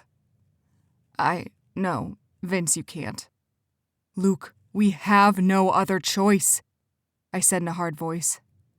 You don't understand what you're asking." Luke's voice shook with fear. "The Timekeepers, they have no concept of right and wrong. For all we know, they'd side with the guy you're trying to catch. My eyes narrowed as I took in his clenched fists and wide eyes. There was more to it than this. I stepped closer. This demon, whoever he is, will tear the world apart. Do you want that? Of course not. Then help us. Vince. Oh, enough already, Benny snarled. He shoved Luke backward until my friend slammed against the front door. Benny raised his fingers and pressed them to Luke's temple. Luke inhaled a sharp gasp and then went very still. His body was rigid, like a stiff mannequin in Benny's grasp. Benny's eyes closed, his brows furrowing in concentration. Horror pooled in my stomach. Benny was sifting through Luke's thoughts, fishing for information. Stop it, I whispered. Benny ignored me. In his grip, Luke's body went slack. I shoved Benny off Luke. I said stop! Benny grunted. Something electric crackled in the air when he broke contact with Luke. Benny whirled on me, eyes blazing. This is what we came here for, and he wasn't cooperating. You can't just invade his mind like that, I roared. Guys, Luke groaned. He'd slumped backward against the door, his face ashen and his eyes incoherent. It doesn't matter. He knows. I blinked, my gaze shifting to Benny. He knows what? Luke shook his head. Not Benny. Hector. I stiffened. My blood ran cold. Hector? A small pop behind us made me whirl, my heart pounding a warning rhythm in my chest. Standing in the yard, his hands shoved in his pockets, was Hector, his eyes gleaming. He wore the same green robe I'd once seen on the Timekeepers. Shock froze my body in place. I couldn't move. Vince, Hector said pleasantly, striding toward us. I haven't seen you in an age. My gaze flicked to Benny and Luke. Benny's face had paled, and wolf fur appeared on his arms and face as if preparing him for battle. Luke closed his eyes, his face clammy. I positioned myself in front of Luke. If it came down to a fight, he was too weak to defend himself. Finally finding my voice, I said, What do you want? Hector raised an eyebrow, peering around my shoulder at Luke. There's no need. I can't hurt him. We're colleagues. Unease wormed through me. No, he's lying. He has to be. I'm sure he just stole that robe and is trying to throw me off. I said, What do you want? I growled. Hector spread his arms, looking offended. I want to talk. We're old friends, after all. That was an overstatement. Hector was my enemy. He'd banished my mom to be a reaper so he could take her place as leader of the clan. He'd worked with Damien to put a hit on me because I was stirring up trouble with my warlock powers. I clenched my teeth. My hands formed fists at my side. In a flash, my dark wings burst from my shoulder blades, casting shadows on me and Benny. Luke gagged and waved a hand in front of his face as feathers smothered him. I shifted slightly so my wings weren't in front of him, then faced Hector again. Hector, at least, had a good sense to look alarmed at the sight of my wings. Magic circled through me, and an eerie red glow emanated from my hands. That was new. Hector's eyes widened slightly. Very impressive, he murmured, his expression serious. All humor and mockery in his tone vanished. You want to talk? I shouted. Then talk. I came to warn you, Hector said. My eyes narrowed. I don't believe you. Hector sighed. Something about his face seemed different. I couldn't quite place what it was. I'm a timekeeper now, Vince. I see so much more than I did before. Someone is trying to alter the timeline. And I finally figured out who it is. I sensed Luke stiffen next to me. Even Benny froze, his yellow eyes fixed intently on Hector. Why should I believe anything you say? I asked. Because I preserve the timeline now, Hector said, his eyes earnest. I wouldn't be a timekeeper if I didn't have the call inside me. The call, I repeated in a flat voice. Hector gestured to Luke. Ask him. You can't be a timekeeper unless you have the flow of the timeline within you. The urge to protect it. I went very still, suddenly remembering those small urges I'd had when I'd time traveled. The quiet voice inside me telling me to stay hidden, to avoid being seen, to return to a certain point in time. He's right, Luke said, his voice a bit stronger than before. He looked at me with a grim expression. Not everyone has the call. Those who do go through a rigorous testing process before they become a timekeeper. Hector's telling the truth. I scowled. I didn't believe that for a second. I can prove it, Hector said quickly. The man you're looking for is named Quentin Cox. My brow furrowed. Where had I heard that last name before? Go to Cora Covington's apartment, Hector said. He's there now. Panic filled my chest and realization slammed into me. Cox had been Cora's real last name. Cordelia Cox. Quentin was her father. My arms flew out, snatching Benny and Luke by their wrists. Luke yelped. Hector shouted my name, but I didn't even hesitate before jumping, focusing intently on the apartment complex I'd seen once before. Gravity slammed into me, and the three of us toppled to the ground in a heap.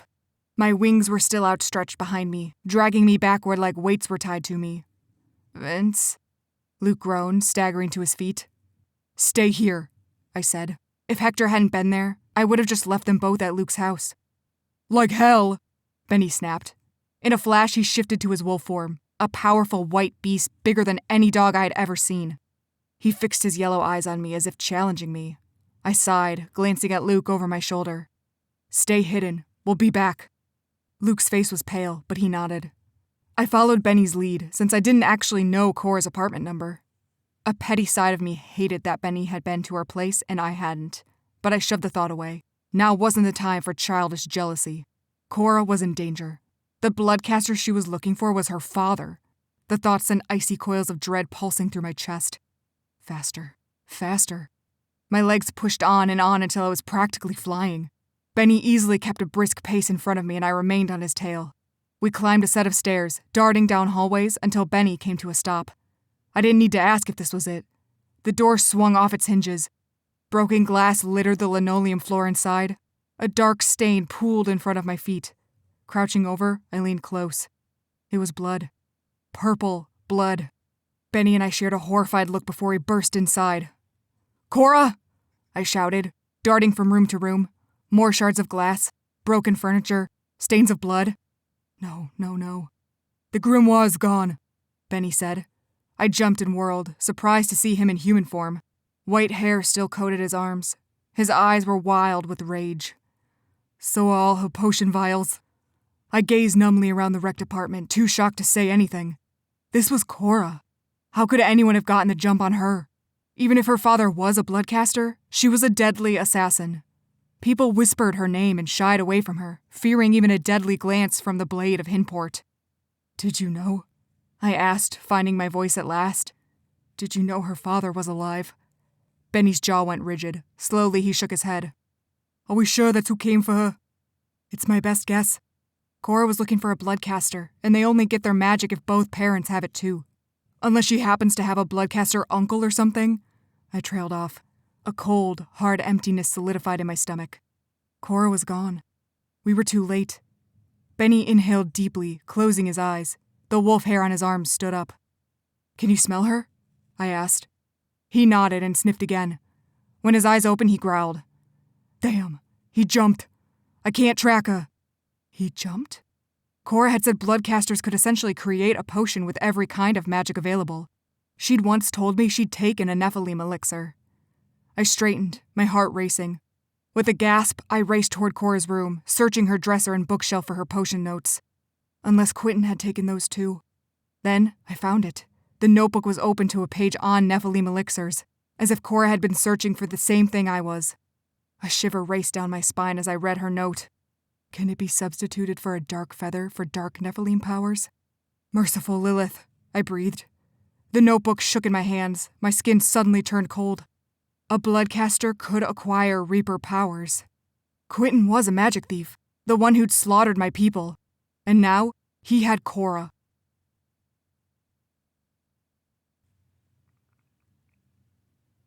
Chapter 22. Cora. My head throbbed in a sickening rhythm that pulsed through me, each beat bringing a wave of nausea. My head was spinning. Icy darkness surrounded me. I vaguely remembered the detail of the fight with my father. Broken chairs, shattered glass. I'd managed to cut him twice. But once he'd shifted to that monster, I'd known it was over. I tried recalling the details of the beast, but my head turned fuzzy. All I could remember was fur, claws, fangs, and a magic pouring from his mouth. I'd never seen anything like it. I groaned, trying to rise, but chains rattled and resistance pulled at my wrists. Though I was enveloped in darkness, I knew I was in some kind of prison cell. "Ah, Cordelia, you're awake," said a soft voice. I flinched. His voice, my name, jarred too many memories within me. The dank orphanage from my childhood, the ragged blanket I'd finally thrown out when I'd changed my name. Everything I'd tried so desperately to put behind me. My father chuckled. "Don't worry. The drug will wear off soon." "What did you give me?" My voice was a low rasp. "Just something to knock you out. You put up quite a fight earlier. I'm impressed." I shifted my arms, trying to feel out my surroundings even though I couldn't see. There had to be a way out. No one knew I was here. No one even knew my father was alive. Until a few hours ago, I hadn't known either. As a child, I'd been told my parents were dead. All my life, I believed it. How could I not? My blood made me a constant target. "You're not the least bit curious?" my father asked. I couldn't see him, but I glared at the space where his voice was coming from. "About what?" "Who I am, where I've been all this time." No. "No?" I said no, I spat. I don't care who you are, or why you left me, or what your life is like at all. I don't give a damn about you. You're just some asshole who wants my blood, just like all the others. So you can go to hell. I remained silent. I expected him to laugh again, but instead he said softly, "It's difficult, isn't it? Always being hunted." I said nothing.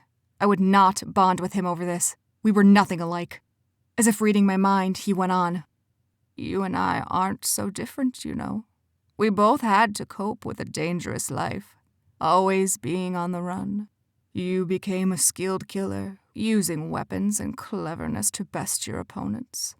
I also became a skilled killer, but with my magic." "I'm not like you," I hissed. This time, he did laugh. His voice was closer than before, and I instinctively shifted away from him. "I know more about you than you think, Cordelia. You're no saint, so spare me your judgment. You and I both kill for our own benefit." "That's not true," I said through clenched teeth. "Not anymore." He scoffed. "Oh, really? What, because now you're a coven leader? You've changed your ways, turned over a new leaf? You thirst for death, Cordelia. You always have, and you always will." Agony laced through me at his words. I didn't say anything, but I didn't have to. Part of me knew he was right. Even when I became a leader and set down my blade, I still longed for violence. It was a habit. It was comfortable for me. Did that make me a monster like him? "This is your only chance to ask the questions you've held over the years," my father said.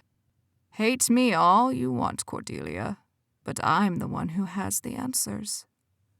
"Stop calling me that," I snarled. "It's your name. Your mother picked it out. Said it belonged to her grandmother." My throat felt hot. I tried swallowing, but something had lodged itself inside so I couldn't breathe. "You look like her, you know," he went on. "She had the same dark hair and bright eyes. You've got my strong chin and jawline, though. Remarkable, really, the likeness to Henrietta." Henrietta Cox. That was my mother. Another fresh stab of pain seared through my chest, like his words were physically assaulting me. "Please stop," I moaned, hunching over, trying to shut out his voice. But he continued. "Her magic smelled like lilacs. Yours does too. But while I had ambitions for finding a way to ascend, she wanted to form a bloodcaster coven. She didn't care about power, only unity. She wanted to seek out more like us." I crammed my eyes shut. I didn't want this. Any of it. "She was narrow-minded." His voice drew closer. "Weak. She didn't realize we had more potential on our own than if we had a full coven." "So you sacrificed her?" I croaked. "Great solution." My father was silent for a moment. Then he said, You, of all people, should understand how to separate your emotions from what must be done. I barked out a harsh laugh. What must be done? I seriously doubt you were forced to sacrifice your own wife. Her carelessness was going to get her killed. Keep telling yourself that. She knew from the beginning our relationship was purely platonic. We were only looking to further our bloodline. I shook my head, my mouth twisting in a disgusted grimace. It was horrifying. The idea of mating with someone else just to produce offspring, and then sacrificing all of them? Slaughtering your whole family for power. I myself never wanted children because of the life I led. I didn't want to bring kids into a world like this, a world where I had to kill on a regular basis. But desiring a family, purely for the intent to destroy them? It was sick. My name is Quentin, by the way, he said. I thought you should know. I don't care. Quentin chuckled. I heard him shifting, and I automatically tensed, but then his footsteps drifted away from me. I'll return shortly with a meal for you, he said. My mouth fell open. What? You're feeding me? Would you prefer I left you to starve? Just sacrifice me and get it over with, I snapped. Quentin laughed. So eager to die. I admire your courage, Cordelia. But it's too soon. You're weakened from our little scuffle earlier. Your blood will be fresher if I let you recover and regain your strength. Like I was some pig waiting to be fattened up for a holiday feast. Go to hell. Enjoy your solitude, Cordelia. I spat in his direction as he walked away. A tiny chink of light briefly illuminated the room, revealing what appeared to be a large basement. A long chain surrounded me, and a tiny cot rested on the opposite side of the room, too far for me to reach. I shuddered at the thought of Quentin sleeping down here with me chained to the wall. Darkness swallowed the room again, and I blinked as my eyes adjusted. But there were no windows, no light source at all. I was completely blind, and I had no doubt Quentin had done that on purpose. Struggling against the chains, I wiggled my fingers, trying to summon my magic. As I expected, nothing happened. Quentin didn't strike me as the idiotic type to chain a bloodcaster unless he had magic dampeners. But a sliver of hope slowly bloomed within me. I twisted my wrist, and a grin spread across my face. These chains were loose enough. Not like the tight cuffs Vince and I had been trapped in just before I'd killed Damien. No, these were old chains. It disturbed me to think about why Quentin had access to chains like these, and what other horrors lurked down here. But for now, I had a way to escape. I shifted my weight, grunting slightly. When my hands were gathered behind my back, I felt for my knuckles until I found my thumb. With a forceful grunt, I shoved my thumb backward into the socket, breaking the bone. Agony flared in my hand, shooting upward in my body and making me see white spots. My thumb hung limply, and my whole hand was on fire. Sucking in a breath, I shifted again, each movement sending stabs of pain through my body. Then, I broke my other thumb. I bit back a roar of anguish, my teeth cutting into my bottom lip. The last thing I wanted was for Quentin to return. I couldn't beat him at my best, let alone with 2 broken thumbs. Moving gingerly, I slid the chains off my wrists and sighed with relief. Out of habit, I blinked several times, my eyes still working to adjust to my surroundings, but the utter pitch blackness engulfed me. That was fine. I could work in the dark. I just had to get away from the magic dampeners first. Struggling to remember that brief flash of light that illuminated the room, I rose to my feet, my legs trembling from disuse. My steps were slow and careful as I edged away from the chains. I ran into something solid and hissed before scooting around it. I brushed a few uninjured fingers against the surface. It felt like a small table. I found the edges to make sure I stepped around it. I felt for the wall that I knew was close by. When I found it, I exhaled with relief. I can do this, I thought. I can do this. After a few steps, I wiggled my good fingers. There it was, a spark of my familiar magic. Thank Lilith. In a shaky breath, I uttered a spell. Magic above and powers that be, heal the injuries inflicted on me. Use the strength and force of my power to strengthen my body here, this hour. A flash of purple light. I quickly scanned the room, drinking in as many details as I could before the glow vanished. Bookshelves along the walls, a small set of stairs leading to a closed door, a washer and dryer in the corner. Snap. I inhaled a sharp breath as my bones set into place. Snap. My other thumb was healed. A fresh flare of pain spread through me, followed instantly by numbing relief. Though my thumbs still throbbed, I could wiggle them easily, and the fuzziness from whatever Quentin had drugged me with was gone too. With the sudden strength and energy coursing through my body came the confidence I needed. I would escape, and I would take down my father. I was Cora Covington. I was not weak. I held up my hands and summoned my magic again, using the purple glow to focus on the room once more. Squinting at the walls, I determined there were, in fact, no windows. Something in me deflated. I was hoping they'd just been boarded up or something. But no, it looked like my only way out was through the door, which was probably locked. And I doubted Quentin would go far. Breaking through that door would draw his attention, and I wasn't sure if I could beat him if it came down to a fight. My jaw ticked back and forth as I considered my options. Gradually, an idea formed in my head. I approached the bookshelf I knew was on the opposite wall. When my fingers grasped the edges, I gritted my teeth and threw all my weight against it until it tipped over.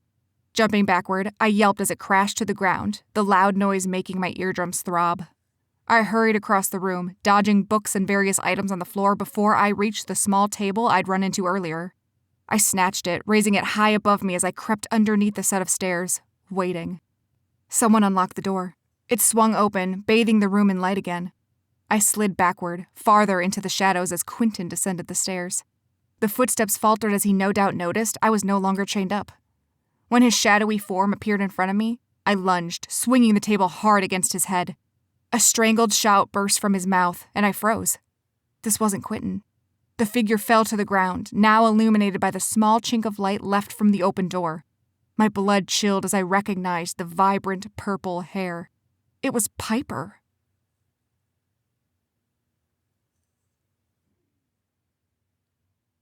Chapter 23. Vince. I said nothing as I jumped Luke, Benny, and me back to Luke's house. A steely rage had taken over my shock and horror from earlier. Now, all I felt was a bloodthirsty desire to rip apart Cora's father. But first, I had to find him. I'd expected Hector to take off as soon as we'd left, but to my surprise, he stood there, waiting in the yard where we'd left him, his arms crossed and his expression grim. I dropped Luke and Benny's arms and strode toward Hector, fury coursing through my veins and making me see red. In a flash, crimson smoke pooled from my fingertips. I snatched Hector by the collar and lifted him high in the air. Behind me, Luke shouted something, but I ignored him. "Where is she?" I roared, my arms quivering with anger. "Tell me!" Hector's eyes grew wide. He shook his head. "I don't know, I swear." "I don't believe you!" "Vince!" Benny shouted. Footsteps echoed behind me. A swell of power flared within me. My wings prickled. A jet of red magic exploded from my wings, and a sharp grunt told me someone had fallen over. Deep down, a small part of me marveled over the fact that my wings had just cast magic. And I was curious whether it was Benny or Luke I'd just attacked. But my gaze remained fixed on Hector, whose face had drained of color, and I thought of nothing else but hurting him. Ending him. "You knew she would be taken," I hissed. "You knew we would be too late. So where is she?" "Vince, I'm on your side," Hector choked. I growled, lifting him higher, my hold on him tightening. Hector's face turned purple. "Vince, stop!" Luke shouted. "You really think he's not playing a part in this?" I snarled without looking away from Hector. "He knows, and I'm not letting him go until he tells me." "You're choking him," Benny said. "If you kill him, he can't tell us anything." I was so full of rage, so raw and brutal it was all I felt, that I didn't want to listen, didn't want to submit to logic right now. My magic coiled within me, ready to strike, to tear Hector limb from limb. Something heavy slammed into me, and I released Hector. A force pushed me to the ground, pinning me in place. It was Luke. He hovered over me, his eyes dark with an intensity I'd never seen before. I struggled against him, but then his fingertips pressed against my temples, and I went still. I was on the lacrosse field again, but instead of standing there with my cross and my gear, I was wrestling with Luke, as if he'd jumped us to the field. "Easy, Vince, relax," he shouted, still grappling with my arms as I tried to free myself. "This isn't going to solve anything. You won't get her back by killing Hector." A feral roar tore from my throat as I shoved Luke off me, but when I rose to my feet, we were still on the field. Whirling to face him, I said, "Take us back." "Not until you chill the hell out." I stomped closer to him. Luke, I swear to Lilith. What? You'll kill me? Luke crossed his arms. We're on my turf now. I'd like to see you try. I faltered, glancing uneasily around the field. My turf, he said. What would happen if I tried to attack him here? This place wasn't real. I assumed it was in my mind, or his. I didn't want to think about it. We were wasting precious time. Hector knew Quentin would be there, I croaked. He knew Cora would be kidnapped. That doesn't mean he's working with Quentin. Think about it, Vince. Why would he be waiting for us at my place if he was involved in this? I stilled. The logical part of my brain that I'd pushed away now resonated with agreement. But my fury still pushed back. You expect me to just trust him? Of course not. But he's not the enemy right now. You can settle the score with him later. There are more important things, like finding Cora. I huffed several angry breaths before the redness at the end of my vision slowly vanished. My heart rate steadied, and I looked at Luke as if seeing him for the first time. I inhaled, regret burning within me. Sorry, Luke. Grimacing, I rubbed the back of my neck. He took your girl, man. I get it. Knots of fear and anguish twisted through my stomach. What horrors was Quentin subjecting Cora to? No, I thought, shaking my head.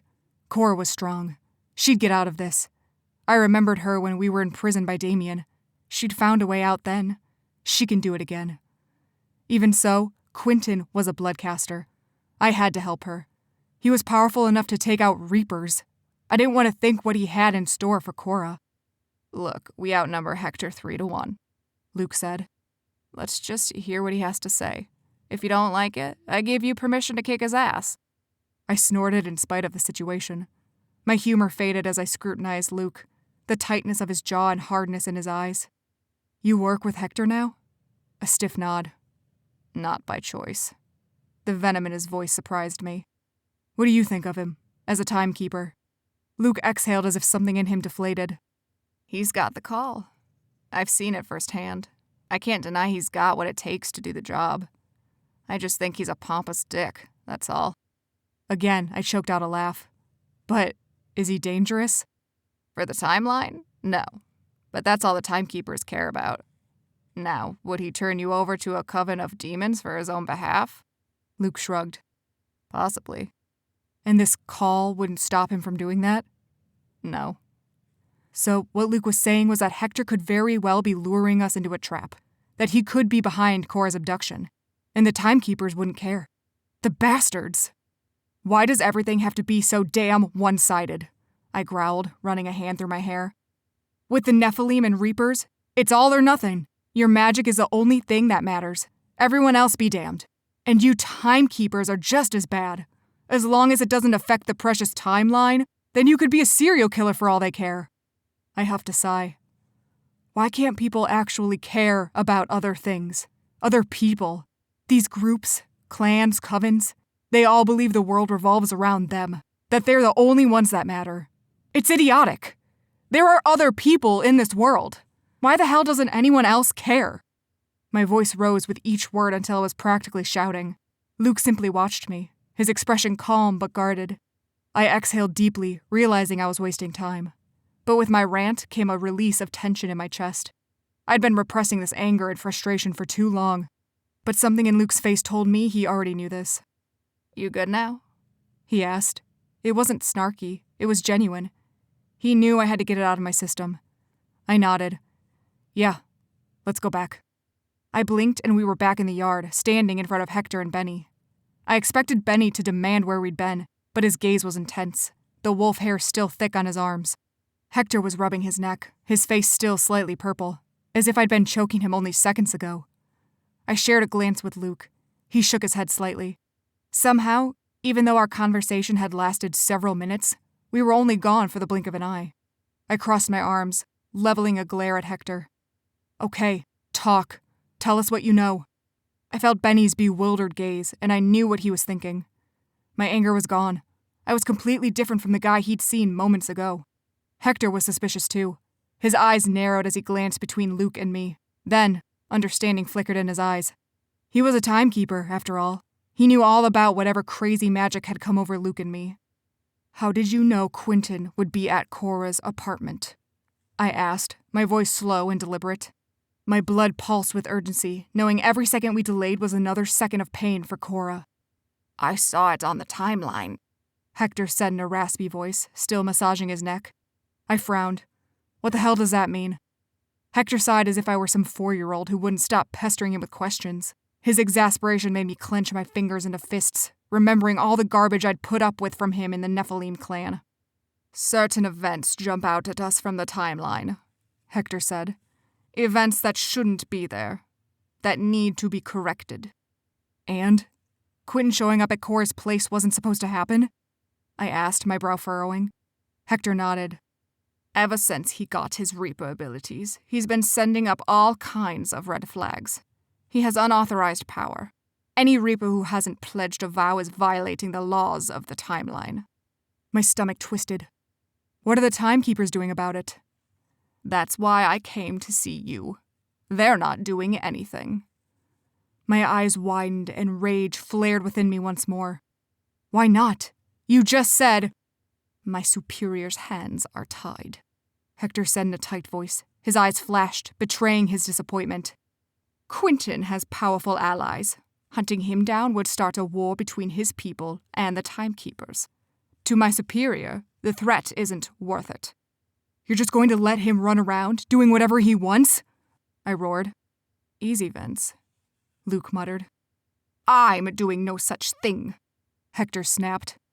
But I don't have the authority to send the Timekeepers to war with Quentin Cox. All I have are my own powers. And you three.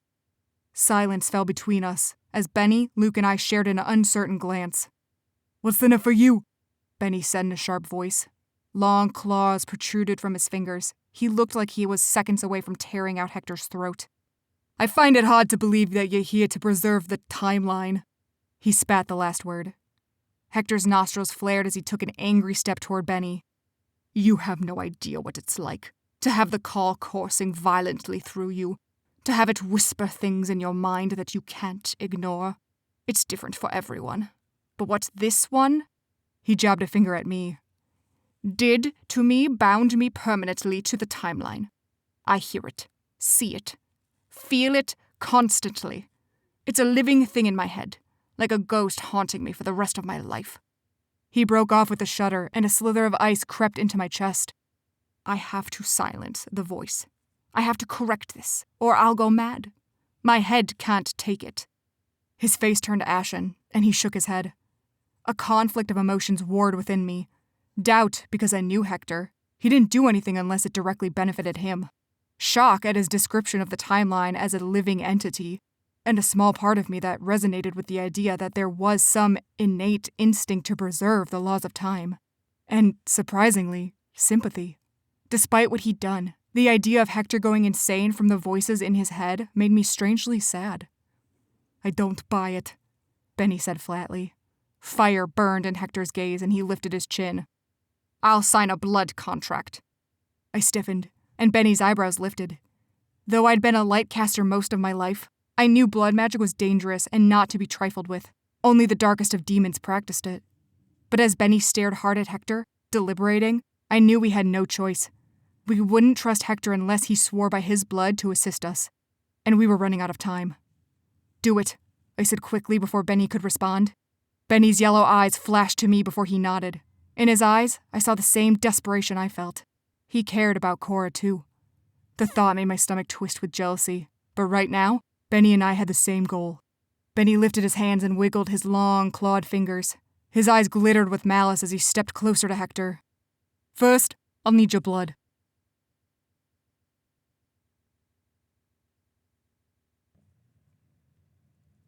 Chapter 24. Cora. Feeling ridiculous, I brandished the small table higher, ready to slam it into Piper's face if I had to. Piper's hands flew up. Wait, hold on, I'm not here to hurt you. Liar, I snarled, advancing toward her. I swear, she shrieked, her arms shaking. We are sisters, Cora, I wouldn't hurt you. I froze. My blood turned to ice in my veins. Sisters? It couldn't be true. Piper took advantage of my hesitation, her dark eyes widening as she slowly lowered her hands. A small gash oozed on her forehead from when I'd hit her with the table. Quentin's my father, too. Doubt mingled with disgust inside me as I considered her words. If she was telling the truth, then I pitied her. I was messed up enough, having grown up without Quentin in my life. But Piper? Had she been raised by him? Raised by a monster? And your mother? I said in a low voice. Dead. He sacrificed her. She wasn't a bloodcaster. He wanted to see if he could carry on the bloodline with a normal dark witch. Piper lifted her chin. It didn't work. So, why are you still alive? I snapped, my eyes narrowing. My gaze slid to the open door at the top of the stairs as if expecting Quentin to burst in and shout, "Surprise!" He needs me to do his dirty work for him. He's holding my aunt hostage, using her as leverage. Her voice broke and she swallowed. He'll kill her if I don't obey him. Something within me softened, but only a fraction. I knew what it felt like to be strong-armed by someone who should have your back. Even so, she stole from me. I kept the table gripped tightly in my hands, though my arms now throbbed from holding it for so long. You infiltrated my coven, I said softly. You manipulated my people and stole money from me. Why should I trust a thing you say? Because I didn't know what he'd do to you. Piper's eyes shone with tears. I swear it, Cora, I was listening when he was down here earlier and... She broke off with a strangled sob. I'm so sorry. I stared at her. Emotion and concern swirled inside me, but I kept my face impassively smooth. I still don't believe you. Won't he kill your aunt if he finds out you've helped me? Piper's expression cleared, her eyes glinting with determination. I trust you to keep her safe, more than I trust him not to hurt her. I continued to scrutinize her, searching her face for the telltale sign of a lie. Grief and regret swam in her eyes, but there was a fire in her gaze I recognized in myself. Hurt, betrayal, and aching loneliness. It was like looking into a mirror. Quentin had hurt her, badly. I didn't know the full extent of it, but I could read the trauma in Piper's eyes. Perhaps she'd always longed for him to become a proper father figure. I shuddered to think what kind of harm he could have inflicted on her over the years. The emotion within me warred with common sense until my heart won over. I can't promise to save your aunt, I said. I know that, she said quickly. But you'll try, won't you? I nodded and set the table down. Piper's face softened in relief, but I jabbed a finger toward her. Cross me, and I'll kill you, I hissed. To my surprise, she grinned back at me, her nose slightly red. I'm counting on it. I glanced up the stairs. Is he here? No. He went to grab takeout, but he'll be back any minute. Takeout? The idea seemed absurdly ordinary, given the fact he had his daughter chained up in the basement. He's probably got wards around the place, I said, raising a questioning eyebrow at her. He does. Can you disable them?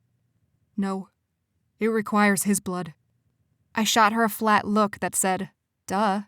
She sighed. Bloodcaster blood. My eyes widened. Could it really be that easy? My jaw ticked back and forth as I contemplated this. Even if my blood did unlock the wards, I had no doubt Quentin would somehow sense that they were disabled. How fast could he get back once he knew? Would his Reaper powers give him supernatural speed? Or did he have a jumping elixir on him? My head was reeling, and I took a deep breath to steady my nerves. I can do this. I looked at Piper. You got a phone? She shook her head. He has a landline, but it's scrambled. Won't work unless he's here. Something hardened within me. Piper was practically a prisoner here like me. She might be free to roam, but she couldn't get out or call anyone. With no phone, I couldn't reach Vince or Benny. No one knew I was here, and I couldn't jump.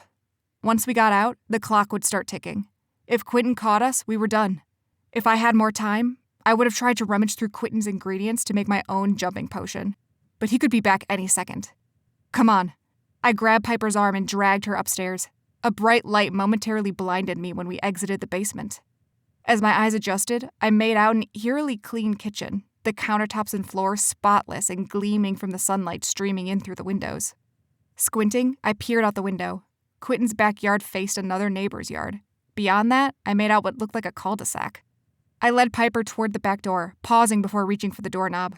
Magic prickled against my skin, and a faint warbling sound thrummed from the door. I flicked the edge of the knob, testing it. Nothing happened. With a deep breath, I opened the door and waited, my senses straining. But no magic pressed in on me. The wards were still intact. After searching for the sharpest steak knives I could find and arming Piper and myself with them, I slid one against my palm and let my blood drip to the floor. Blood of my blood, disable the charm that's meant to keep out those who will harm. Break the spell and release the wards. Open the path so I may move forward. My hands glowed purple. The warbling of the wards intensified until my ears were throbbing. Then, with a zap that stung me like an electrical shock, the wards went down. A cold silence fell in its wake. The scent of bloodcaster magic tingled in the air, but it faded with each breath I took. I stretched my hand forward, reaching toward the backyard. Nothing happened. I felt nothing but air and freedom. I looked at Piper. Move. In a flash, we were sprinting, knives in hand as we bolted through the yard, climbing the neighbor's fence. Keep moving, keep moving. I didn't know where we were, but all I had to do was get to the main road and I'd be able to find my way. We just had to get out of Quentin's reach. Do you know where we are? I panted as we ran. Ravenbrook, Piper wheezed. Suburbs. Damn, I should have known better than to expect Quentin to keep us in Hintport. Can we ask a neighbor for their phone? Piper asked, clutching at her side. Too risky. I don't know how many people here are working with him. We rounded a corner and the sound of heavy traffic met my ears. Hope glinted within me. So close, so close. A heavy force slammed into me, knocking me off my feet. The knife skittered just out of reach as my hands met solid concrete, my arms bending at an awkward angle. Piper yelped next to me just before she collided with me. We scrambled to our feet. My arms burned from fresh scrapes, my heart thundering with fear. Striding along the sidewalk as casually as if he were out for a stroll stood my father. His hands were in his pockets, his eyebrows raised. "Well, I must admit I'd expected your escape to take a bit longer," he said with a sigh. "Very impressive." He didn't seem at all surprised. I stiffened and glanced at Piper, wondering if she'd tricked me, but her face had drained of color, and she staggered back a step, her wide eyes full of fear. Please," she whispered. Quentin's eyes darkened. "I warned what would happen if you disobeyed me." I roared with fury and lifted my hands. Purple magic exploded from my fingertips, blasting into Quentin's chest and sending him flying. "Help me!" I urged Piper, who was frozen with terror. She nodded numbly, and we surged forward. Black magic pooled from our hands, mingling with mine as we assaulted Quentin again and again until he was nothing more than a haze of violet ash. The power around us was so thick it suffocated me. But still, I slashed my hands through the air, pushing more magic forward until I felt it drain out of me. Piper suddenly cried out and stiffened. She clutched at her throat and made horrible, gagging noises, like an invisible hand was choking her. I stopped, allowing my magic to recede back inside me. Staring helplessly at Piper, I reached out. Her eyes reddened, her face turned purple. "Piper!" I shouted. The haze of magic slowly disappeared and Quentin emerged, his hand outstretched and flexed. Though he was several feet away, he was somehow choking Piper. "Stop!" I shrieked, rushing to Piper's side.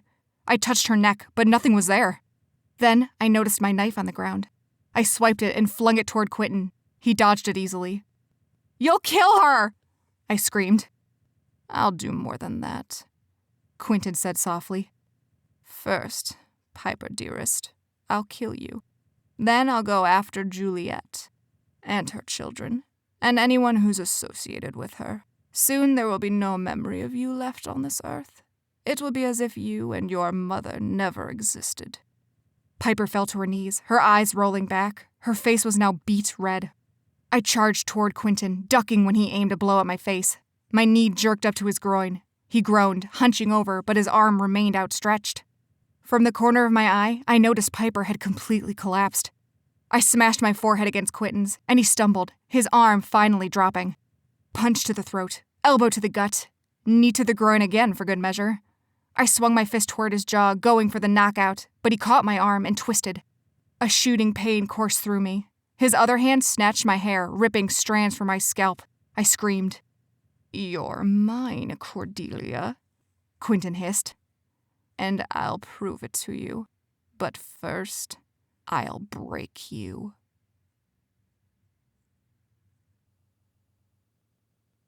Chapter 25.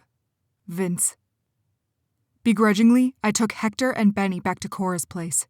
Luke elected to stay behind, since he was no fighter, but he promised he'd remain linked to my mind.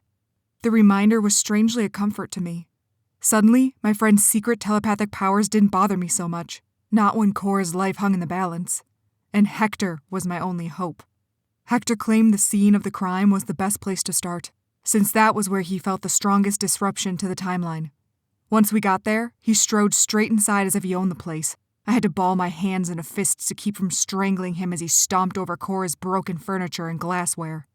Then, standing in the middle of her living room with his arms outstretched, Hector closed his eyes like he was praying. Benny muttered a string of swear words and rubbed his forehead. I crossed my arms, trying to quell the mounting urgency within me. After a few minutes, Hector inhaled deeply. I can see it. See what? I snapped. The timeline. I fell silent. See the timeline.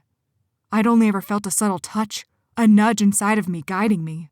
But it made my head spin, trying to visualize the timeline like it was a living thing. And, Benny said impatiently, Quentin leaves a trail, Hector said, his voice far away. His eyes were still closed and his face had gone slack.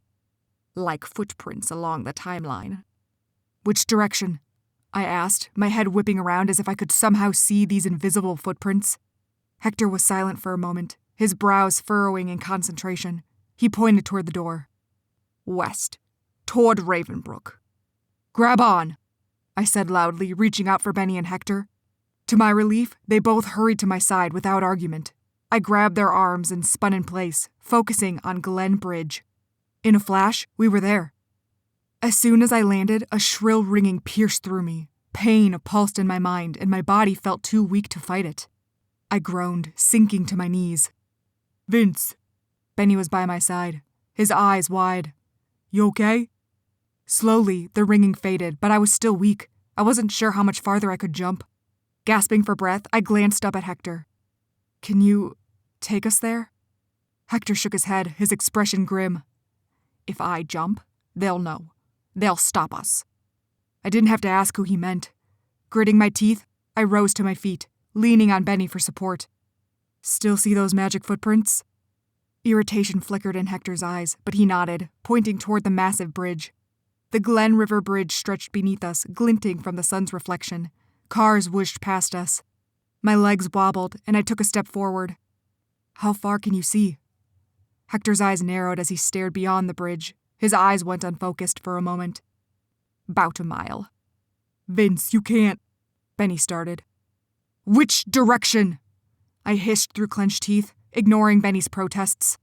Hector glanced between us, his lips tightening. Northwest. I nodded and grabbed Hector's arm again before jumping. This time, white spots danced in front of my vision. The ringing returned to my ears so intensely I thought my eardrums would burst. I clutched at my head and moaned. Torrents of agony flashed across my mind like a dozen migraines slicing through me at once. Hector and Benny's voices were muffled, and I couldn't see anything in front of me. Someone shook me hard, but all I felt was pain. The ringing persisted. I screamed. Smack! Hector's hand connected with my face. My head swiveled, and a new kind of pain blazed through me. But the ringing vanished, and my vision cleared. I stared up at Hector from the ground. My face was covered in sweat. We stood on the sidewalk near the suburbs, the bridge a mere speck in the distance. Panting, I stumbled to my feet. Hector and Benny stared at me with a mixture of fear and impatience. Better? Hector asked. I glared at him. Of course he'd been eager to hit me, but I couldn't blame him for it, since it had worked. With a deep breath, I nodded.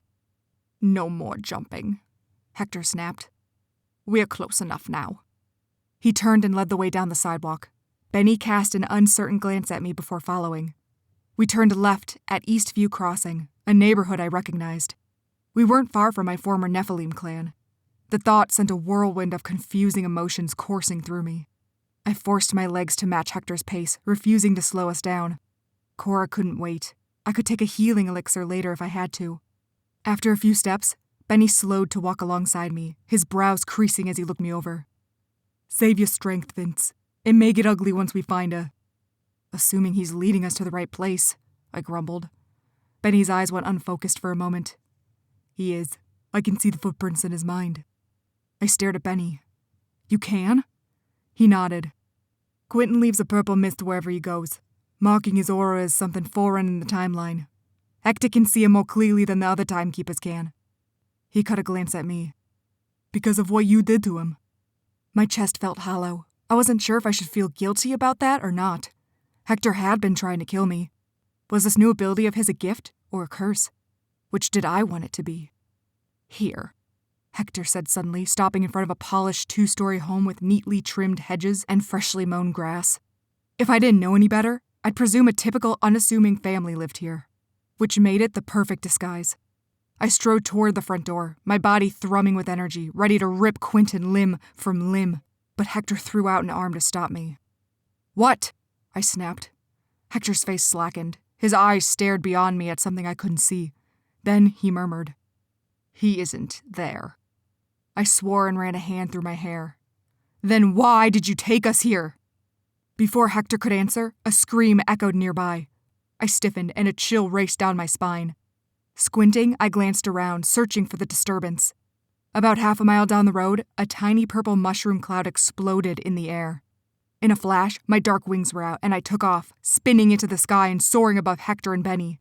Ignoring their shouts, I stretched my back and arms, easily finding the muscles connected to my wings. A groan rippled through me as I flexed my wings again and again, using the momentum to propel me forward. Within seconds, my shoulders and back ached, but I pushed onward. Wind bit at my face and I flew toward the purple magic. 3 small figures came into view. One of them was on the ground, unmoving. I landed on my feet, my chest heaving and my face covered in sweat. A gray-haired man, Quentin no doubt, was wrestling with Cora. He had her arm twisted behind her. A few feet away lay an unconscious purple-haired girl. Quentin saw me first. He straightened, one hand still gripping Cora and holding her in place. Recognition stirred in his eyes. As soon as our gazes locked, a whisper tickled my ears. Something familiar pulsed in my body, responding to this man's presence. I smelled the blood of reapers. I felt his shadowy presence as he slaughtered one reaper after another. A growl built in my throat. And Quentin smiled. Raw, brutal rage sliced through me, swift and merciless. Red crept into my vision and leaked from my fingers like a bloody mist. For one brief moment, Quentin's eyes widened. With a shout, I shot my magic toward him. An explosion of red crashed into him, knocking him backward. Then, Cora straightened, twisting her arm back into place before she noticed me. Her jaw dropped, and shock and awe gleamed in her eyes. I shot more magic toward Quentin. Cora whipped around and leapt for him, pinning him to the ground. Hector and Benny arrived, surrounding Quentin. "Benny, take his mind!" Cora shouted. A muffled grunt, a shout, and then, "I can't!" Benny grunted. Silence fell between us. As the red fog of my magic cleared, I realized why. Quentin had vanished.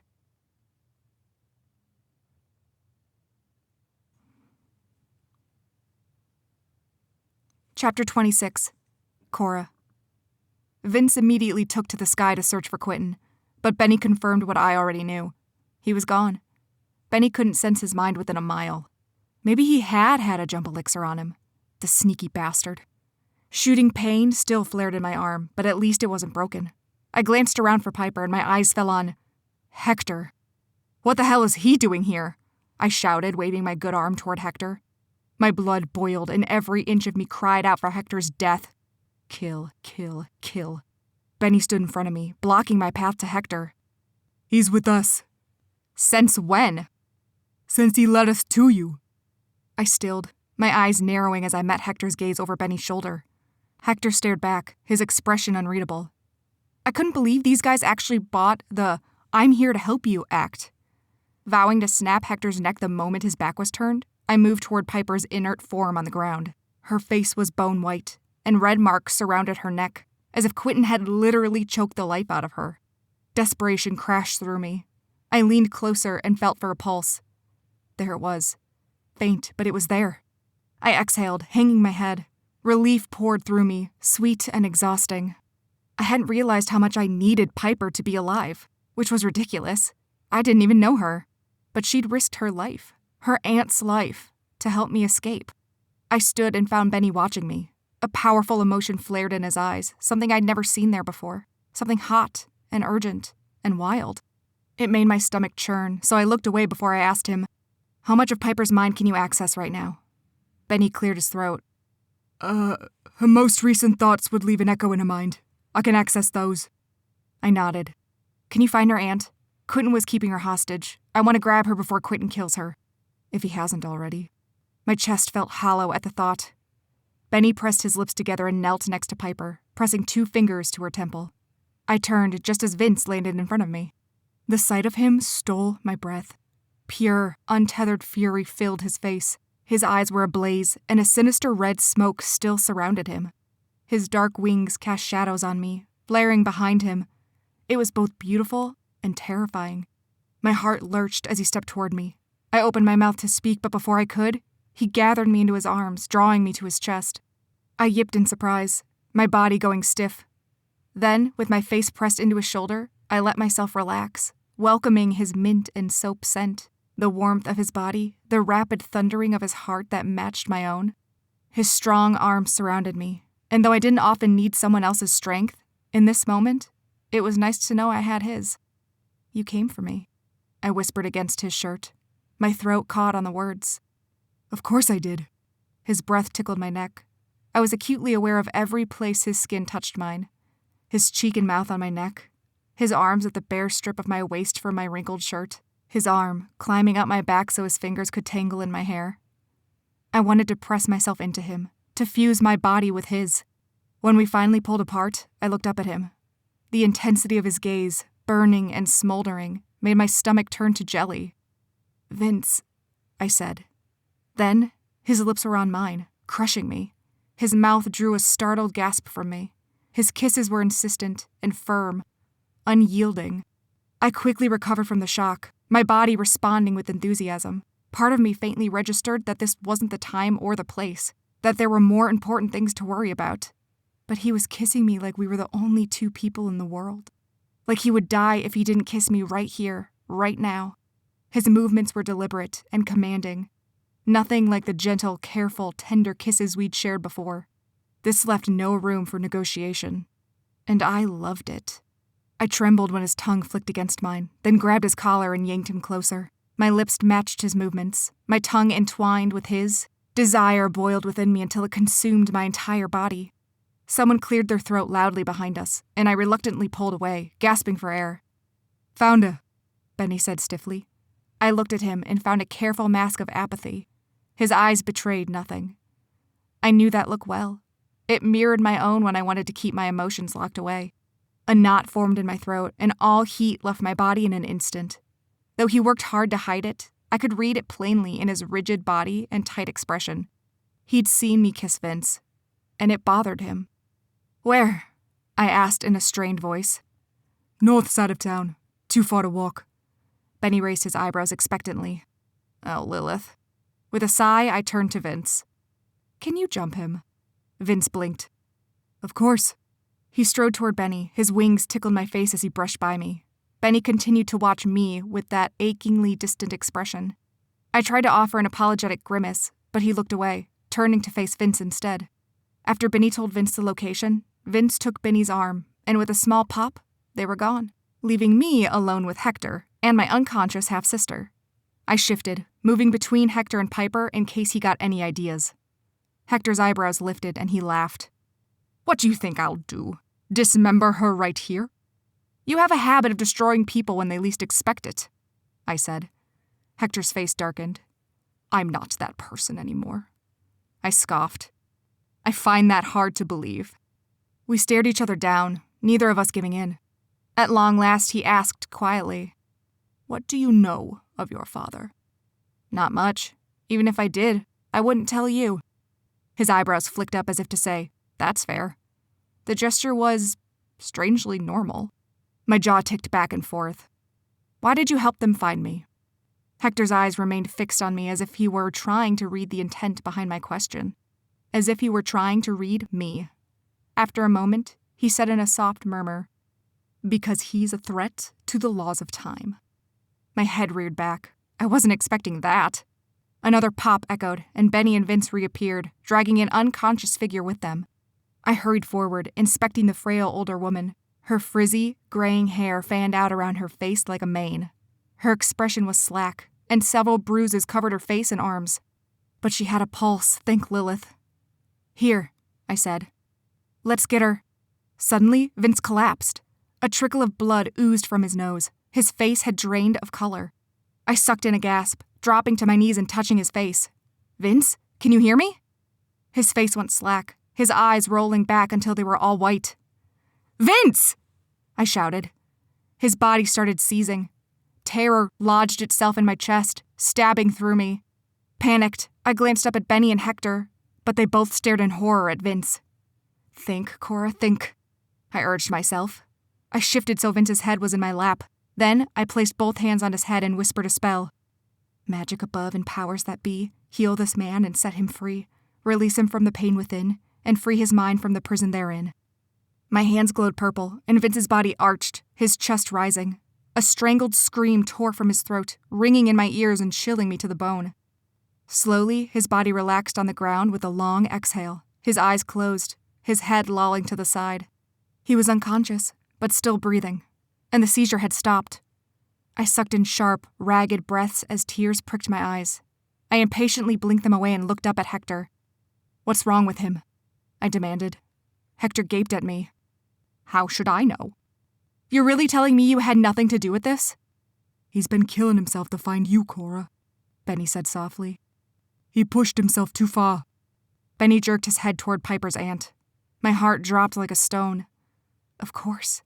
Even jumping with one other person was difficult. But Vince had jumped with 2 people, not to mention everything else he'd done to find me.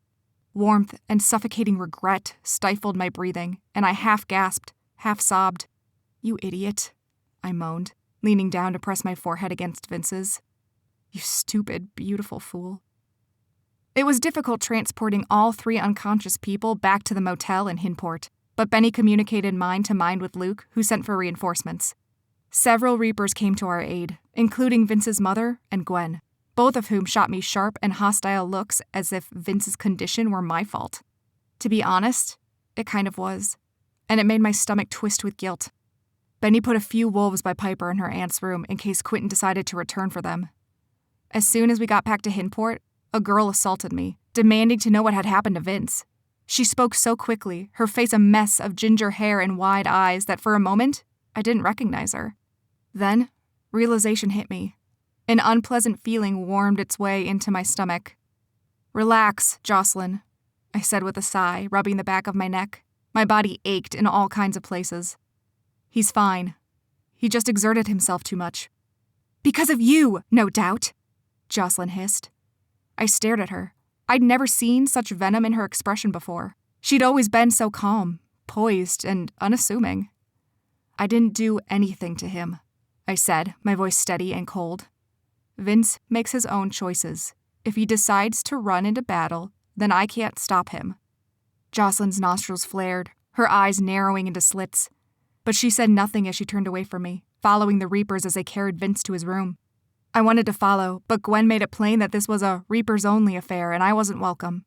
Seething, I plopped down on the carpeted floor of the hallway by Vince's room, determined to stay put until he woke up. I wasn't sure why. He was well cared for, between Jocelyn, Cecile, and the other Reapers. And, as Benny curtly reminded me when he finally tracked me down, I had plenty of coven duties to attend to. I stubbornly refused to leave my post outside Vince's room, and instead had Benny bring me the stack of papers waiting for me on my desk so I could work on them in the hall. Benny stood there for a long moment. I felt the judgment in his gaze, but ignored his stare until he finally stalked off. Before diving into the paperwork, I cast a quick protection spell on Vince's door that would alert me if anyone broke in. Then, I tethered it to my magic, so that if a bloodcaster tried to get through, the entire coven would be alerted. Better safe than sorry, even if I accidentally tripped the words myself. A few people came and went as I signed paper after paper, reading through contracts and agreements, my eyes itching with sleepiness. Gwen shot me an icy glare when she left Vince's room. Cecile paused for a long moment, her penetrating gaze spearing right through me, and Jocelyn breezed past me without a second glance. Hours passed, and Vince still didn't wake. Cecile and Jocelyn alternated staying in his room so he wouldn't wake up alone. I had Benny's men check in with me regularly about Piper and her aunt, both of whom were sleeping. The longer I sat there, the more my body strained and exhaustion pulled at every muscle. And the more I avoided it, the more it stared me in the face. The truth of why I refused to leave the hall. Guilt. Jocelyn was right. This was my fault. It was my fault my coven was in danger. My fault Vince had gotten hurt. And my fault the realms were being torn apart.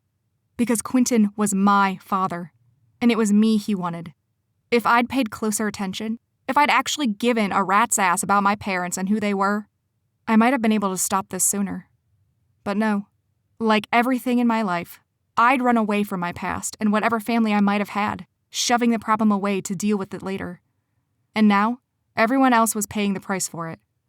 I gritted my teeth through the aches and pains throbbing through my body, relishing in the discomfort because deep down, I knew I deserved it. I deserved so much worse.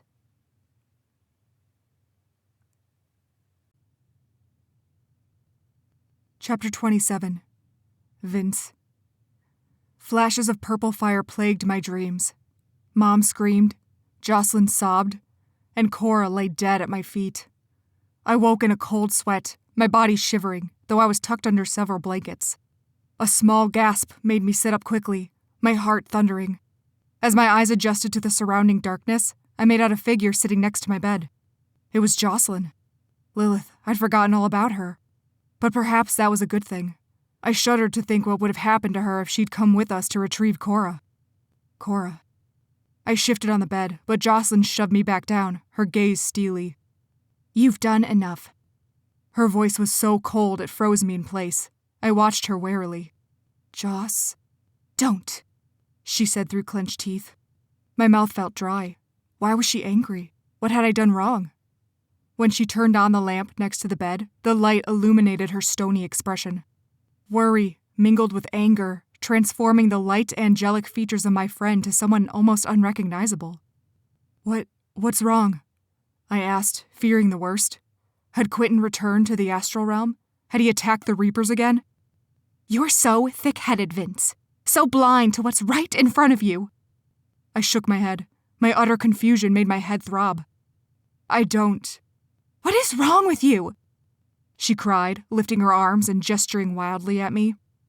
You don't check with anyone before diving in like a complete idiot, almost killing yourself in the process, even though Cecile explicitly said we should be resting, preparing for a battle we might have to face. I thought... And not only that, but you managed to piss off the Timekeepers enough to completely butcher any efforts Gwen made to work alongside them. My blood ran cold. Oh no, you mean... Yeah. They sent a nasty message to Gwen just before their meeting, letting her know they didn't appreciate the Reapers working alongside a rogue Timekeeper they've been trying to track down. Rogue Timekeeper? That could only mean Hector. Bile climbed up my throat, and my mouth twisted. What had I done? I didn't realize. Cora was abducted. She could have died. Oh, of course. Because Cora's the only damn thing that matters in this world. Jocelyn spat. My head reared back. I had never heard her talk like that. Joss, I breathed in disbelief. Jocelyn sighed, rubbing her forehead. You're so clueless, Vince. Her voice was softer, more exasperated and less hostile. You don't understand that what you do affects everyone. Did all those years living in a Nephilim clan teach you nothing? She dropped her arms, letting her hands fall on her thighs. The Reapers need you. Your mother needs you. I need you. My tongue turned to sandpaper in my mouth. Numbness spread through my entire body as the sincerity of her words struck me hard. Jocelyn... She raised a hand, her expression pained. Don't, she whispered. I know you don't see me the same way. She laughed, the sound harsh and grating. Your actions today proved who you care most about. My chest felt hollow. I wanted to deny it, but how could I? Everything she said was true. I loved Cora. I didn't love Jocelyn. And as awful as it sounded, I cared about Cora more than I cared about the Reapers. I'm sorry, I said weakly. So sorry, Jocelyn. I never meant to hurt you. And you're right. My actions today were thoughtless. I should have been more considerate. I should have come to the Reapers first. Jocelyn nodded, her jaw still rigid but her eyes softening. But would you have done anything? I asked quietly.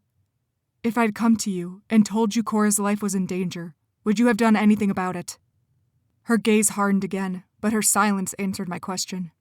No, she wouldn't have done anything.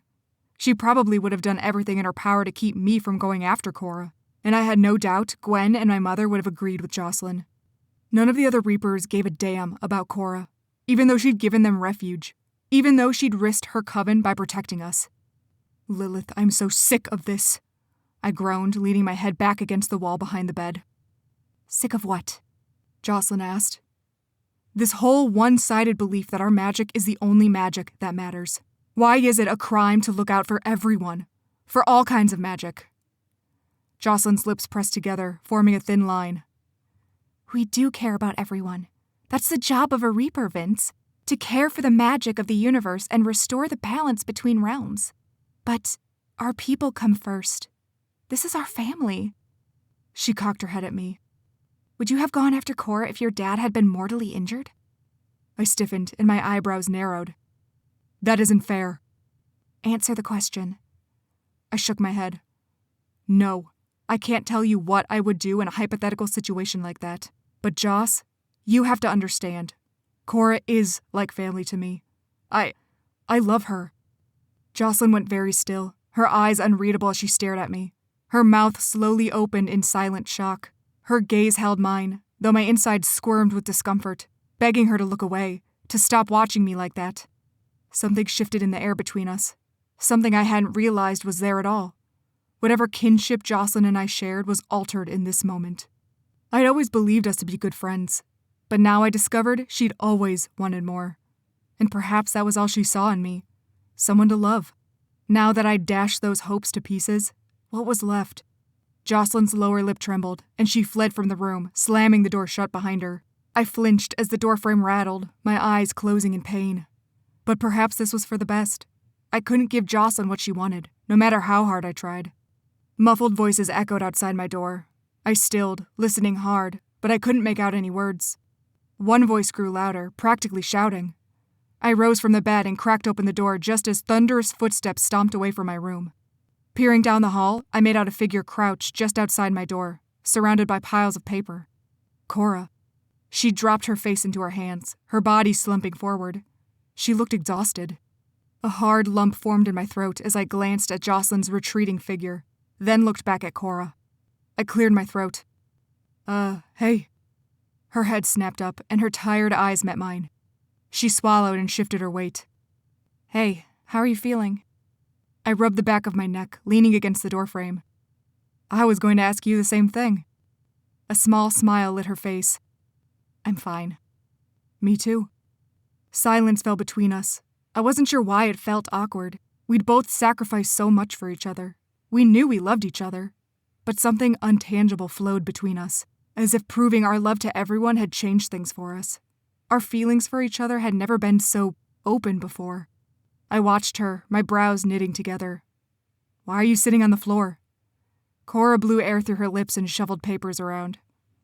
I wasn't exactly welcome in your room, but I couldn't bring myself to leave until I knew you were okay. Her voice trailed off, her cheeks turning pink. My own face warmed, and something hot slithered in my chest. But then I thought of my mom and Jocelyn. How could they treat Cora so horribly when she'd done so much for us? It didn't matter what mistakes I'd made. It wasn't like Cora asked to be abducted. Do you want to come in? I gestured to the open door. Hesitation lingered in her eyes as she looked between me and the door. I'm not sure I should. Why not? I'm pretty sure Gwen would skin me alive, if Jocelyn doesn't get to me first. I winced, but Cora laughed.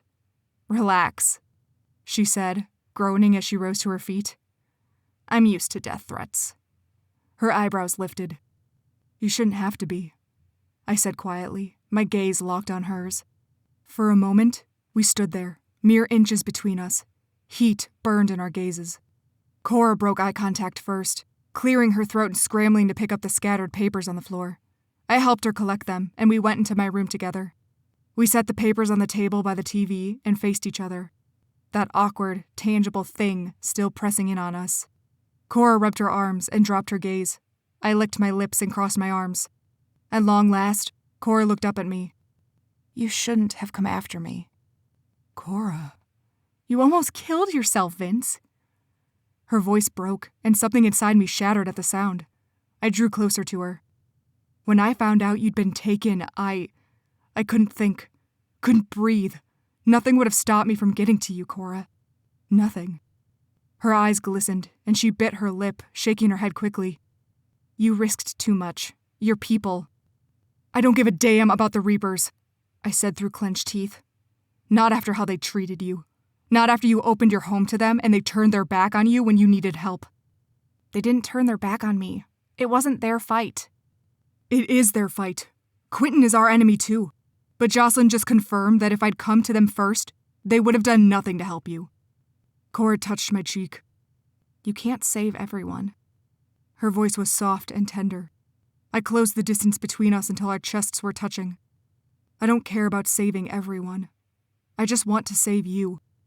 Her fingertips trailed down my cheek, hovering over my lips. The gentle touch of her against my skin made me tremble. I can take care of myself, she whispered. I know you can, but it wasn't just you who was in danger. You needed help, Cora. It's okay to admit that. She nodded slowly. Piper, she's my half-sister. I blinked, stunned. What? Her mother was a dark witch. Quentin sacrificed her. I flinched. Merciful Lilith. He's a psychopath, Vince. You need to be careful. He has no feelings. He sees nothing but power, and he's strong. Stronger than me. I arched an eyebrow. No one is stronger than you. Amusement danced in her eyes, but she stared intently at me. Stronger with his magic.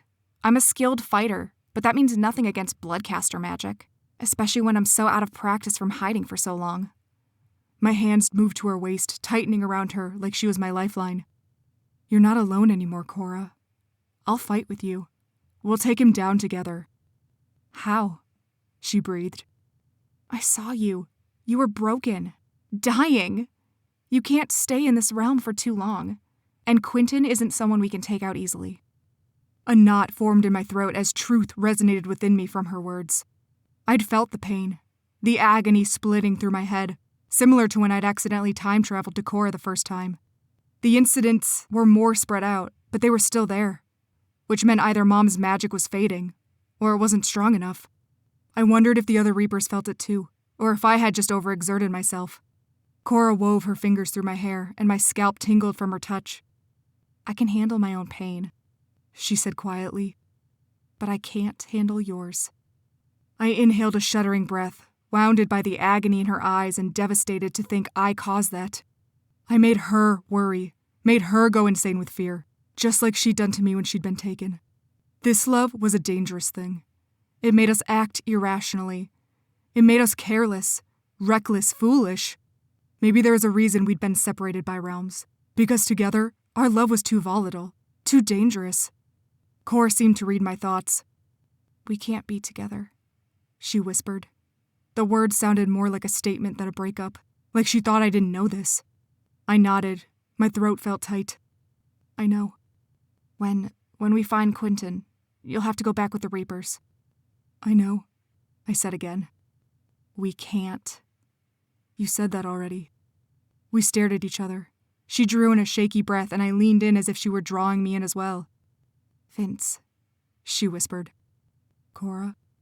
Her mouth opened and closed, her eyes wide as they scanned my face.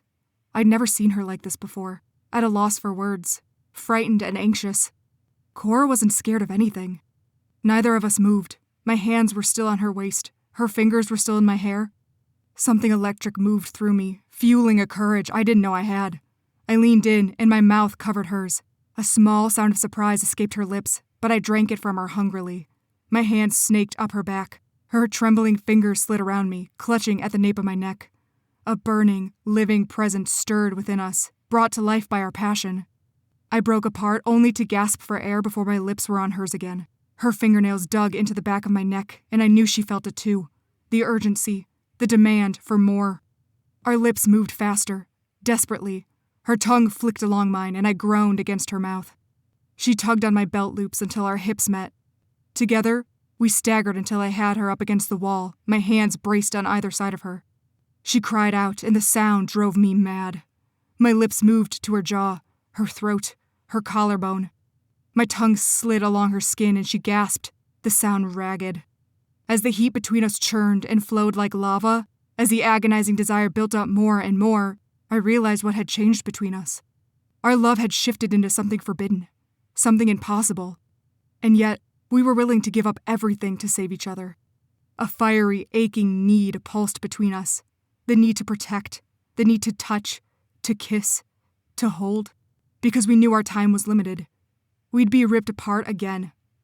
There was only us, here and now. I kissed her, pressing against her, feeling her body arch into mine. The fierce pounding inside me urged us onward. More, more, more. Suddenly, a heavy knocking sounded at the door. It was like dumping a bucket of icy water on me. "Cora, you in there?" Benny's muffled voice asked. "Piper's awake." I stilled, my gaze shifting to Cora. Her face was ashen, and she carefully slid out of bed before throwing her clothes back on. More knocking. "I'm coming," Cora rasped. In seconds, she was dressed. She turned to look at me, regret and longing filling her eyes. Time seemed to stop, and for a brief moment, I wondered if I'd somehow triggered my powers. But no, that was just the reality slamming into me full force, and my mind took a second to catch up. Cora and I stood there, watching each other. A dozen emotions passed between us. The same desire screaming inside me shone in her eyes too. The same conflict of, "We can't do this," mingled with, "I love you and I want you now." And then, the solid reminder that it wasn't just us and here and now, that there were other things happening around us that needed our attention. The thought sent a mixture of guilt and self-loathing wriggling through me. I swallowed. "It's okay," I whispered to Cora. She offered an apologetic smile. Leaning in, she pressed a soft kiss to my lips. So chaste compared to what we'd almost done. For a moment, that same heat thundered within me, demanding more. But before I'd opened my eyes, she'd left the room.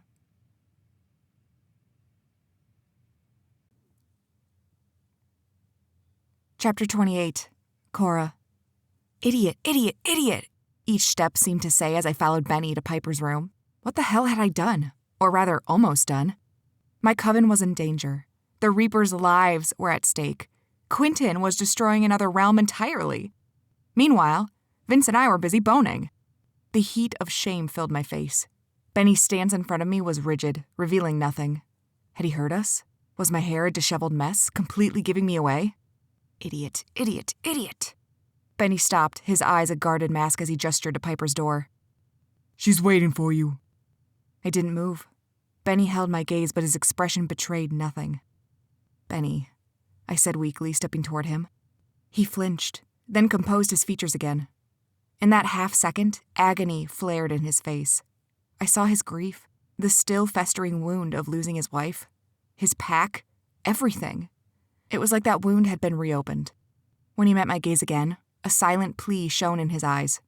"Drop it," he seemed to beg, as if saying the words would be too much for him. I nodded once and knocked on my sister's door. "Come in," a faint voice said. I strode inside without glancing at Benny. Bright light streamed from within the room, and I squinted against the glow, thinking Piper was summoning some kind of magic. But no, she just turned on every lamp in the room. The floor lamp, ceiling lamps, night lamps, lamps on all the tables, the fluorescents, everything. I hadn't realized how dark it was in the hallway until I entered Piper's room. I opened my mouth to crack a joke about it, but then I saw her, huddled on her bed with her knees pressed to her chest, her eyes wide and her breathing ragged. My words died in my throat, and I saw the room through new eyes.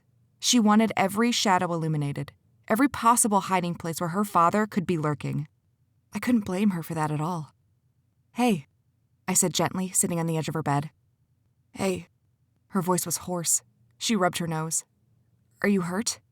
I asked. Stupid question, of course she's hurting. "I mean, do you need a healer or an elixir?" Piper shook her head. "No, I'm all right, thanks." Her eyes lifted to mine. "How's Juliet? And her kids?" "Your aunt's fine, and I've sent my guys to the kids' school to look out for any trouble. They'll bring them here when school gets out." Piper shook her head. "They need to get here, now. Quentin will find them in a heartbeat if some strange, yellow-eyed guys come and yank them out of school in the middle of the day," I said sharply. "It's too suspicious. A school full of witnesses is the safest place for them right now." When the final bell rings and the whole campus is chaos of kids getting home, that will be the time to slip away with them. It'll be easier for my guys to get to them during all the commotion. Trust me. Piper's lips pressed together in a thin line, but she nodded. Thank you. Silence fell between us. I wasn't sure what to say. I'd never been good at condolences or affection. My job had always been to get in, get out, no questions asked. But weeks of playing the role of coven leader, of forcing myself to care for my people, something in me broke at the lost expression on Piper's face. I thought of the dark witch I hadn't known very well, and how headstrong and fierce she'd seemed. But Quentin had broken her, just like he wanted to break me. I opened my mouth to speak, but before I could, Piper said, I'm sorry. I frowned. For what? For stealing from you, dragging you into this.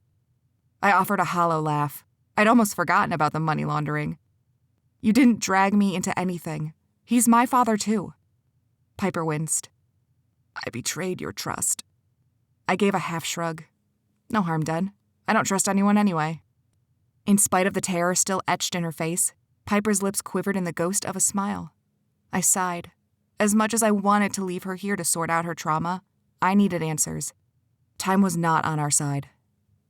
I need to ask you about Quentin, I said. Piper nodded again like she expected this. How long have you known him? My whole life. Everything inside me went still. Oh, Lilith, no. I'd been hoping it wasn't true, that he had just appeared in her life like he had mine.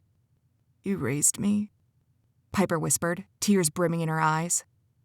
I think he was waiting for bloodcaster magic to manifest itself. Even when I cast my first spell and it was black, he was always hoping. Bile crept up in my throat. Piper had been nothing more than an experiment for him, something to test and discard when he was done. And your mom? I asked. I barely remember her. Flashes, certain smells. Quentin sacrificed her when I was 4. Horror numbed my bones, and I swallowed down the agony clawing at my throat. I'm not sure when things changed, Piper went on. But high school was when I saw him for what he really was. He used me for his dirty work, no longer caring that I wasn't the daughter he hoped I would be. I smuggled things for him, threatened his enemies, everything he needed to remain anonymous but powerful. She was his weapon, I realized. His blade, just like I was to Damien. He never laid a hand on me, Piper said, meeting my gaze. Never hurt me that way. He was too smart for that.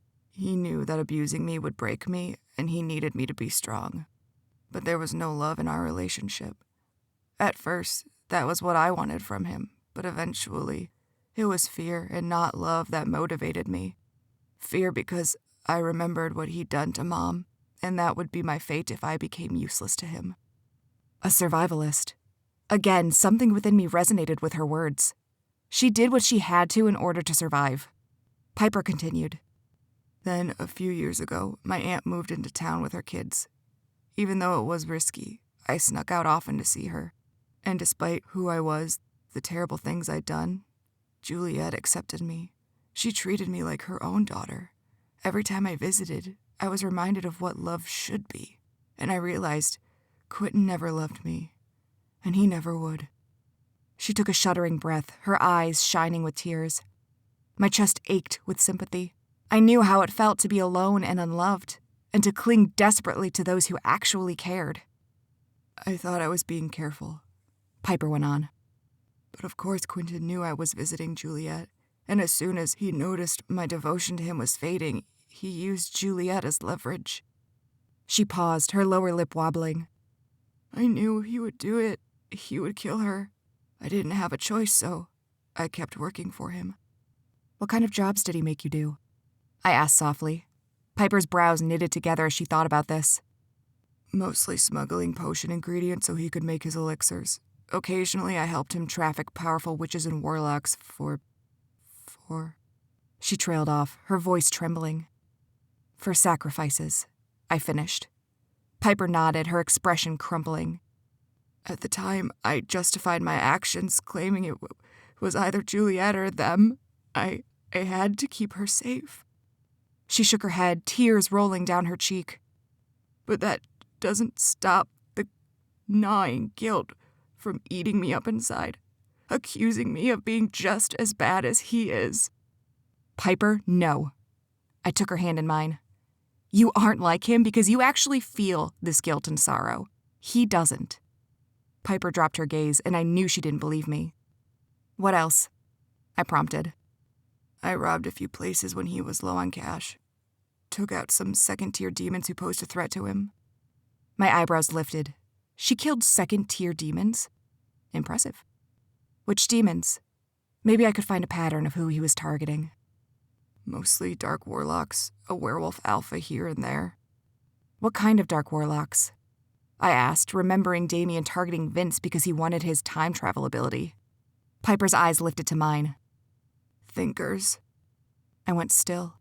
Thinkers are telepaths like Luke and Benny, but Quentin wasn't just targeting normal thinkers, but second-tier thinkers. Benny was second-tier. Why? I asked in a hard voice, trying to ignore the terror that gripped my chest at the thought of Benny in danger. I don't know. He never shared anything with me, just gave me assignments. Yes, Piper was just like me. I never asked questions either. As soon as I had, Damien had blackmailed me into doing what he wanted. I know you're looking for weaknesses, Piper said. But he doesn't have any. Even with his elixirs, he has spells he can cast by cutting himself and spilling his blood. He makes runes with it. Dampening cuffs can't stop him. I already knew that. When Vince and I had been trapped, I'd used a healing rune on Vince, even though the cuffs on my wrist should have stopped my magic. It apparently didn't work on my blood. No one is unstoppable, I said, reverting back to my assassin mindset. Everyone has a weakness. Not him. He doesn't love anyone. He only loves his power. I said nothing. I didn't move, didn't breathe, as the barest form of a plan formed in my mind. Benny told me that Reaper saved my aunt, Piper said in a whisper. I stilled and looked at her. That Reaper. Vince. Will you tell him thank you? Piper asked. Thinking of Vince set knots of longing and sorrow into my chest. Slowly, I nodded. When I stood, Piper took my hand again, her eyes pleading. When you make your move, I want to be a part of it. Her eyes, once broken, now gleamed with the hungry haze of vengeance. Let me come with you. Once again, I knew that feeling down to my core. Piper and I were the same, fueled by the fear of death, burdened by a power-hungry father, forced to hone skills that shaped us into brutal warriors. I will, I promised before I left the room. I tracked Benny down in our new offices, a shabby alternative to what we once had. But for now, it served our purposes. Benny sat at a tiny card table, surrounded by the papers I was supposed to finish. When I approached, something unpleasant coiled in my stomach as I realized Benny must have returned to Vince's room to get the papers I'd left. I cleared my throat as I approached, but Benny didn't even glance up. I stood in front of him and crossed my arms, eyebrows raised as I watched him sign a document. At long last, Benny exhaled in exasperation and looked up at me, his expression closed off. Yes? My brows knitted together. Benny had his moments, but he was never this irritable for this long. I hated the tendril of dread inside me that told me it was my fault. I need your help setting a trap for Quentin, I said. Benny stared at me, his eyes betraying nothing. Something sparked in his eyes, but it was gone in a flash. Oh, was all he said. You're not going to like it, I said.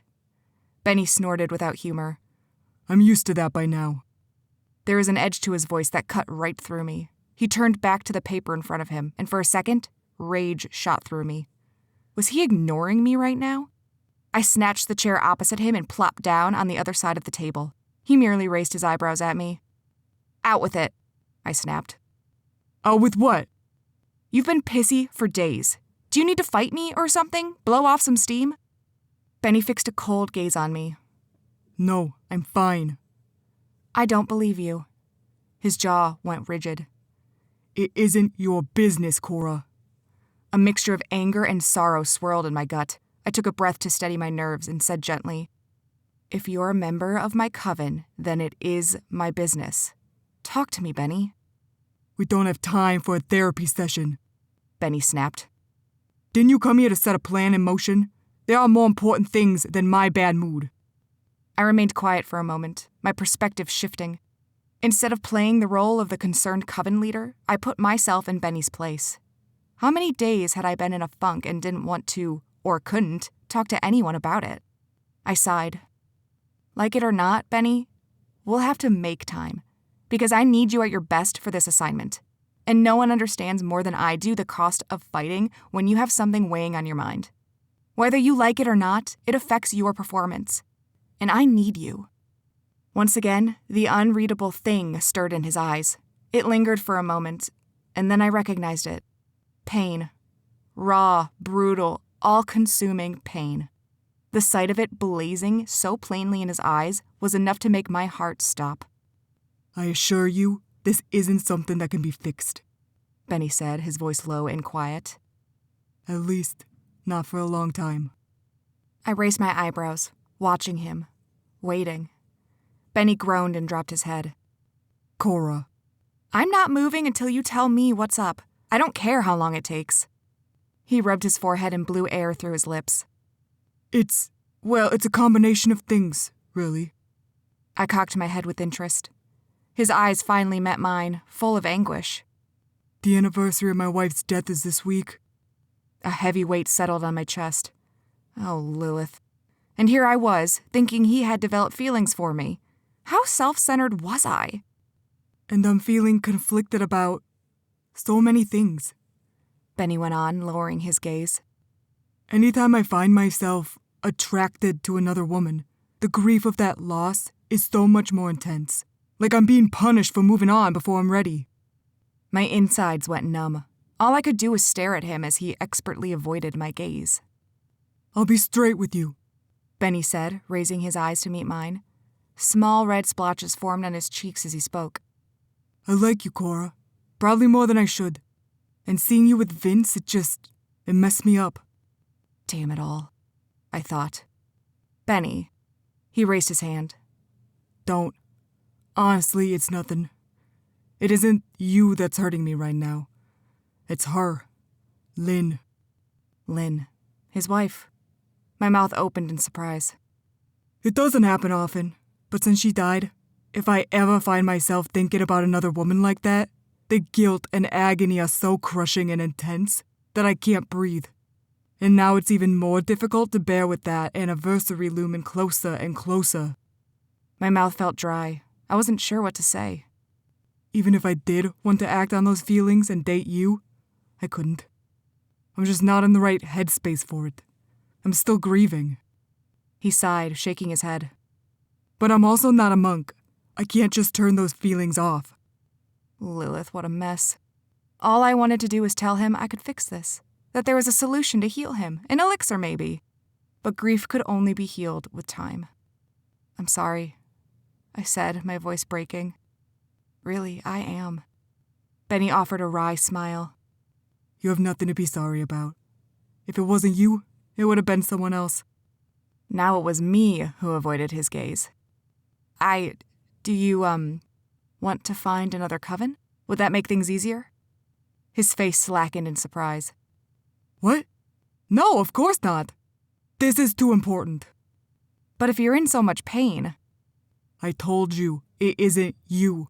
I'd be feeling this way no matter where I went, and I can't let grief rule my life. There's too much for me to do. I nodded, fully understanding this. Well, if you change your mind, I won't begrudge you for leaving. His smile turned more sincere. Thanks. I crossed one leg over the other and rubbed my palms on my jeans. Everything was so complicated now. What was I supposed to say? Benny cleared his throat. Well, now that that's out in the open. He laughed nervously and I joined in. Something loosened in my chest ever so slightly. Benny's expression sobered and he asked, Did you say you had a plan for catching Quentin? I nodded, leaning forward, eager for the subject change. Yes, Piper was telling me about him and how he doesn't seem to have any weaknesses. First of all, I wanted to ask you about thinkers. She mentioned Quentin was targeting them, specifically thinkers who are second tier. Like you. What do you know about that? Do you pose any threat to him? Benny frowned and rubbed his chin in contemplation. There are so many different variations of telepaths out there. For instance, Luke and I aren't exactly the same. No two thinkers are. His brows knitted together, his expression growing distant. But for a bloodcaster? He trailed off as something lit up in his eyes. Can you make a thinking elixir? My mouth opened and closed as I considered this. No, actually. I tried once, but it didn't work. Nothing can replicate a telepath's abilities. Benny raised his eyebrows as if this explained it, but I shrugged. Why does that matter? Quentin has an entire arsenal of elixirs and power at his disposal. Why would he care that he can't duplicate a thinker's power? Benny shook his head. I don't know. Let me do some research and reach out to my contacts. There are covens of thinkers out there who would know more about this than me. But if he's taking out thinkers because he feels threatened, maybe there's something we can do that would wound him, or even kill him. I nodded as Benny rose to his feet. I followed suit and cleared my throat. That's not all. He looked at me expectantly. I want to set a trap for him, I said, using myself as bait.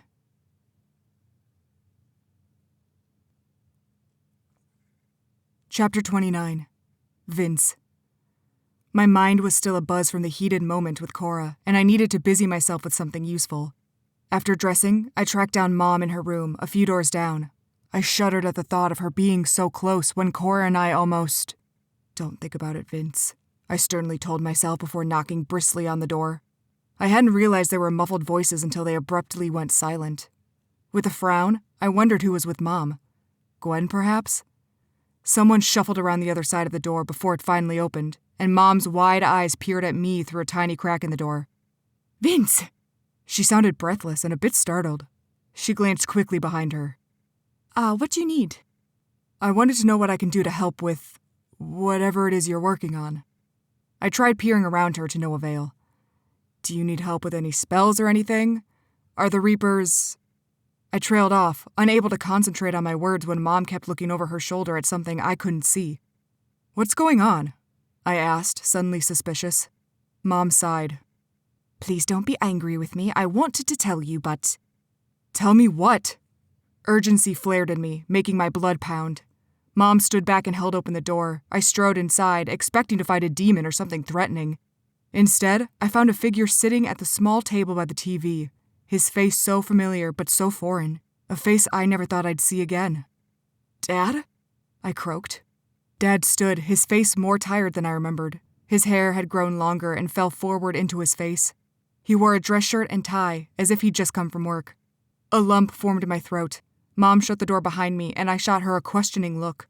Her mouth opened and closed, her face redder than usual. What's he doing here? I stammered. I brought him here, Mom said. To keep him safe. I didn't want Quentin using him as leverage. I'm not entirely helpless, Dad grumbled. Mom snorted. Yes, you are. Dad grinned. Their easy banter, as if they hadn't been separated for over a decade, made my head spin. I leaned against the wall for support, my mind dizzy and throbbing. But why didn't you tell me? I demanded, remembering Cora's insistence that I see my dad, before everything exploded in our face and Quentin abducted her. Well, after everything that happened with Cora. Mom stopped abruptly, pressing her lips together. Her eyes were guarded, as if she didn't want to be completely honest with me. Everything that happened with Cora. I remembered Cora saying she wasn't welcome in my room while Jocelyn, Gwen, and my mom had been in there, and Jocelyn's claim that I'd screwed everything up by going after Cora. Ice hardened in my chest. You didn't trust me. My voice was hollow. Not after I ran off and nearly got myself killed. Your mom just wanted to wait until I was brought up to speed, Dad said. You were the first person I wanted to see, Vince. But you were also injured and needed rest. We didn't want to overwhelm you. I'm not a child, I said, irritation prickling through me. You don't have to coddle me. Mom raised her eyebrows as if to say, don't we? My blood boiled in response. Yeah, I was reckless, I grumbled. I wasn't thinking. With a sigh, I ran a hand through my hair, my anger ebbing. I get it. We weren't trying to hurt you, Mom said. Her gaze flicked to Dad and warmth shone in her eyes. Seeing that look, and seeing my dad return it, made all the tension inside me vanish. My parents had been separated for too long, torn apart by the demands of another realm. and my mom's Reaper responsibilities. They needed to reconnect. Who was I to resent them for that? I'd only been away from Cora for a few months and had been agony. We couldn't keep our hands off each other, clearly. I slowly sank to the edge of Mom's bed. Okay, so fill me in. What's our plan? Mom and Dad shared a look that made me reminiscent of my childhood when they were keeping things from me. Something a child shouldn't hear. Just tell me, I urged. We, the Reapers, are considering leaving, finding a new home. Mom bit her lip and watched me hesitantly. I blanched. What? How? Where? I thought we could only stay here temporarily. We can. I don't mean here in the mortal realm. I mean the underworld. My blood chilled. The underworld. I didn't know much about it, only that the astral realm served as a bridge between the underworld and the mortal realm. But you only said dead people could live there, I said slowly. That's not entirely true, Mom hedged. Gwen may have found a loophole. There was hope in her voice. It sounded as if she were giving up entirely on the astral realm. And if that were true, did that mean I could never come back here? I could never see Cora or Dad again? I shook my head in confusion. Okay, so you want to just run away instead of fighting Quentin? He has the power of our realm at his disposal. He's unstoppable. The risk is too great. If we fight him and lose, which is highly likely, then our work can't continue. The souls of the dead will suffer, and the balance between realms will be torn apart. It sounds like that's already happening, I argued. He's already done the damage. We need to stop him before he does any more. Do you really think he won't try to follow us to the underworld and finish the job? Mom's face paled, but her expression hardened with determination. This isn't an easy decision, Vince. We have to consider our duty as Reapers. I am so sick of this, I snarled, jumping to my feet. We are not the only magical creatures that exist. There is an entire coven here, a damn bloodcaster for Lilith's sake, who can help us fight this war. We aren't Quentin's only enemies. We need to unite with the others who are trying to stop him. Like Cora? Mom's voice was flat and full of sarcasm. Yes. My voice faltered. I didn't like the steely look in her eyes. Our problem escalated when you dragged her into this, Mom said. Anger flared within me once more. None of this is her fault. Quentin is her father. Yeah, and unfortunately, we don't get much choice who our parents are. My tone was biting and harsh, and Mom's head reared back in shock. Vince, Dad whispered in warning. Cora's a demon, Mom snapped, her eyes blazing. No, she isn't. She's a bloodcaster. She runs a demon coven. She's on their side. So? I cried, raising my arms. You're a Reaper, Mom. Who are you to judge? You became a Reaper because your light magic was taken from you. You don't get to turn your nose up at dark magic anymore. Look at the facts, Mom said, stepping toward me. Over half a demon population preys on humans. Most of them can't even control the urge to kill. We turn our nose up at demons for a reason. They are killers, Vince. I shook my head again and took a shaky step away from her. This "we're better than them" garbage she was spouting sounded a lot like what Hector believed in when he thought Nephilim should be isolated from everyone else. And honestly, were Reapers any different? So secretive, so private. They didn't want to share anything with Cora when we arrived. And now they want to look for a new home, away from everyone to carry on this sacred duty? My gaze shifted to Dad, who watched me with a stony expression. The emotion in his eyes, the unease. It suggested he disagreed with Mom. But he said nothing. I clenched my teeth as resolve and bitter hatred hardened inside me. Do whatever you want, Mom, but I won't be any part of it. I'm staying to fight. Mom's mouth fell open. Dad's face paled, and he rose to his feet as if to stop me. Before either of them spoke, I stormed out of the room. I was halfway down the hall when I collided with Luke. My friend yelped as we both fell over. Laughing, Luke extended a hand to help me up. When we both stood, his expression sobered as he no doubt took in the rage etched in my face. What happened? He asked. Don't worry about it. What are you doing here? The edge in my voice made the question sound more like a demand. Luke cleared his throat. Benny asked for my help, and I've been doing some research. I think I found a way to help you. I raised my eyebrows. Oh? I'll need to talk to the other Reapers about it, though. Something in me deflated. I rubbed the back of my neck. Yeah, that might be a problem. Mom says the Reapers want to flee and find a new home, but I refused. I'm staying. Luke's eyes widened. What? Can you do that? No idea, but I can't just run away. I want to fight this asshole and stop him before he destroys everything. Luke's mouth pressed together, forming a thin line. I may be able to help with that. I frowned. With what? 15 minutes later, the Reapers, plus my dad and Luke, crowded in the hotel lobby. A few of Cora's men stood guard around the exits, and Cora herself leaned casually against the wall across from us, watching intently. I avoided Mom's gaze, though I felt her eyes on me. You have our attention? Gwen said, her voice firm and commanding.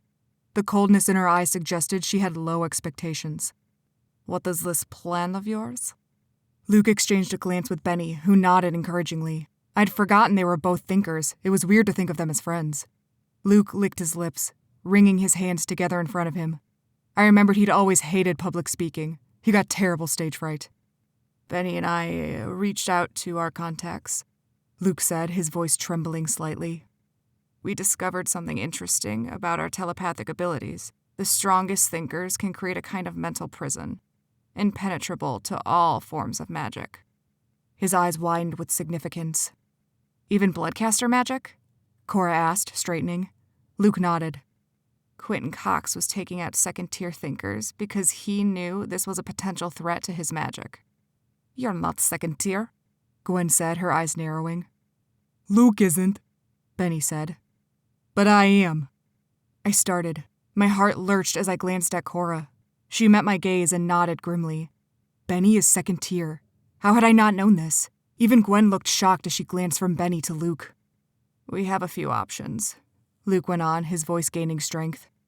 There's a binding spell we can use to bind the Reaper's magic and tether it to a single host, one lone Reaper, to keep the magic protected. Then we can lock this Reaper in a mental prison to keep Quentin from getting to him. The only catch is, the Thinker has to stay alive. If Quentin finds out who's housing this Reaper magic and he kills the Thinker, the magic will be released and the Reaper will die. I suppressed a shudder as my blood ran cold at the thought. You're suggesting we trap our entire arsenal of magic in the mind of this demon? Gwen gestured to Benny, who stiffened. The incredulity and scorn on Gwen's face was enough to make my blood boil. If you want to take Quentin down, you're gonna need to get over your bitchy prejudice real fast, Cora said, her eyes burning with fury. Gwen's lips tightened and her nostrils flared. Murmurs rippled around the room from Reapers and demons alike. Before the arguing escalated, Luke jumped in again. There is another option. The crowd fell silent and watched Luke attentively. Luke swallowed and, for some reason, shot an apologetic glance at me. Vince's mind is connected to mine. We're the only two people in this room with that kind of connection. It would take a powerful spell, but I believe I can keep Vince and the Reaper magic safe in my own mind. I stared at him, my body frozen with shock. It took a few seconds for me to register what he was saying.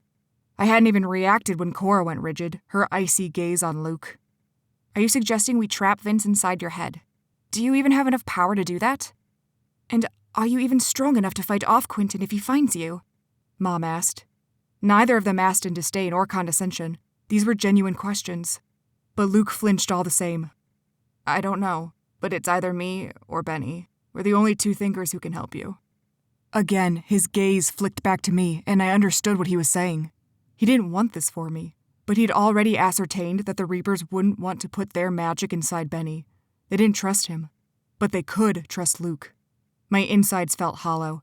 I already knew what the decision would be before Gwen spoke. We will use your bond with Vince, Gwen said to Luke. Vince will be the vessel for our magic. No, Mom said, her voice even louder than Gwen's. A stunned silence filled the room. Even the demons who didn't know Mom or Gwen seemed to understand the severity of the situation. Gwen's mouth tightened, her eyes spearing through Mom, who stepped forward. Mom lifted her chin. I will be the vessel. My mouth fell open, and confusion and relief warred within me. Mom. The Reapers will fight, Mom said, her voice gaining volume. I will guard our magic while the rest of you stay here to end the threat. Her eyes shifted to me, softening a bit. Let Vince live his life. I'll bind myself to Benny willingly." She looked at Gwen, her gaze blazing as if daring her to defy this. Gwen's nostrils flared, and her eyes were piercing as she stared Mom down. But Mom didn't shrink away. In that moment, I wondered who had the authority. I'd always assumed it was Gwen, given her legendary exploits as a powerful Nephilim. But Mom had also been clan leader. It had never really mattered until now. At long last, Gwen nodded stiffly. "Very well. Cecile will be our vessel."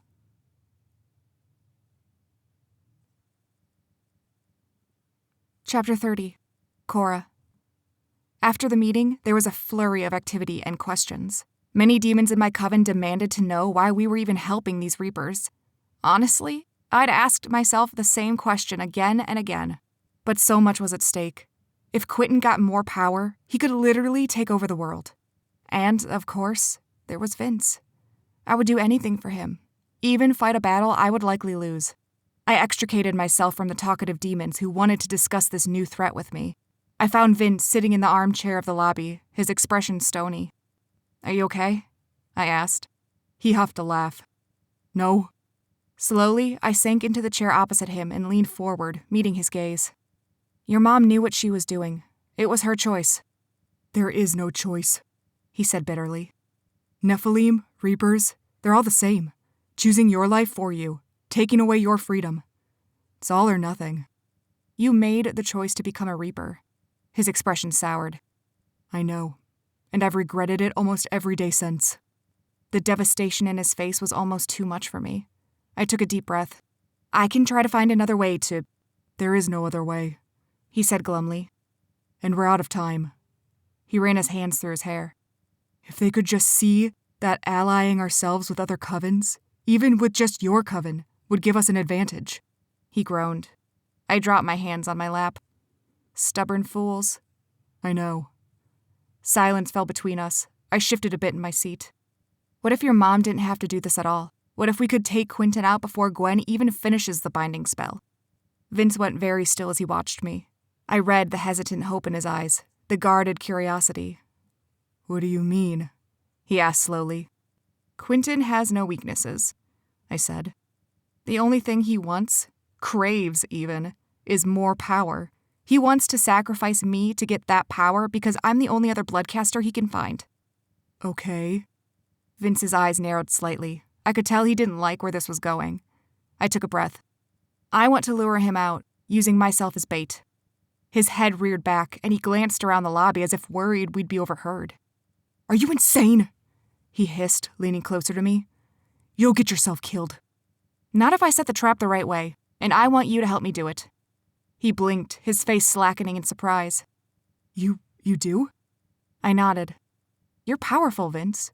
More powerful than you realize. And if you can use your time travel ability, it'll be an easy win for us." Vince gaped at me, clearly stunned. The shock and pure disbelief on his face made me want to cry. He thought nothing of himself. No one had ever truly needed his help before. I resonated with that. I'd been lonely for most of my life. But this was different. Vince thought himself incapable, incompetent. I put my hand on his knee, clasping his fingers in mine. "Help me do this, Vince, and it'll all be over." He stared at me for a long moment, a dozen emotions filling his eyes. Hesitation, confusion, fear, surprise, affection, and then resolve. He nodded. "Tell me the plan." Though it would have been helpful to march on Quentin with an entire army at my disposal, I kept our operation to just a trusted few of my coven. Benny, Piper, Vince, and Dex, the vampire. Dex had offered to convince Hunter to join, but I refused. For one thing, I didn't trust Hunter, not when he feared Quentin more than he trusted me. For another, I sincerely doubted Hunter would come. He'd been too afraid to offer me information. He likely would balk to the idea of attacking Quentin directly. After securing the potions I needed and ensuring my crew was in position, I had Vince jump me to Quentin's neighborhood, just a few blocks from where I'd been imprisoned. Vince gathered me against his chest, and I savored his mint and soap scent, the feel of his muscular arms around me. The world shifted, and with a small pop, we arrived in the suburbs. I suppressed a shudder at the sight of the empty street, the sickening row of identical houses, and the eerie silence that swept over me. "You don't have to do this, you know," Vince murmured. I looked up at him, his brows pulled together, his jaw rigid. Fire blazed in his eyes, and for a moment, he looked like the warrior angel I'd seen in my office, the first time I'd seen him as a Reaper. I leaned up and pressed a soft kiss to his lips. He grunted in surprise but grasped my waist, pulling me against him. "I'm with you, Vince," I whispered against his lips. "Always. I'll fight for you, kill for you. I'll slaughter anyone who gets in our way." I drew away to look up at him, relishing the hot desire stirring in his eyes. Not a whiff of fear of who I was or what I could do. I loved that about him. "Remember the plan," I said breathlessly. "Stay safe." He nodded, pushing my hair behind my ear. "You too." I touched his cheek, and then with a pop, he vanished, leaving me alone on the darkening street. A gust of wind tousled my hair, and I glanced up at the dark clouds, recognizing the warning of a thunderstorm. Let it come. Let it rage around me. I checked my daggers and potion elixirs before striding forward, remembering the street corner where Quentin had almost killed Piper. I didn't bother masking my steps or cloaking myself. Quentin needed to see me coming. When I stood in front of his house, which seemed as pleasant and innocent as a docile kitten, I put my hands on my hips and raised my eyebrows. "I want to talk," I shouted at the house. A breeze rippled through the leaves on the nearby trees, but the house remained still. I waited, impatience throbbing inside me. "Hello, Cordelia," said a voice behind me. I whirled, my heart thundering, to find Quentin standing on the street next to me. No sound, no indication of how he appeared there. Swallowing down my alarm, I faced him and lifted my chin. "I want to negotiate a truce." Quentin's eyebrows lifted. "Oh?" I nodded. "I don't want anyone else getting killed." Quentin's mouth spread in a wide, feral smile that made my blood run cold. "Is that so?" My instinct screamed at me to run, to get as far away from him as possible, but I shoved them down and said, "Yes." I drew a vial from my belt and held it up for him to see. "My shadow elixir. Consider it a sign of good faith." I tossed it to him, and he caught it easily, his eyes narrowing as he scrutinized it. "What makes you think I can't make this myself?" he asked. "I invented it. You can try, but it won't be the same without my blood." His eyes glittered dangerously, and he pocketed the vial. "All right. I'll listen. Name your terms." "Keep him talking, Cora," I reminded myself. "I want my coven to stay out of it. No losses or casualties." Quentin arched an eyebrow. "Very well. That includes Piper." His eyes flashed and his jaw went rigid. He inhaled deeply through his nose. "And what do you offer in return?" "I offer myself. Go ahead and sacrifice me, Quentin. It's what you want, isn't it?" Quentin cocked his head, scrutinizing me. I held perfectly still as if he were a lethal predator. At long last, he whispered, "No." I frowned. "No what?" "No, you wouldn't just come here out of the blue and offer yourself up. You're a fighter. You always have been." I stepped toward him, gritting my teeth. "You don't know me. You may have heard stories about me, the Blade of Hintport, but things are different now. There are people I care about, and I have a responsibility to my coven. So don't you dare presume this decision was made lightly, that I wouldn't do this for my people." The words were the truth. I loved Vince. I loved my city, my coven, enough to make this sacrifice if it should come to it. Quentin watched me, his dark eyes cold and calculating.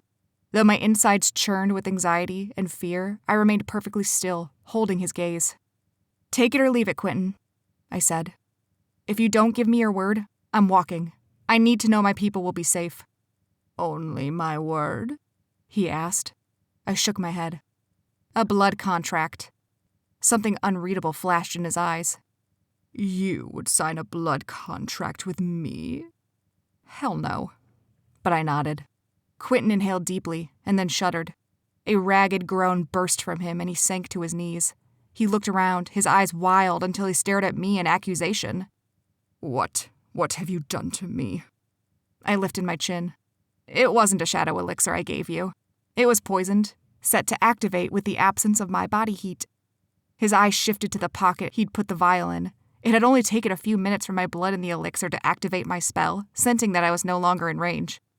"Impressive," Quentin rasped. I offered a cold smile. Then I shouted, "Now!"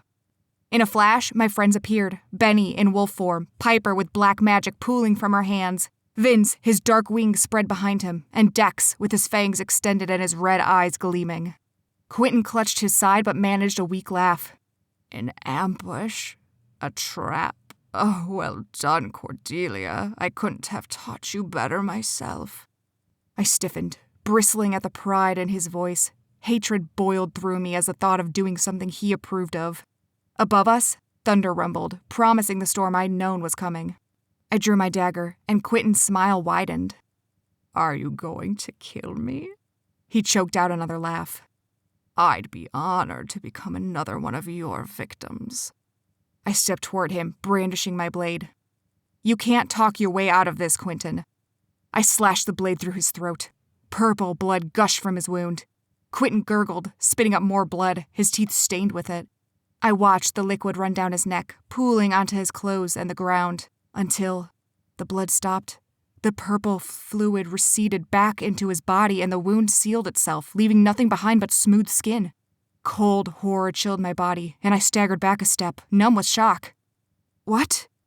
You aren't the only one with tricks up your sleeve, Quentin said, rising to his feet. His face was ashen and he swayed slightly, indicating my poison still worked.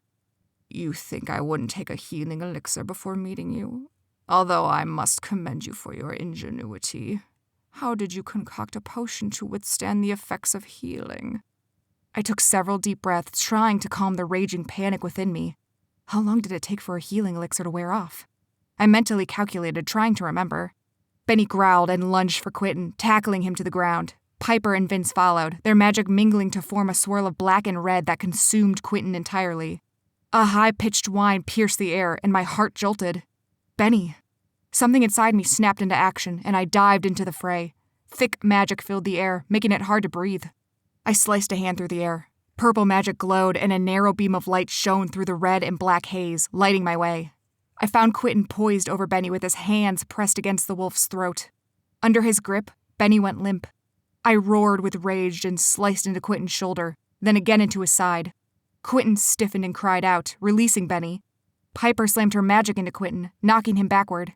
A small pop behind me made me whirl, to find Vince's mimic arriving to join us. This new Vince wasn't the scared Vince I'd seen before. In fact, he wore the exact same clothes as my Vince. The two looked identical, which meant he'd come from the recent future.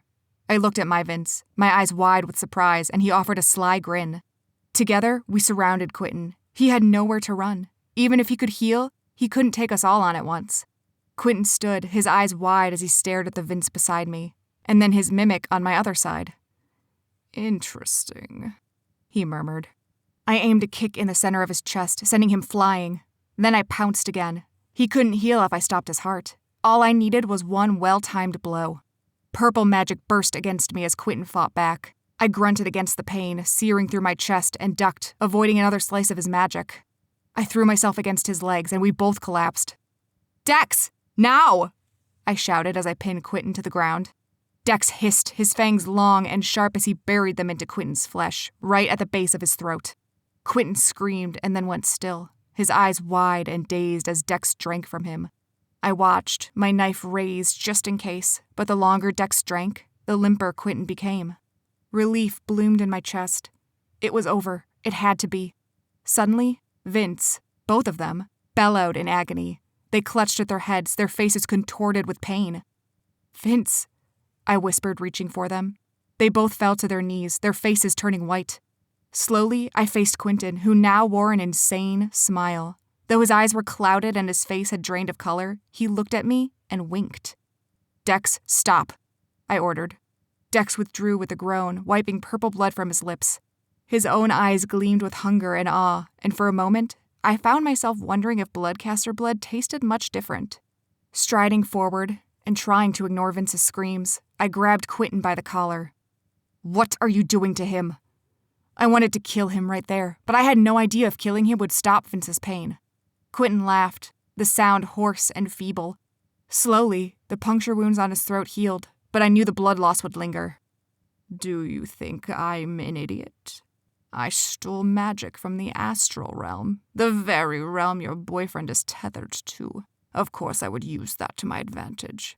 Now, you get to watch while he dies.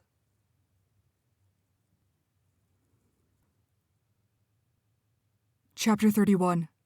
Vince. Agony split through me. A searing ringing burned against my ears until I was sure my eardrums would burst. Beside me, a small pop told me my mimic had vanished. Good, I thought. It means he's safe.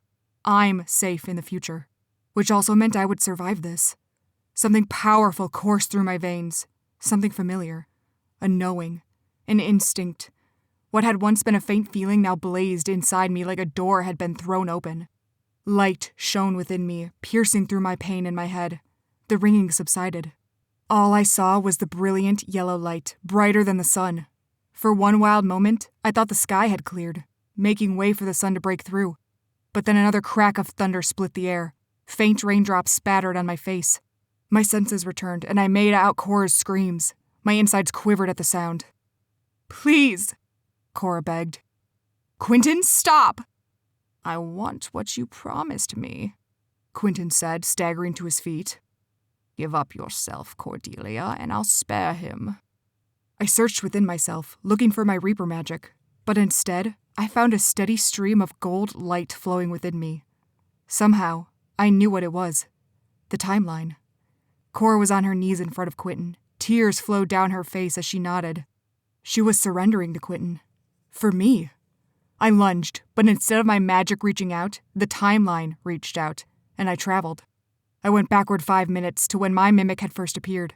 The presence of the timeline inside me was firm and powerful. It fueled me as I fought alongside myself and the others against Quentin. My presence here closed the loop I'd created.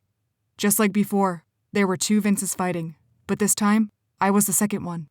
Together, we surrounded Quentin. Then, Dex drank from him. When Quentin lashed out with his powers from the astral realm, I knew what I had to do. I crouched over and howled in agony, pretending to be consumed by the power of Quentin's Reaper magic. But the timeline had healed me. Somehow. I felt nothing but calm. No shrill ringing, no splitting pain in my head. Whatever side effects had crippled me before, whatever symptoms I'd endured being in the wrong realm, they were gone. It felt like I was an entirely new person. It felt so freeing. Pretending to stagger, I teetered forward until I was just behind Quentin. Then, I pressed a hand to his shoulder. The timeline within me swelled, sensing something that shouldn't be there, something that needed to be fixed. The others were too preoccupied with my mimic screaming to notice me. Even Quentin, still lying there in front of Dex, focused all his energy on the other Vince. No one paid me any attention. I closed my eyes, pinpointing the source, the malady I felt the urge to correct. I found a huge, red presence within Quentin. The Reaper magic. "Come to me," I ordered. Slowly, carefully. Red magic seeped from Quentin, 1 drop at a time. And I inhaled all of it. It swelled within me like a living thing, and I felt enlarged, like my body was expanding to make room for it. So much power dwelled inside me. My Reaper magic, my teleportation abilities, the timeline, and now this, the reservoir of magic Quentin had stolen from the astral realm. I took several deep breaths, crying out in false pain every now and then to avoid arousing suspicion. The transition was so slow that Quentin didn't notice. No one noticed as the last of the Reaper magic drained from Quentin's body. When I finished, I spun in place with a pop and arrived right where I'd left, right as Cora was nodding at her father, giving herself over to him. "You want to try that again, Quentin?" I challenged. Cora blinked and stared at me, her eyes wide. Quentin cocked his head at me, his eyes narrowing. I raised my arms. "Go ahead. Kill me." "Vince!" Cora cried. Quentin only laughed. "You've got balls. I respect that. But it'll be the death of you." His stare intensified, and I felt magic prickling along my skin. But nothing happened. Quentin's head reared back, his mouth falling open. His eyes went vacant, and I knew he was searching within himself for what wasn't there. The magic I'd stolen from him. You. Quentin stepped toward me, his eyes full of rage. Cora was on her feet again, a dagger in each hand as she blocked Quentin's path to me. "Take another step," she said through clenched teeth. Benny twitched, and a growl built in his throat as he slowly climbed onto all fours. Behind me, Piper edged closer, though I felt her hesitation. She feared Quentin. I couldn't blame her. Quentin looked uncertain as we surrounded him and drew closer. Then, his eyes fell on me with sudden realization. "You're Cecile's son." I stiffened, my entire body going still. How does he know that? Quentin grinned. "The son of a powerful Nephilim queen. And my daughter's lover." His gaze shifted to Cora, and a disturbing hunger glinted in his eyes. Cora looked at me, the blood draining from her face, and I saw what she saw. Leverage, weakness. If Quentin had me, he could coerce her into doing anything. We'd just seen it happen. Cora would have sacrificed herself to save me. Quentin chuckled. Then a burst of purple magic filled the air, concealing him from view. Cora slashed her hand through the fog, clearing the way so we could reach Quentin. But when the air cleared, he was gone.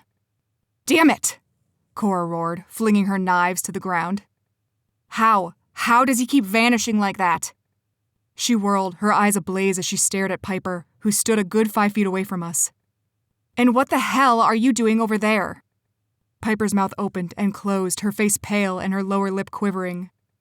I'm sorry." My mind snagged on something Quentin had said. "You're Cecile's son." He'd known my mother.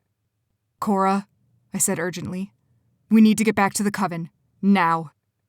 Urgency flowed through my veins, gripping me tightly and making me impatient as I took turns jumping back to the coven with Cora, Benny, and Piper. Dex insisted on walking on foot, even as rain poured from the clouds above, but I got the impression he enjoyed it.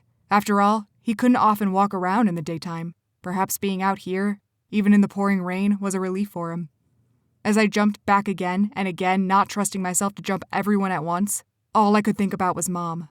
"You're Cecile's son." Mom had offered herself up as a vessel. For me. She'd known having my choice taken away would kill me, so she'd done it herself. When would I wake up and stop letting people take the fall for me? My selfishness, my closed-mindedness, made me sick. How could I have been so blind? I'd been so concerned with my own life, my freedom to make choices and live the way I wanted to, that I didn't bother thinking about other people. Jocelyn had chosen to become a Reaper because of me. Dad had given up his life of magic because of me. Cora had exposed her coven to Quentin because of me. It was time for me to do the same, to sacrifice for others, to make that choice for myself. Benny was the last one for me to jump. When we arrived, I burst into the hotel lobby and climbed the stairs 2 at a time, desperate to get to Mom's room and ensure she was all right. She didn't answer when I pounded furiously on the door, but with my frantic knocking, another door down the hall opened and Gwen peered out, her eyes narrowing. When she saw me, her face slackened. "In here." She jerked her head to invite me in.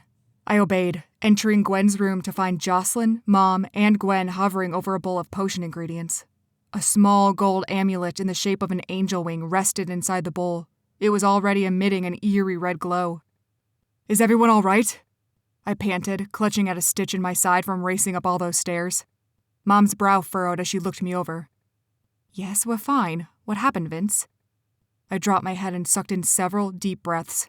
The Reapers didn't know what Cora and I had just attempted. They didn't know we'd almost ruined everything. "Quentin Cox knows you," I said, meeting Mom's gaze. "He identified me as your son." Mom's face paled, and she exchanged a glance with Gwen, who stared at me, her expression severe. "How do you know this?" "I just saw him. We almost had him, but—" "Of all the idiot things," Gwen hissed, stepping toward me, her fingers curling into fists. "Vin, will you learn?" "I know," I shouted over her, but my eyes remained on my mom. "You can yell at me later, but I need to know. Mom, how do you know Quentin?" The room fell silent. All of us stared at Mom expectantly. I held my breath as her expression turned grim. "Years ago, I knew a second-tier dark warlock," Mom said, her voice barely above a whisper. "He threatened the clan. We dispatched armies to intercept him, but he got away each time." She took a breath. "The more he evaded us, the stronger he became. He rallied forces alongside him. Light covens turned on us, fearing the power he possessed." Gwen suddenly gasped. "The demon war." My heart lurched and my eyes snapped to Gwen. Are you saying Quentin started the demon war?" My voice was hushed. Mom nodded slowly. "Well, not directly, but he put everything in place for it. Everything we needed to be defeated." "And Hector?" Mom shook her head. "I don't know how much he knew, or who he was working with. He aligned himself with some demons, but it's possible he didn't know Quentin. Like hell he didn't. Hector had connections everywhere. He had to know Quentin, or at least know of him. Why didn't you mention this before?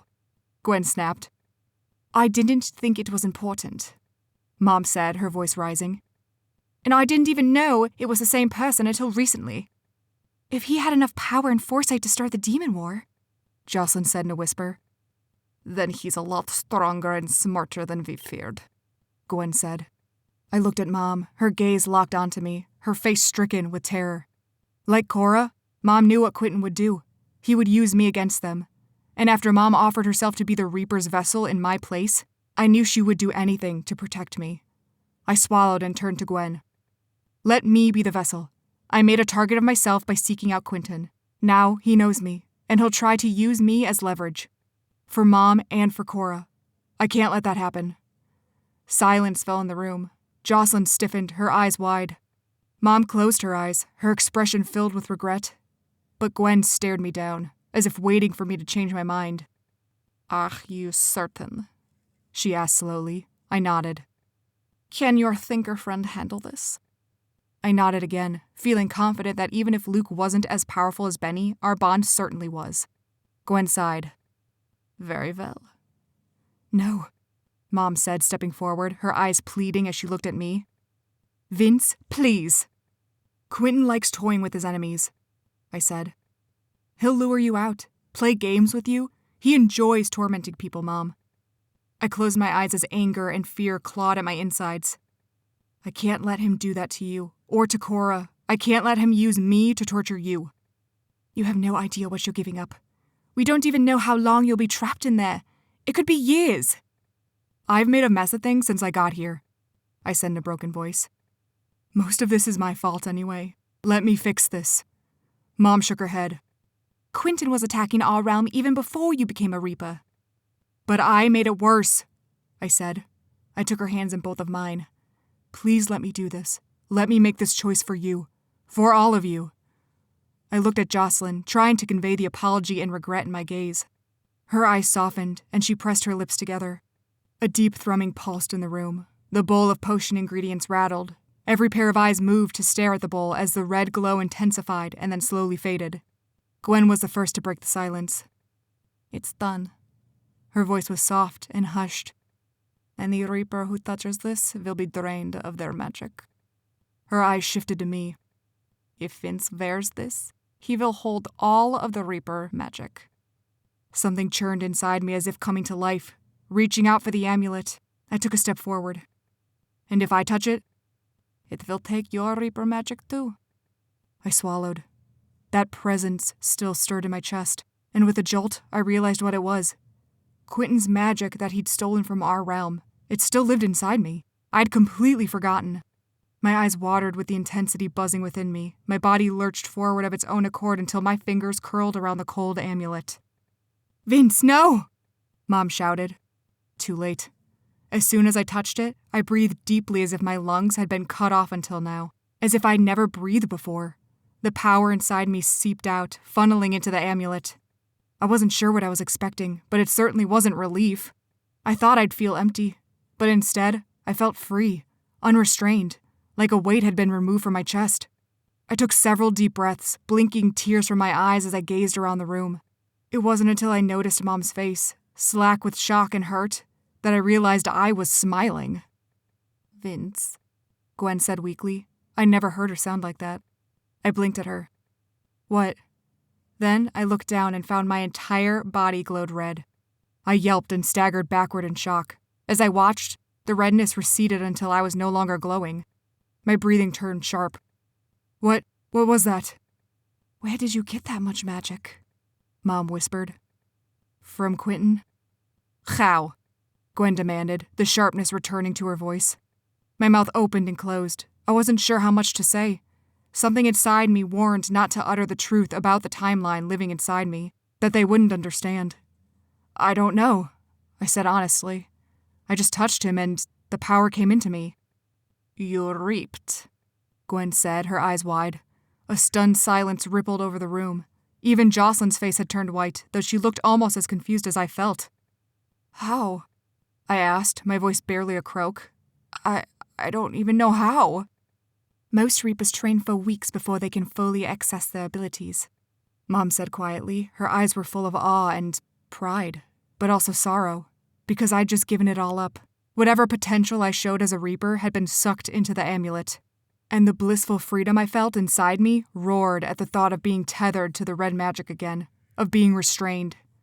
I didn't want my Reaper powers back. I wanted to stay like this. Gwen shook her head quickly as if waking from a stupor. It doesn't matter how impressive his skills are. Right now, we need to get every Reaper in here so we can move forward with this before Quentin. A deep rumbling shook the floor. The windows rattled. My world tilted until I fell against the wall, struggling to remain upright. When I felt queasy enough to puke, the trembling stopped. The room righted itself and we all stared at each other in confusion and horror. Jocelyn hurried to the window and peered through the blinds. She sucked in a sharp gasp. Her hands trembled as she turned to face us. "What is it?" Gwen and I said together. It's Quentin, with an army."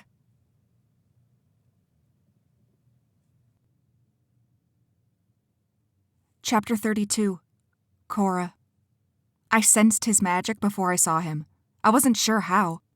A presence shifted in the air around me, thickening and swarming like an invisible hive of bees. The hairs on my arms stood up, and my skin prickled. Magic churned through the air, sweeping through me like my body was transparent, like there was nothing keeping me between me and him. My father was here, and he wasn't alone. Benny was by my side in an instant as we hurried out the office and flung open the front door. Sure enough, there stood Quentin. Behind him was an entire pack of wolves, baring their fangs at me. Benny gasped, his body going rigid. "Trent? Michael? What are you—" "They work for me now," Quentin said with a wide grin. My fingers curled into tight fists at my side. "What is this, a power play?" I demanded. "Congratulations! You've proven you're so terrifying you can coerce other demons to work for you. Great job." Quentin cocked his head at me, his eyes narrowing. "You really don't get it, do you?" I scowled at him, but my blood raced as if warning me. Something big was coming, staring me in the face. "What do you think I was doing while Piper stole from you?" Quentin asked, stepping closer. "You think I was just hiding in Hinport? Biding my time?" He chuckled and shook his head. "I knew it would be a battle to take you down. No one had ever managed it before, and you had quite the reputation." He stopped when he was 5 feet in front of me, his smile feral. "So, I was busy recruiting." "You mean blackmailing?" Benny hissed, his body quivering with rage. "These wolves were my friends. They never would have joined you unless they had no other choice." My gut twisted at his words. I didn't doubt him. My mind circled through the different, horrifying things Quentin could have threatened them with, like slaughtering their families. Quentin only shrugged. "It doesn't matter how I recruit them. All that matters is they belong to me." Like they were nothing more than possessions, objects to be tossed around. "You had your chance," Quentin said. "You gambled your coven's safety so you could trap me. Consider this my retaliation. A declaration of war. Surrender yourself to me, or I will rain hellfire down on you and your puny coven. You have 1 hour." He offered a jovial wave before turning on his heel and disappearing down the street. The pack trotted after him, though a few wolves lingered to stare at Benny before they followed. Benny exhaled a slow hiss through his teeth. "He's baiting you." "And it's working," I snapped. "I can't keep my coven safe if he has every demon in the city under his thumb." Benny turned to face me, his expression hard. "What are you saying, Cora?" "I'm saying I need to surrender." His eyes flashed with anger. "You can't." "I'm just one person, Benny. If he brings a war, there will be casualties. People will die." "And what will happen when you surrender?" Benny drew closer to me, his expression taut with fury. "Quentin will sacrifice you. He'll gain more power, and then he'll rule all the demons of Hinport. If you think the killing will stop with you, then you're more naive than I thought." "I can't have their blood on my hands," I cried, waving my hand toward the neighborhood behind us. You are the only thing standing in the way of Quentin taking over our coven. If you give up, their blood is on your hands anyway. My head reared back at the bite in his words, the harshness of his tone. You're a fighter, Cora, he growled. So pick a damn fight with them. Fire burned in his eyes so intensely I thought it would melt my skin, and something roared within my chest at his words as if he'd awakened a beast. The beast craved blood. Quentin's blood. The beast wanted to bleed him dry, to cut him apart. I sucked in a trembling breath. I hadn't unleashed the beast in a long time. We need the blade of Hinport, Benny whispered. Bring her back. My eyes felt moist, and I blinked rapidly to clear them. My chest swelled. My stomach churned. My legs itched to run, but that itch intensified until it spread through my entire body. I needed to fight. To strain, to grit my teeth, to look death in the face once more. I was coven leader, yes. But Benny was right. I was a fighter. Quentin knew it too. He expected it. He wants a war, I said, my voice low and dangerous. Let's give him one.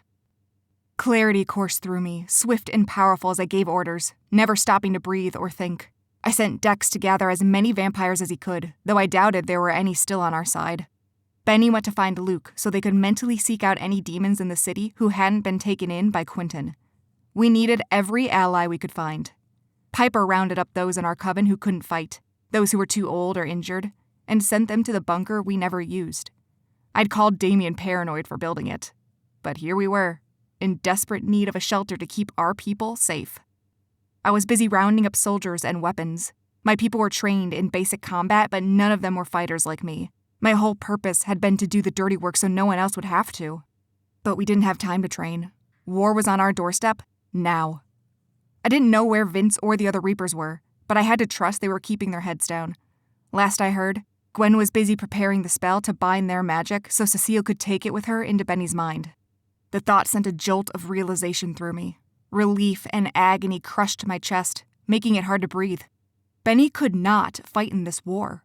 There was too much at stake. With Cecile in his mind, he needed to be protected.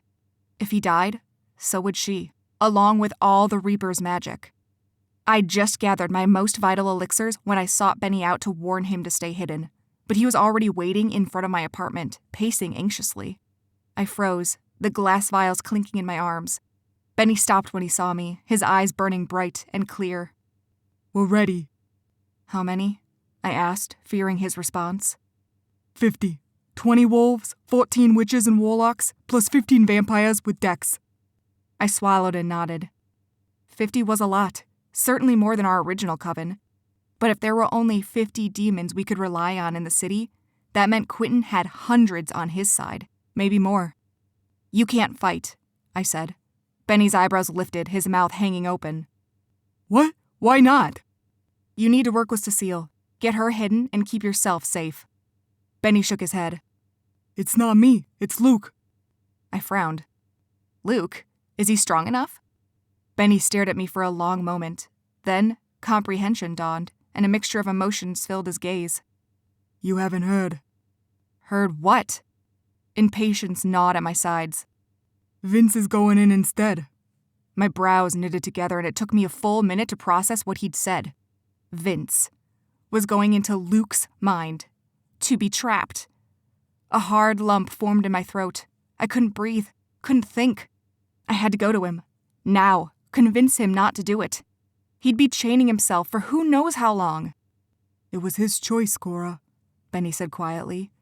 Quentin knows him and how valuable he is. To the Reapers and to you. His voice tightened at the last word, and he dropped his gaze. Guilt wriggled through the mess of emotions circling through me. It was too much. Too much! A deafening boom shook the ground, and Benny and I teetered, bumping into each other as we struggled to regain balance. This tremor didn't last as long as the first one, but I knew what it meant. Time was up. Quentin was ready to attack. I inhaled a shuddering breath. My instincts were failing me. Internally, I was at war with myself. Go to Vince or save my people. Normally, I thrived on conflict. My body knew just what to do. But not now. I stood there, frozen, while Benny watched me and waited. It was his choice, Cora. Vince had made his choice. Now, I had to make mine. My breathing steadied, and resolve coursed through me. I handed 3 vials of potion to Benny. "Healing elixirs," I said. "Give 1 to each division. Tell them to use it sparingly. It's all I've got." Benny nodded, but he still watched me expectantly. "And what about you?" The earth rumbled again in response. I gritted my teeth and barely managed to keep on my feet before the ground settled again. "I'm going to the front lines," I said, "to face Quentin." Benny's eyes blazed with pride and determination. "I'll be there with you." "No," I said quickly. "I need you to oversee the werewolves. Rally them to the north side of town. That's where we're weakest." "Cora, Quentin wants you. If you go to the front lines..." "I'm not putting my people in the line of fire," I growled. "Not without me. I won't give in to him, Benny. I swear it." Benny held my gaze for a long moment. Fire burned between us, and for one terrifying moment, I worried we would never see each other again. Benny exhaled and dropped his gaze, then took my hand in both of his. "Be safe, Cora." And then he was gone. Finding Quentin and his army wasn't hard. The earthquakes intensified as I moved deeper into the city. About a mile away from the ruins of our old office buildings, I saw a horde of demons, all wielding weapons. And in front of them was Quentin. As I'd instructed, my strongest men were waiting for me, led by Kent, a beefy, dark warlock with tattoos all over his face. He straightened when he saw me. "Is this everyone?" I asked, my gaze raking over the crowd. Something in my chest deflated. We had less than 20. Across the street, Quentin had more than twice those numbers. This would be over before it began. Kent nodded, his bald head gleaming in the fading sunlight.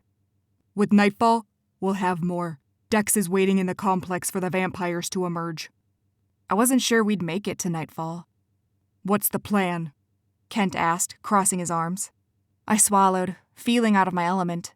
I wasn't a soldier, or even a strategist. I was a cold-blooded killer. If this were a one-on-one combat, I would know exactly what to do. "You can do this," I told myself. "Just think of this as another assignment. Another mark. What would you do if your mark was surrounded by allies?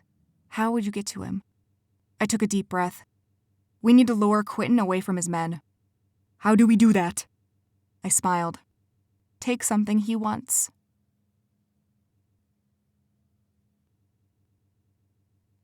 Chapter 33. Vince. Despite the frequent earthquakes and whatever turmoil was happening outside, Gwen managed to get the amulet in the hands of every Reaper. And I was suddenly reconsidering my offer to hide away while my people fought, and most likely died.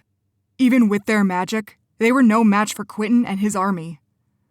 I should be fighting alongside Cora, I thought, gritting my teeth.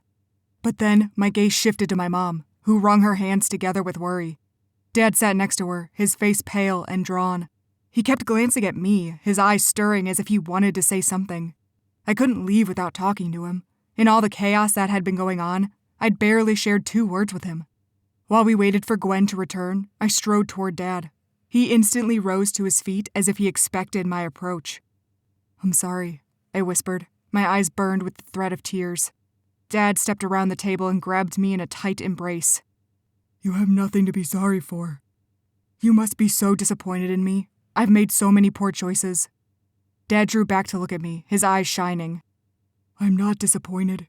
You're taking things into your own hands. You're keeping your people safe. I have no choice. I have to do this." Dad smiled. "That's where you're wrong, Vince. There is always a choice. It's something you've struggled to come to terms with. But I think you're finally understanding." I nodded slowly. He was right, just like what Cora, Jocelyn, and Luke had told me. I had to make the best of my situation, accept the consequences of my choices, and make a difference wherever I could.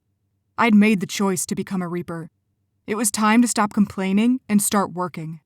My gaze slid to my mom, whose eyes glistened with tears.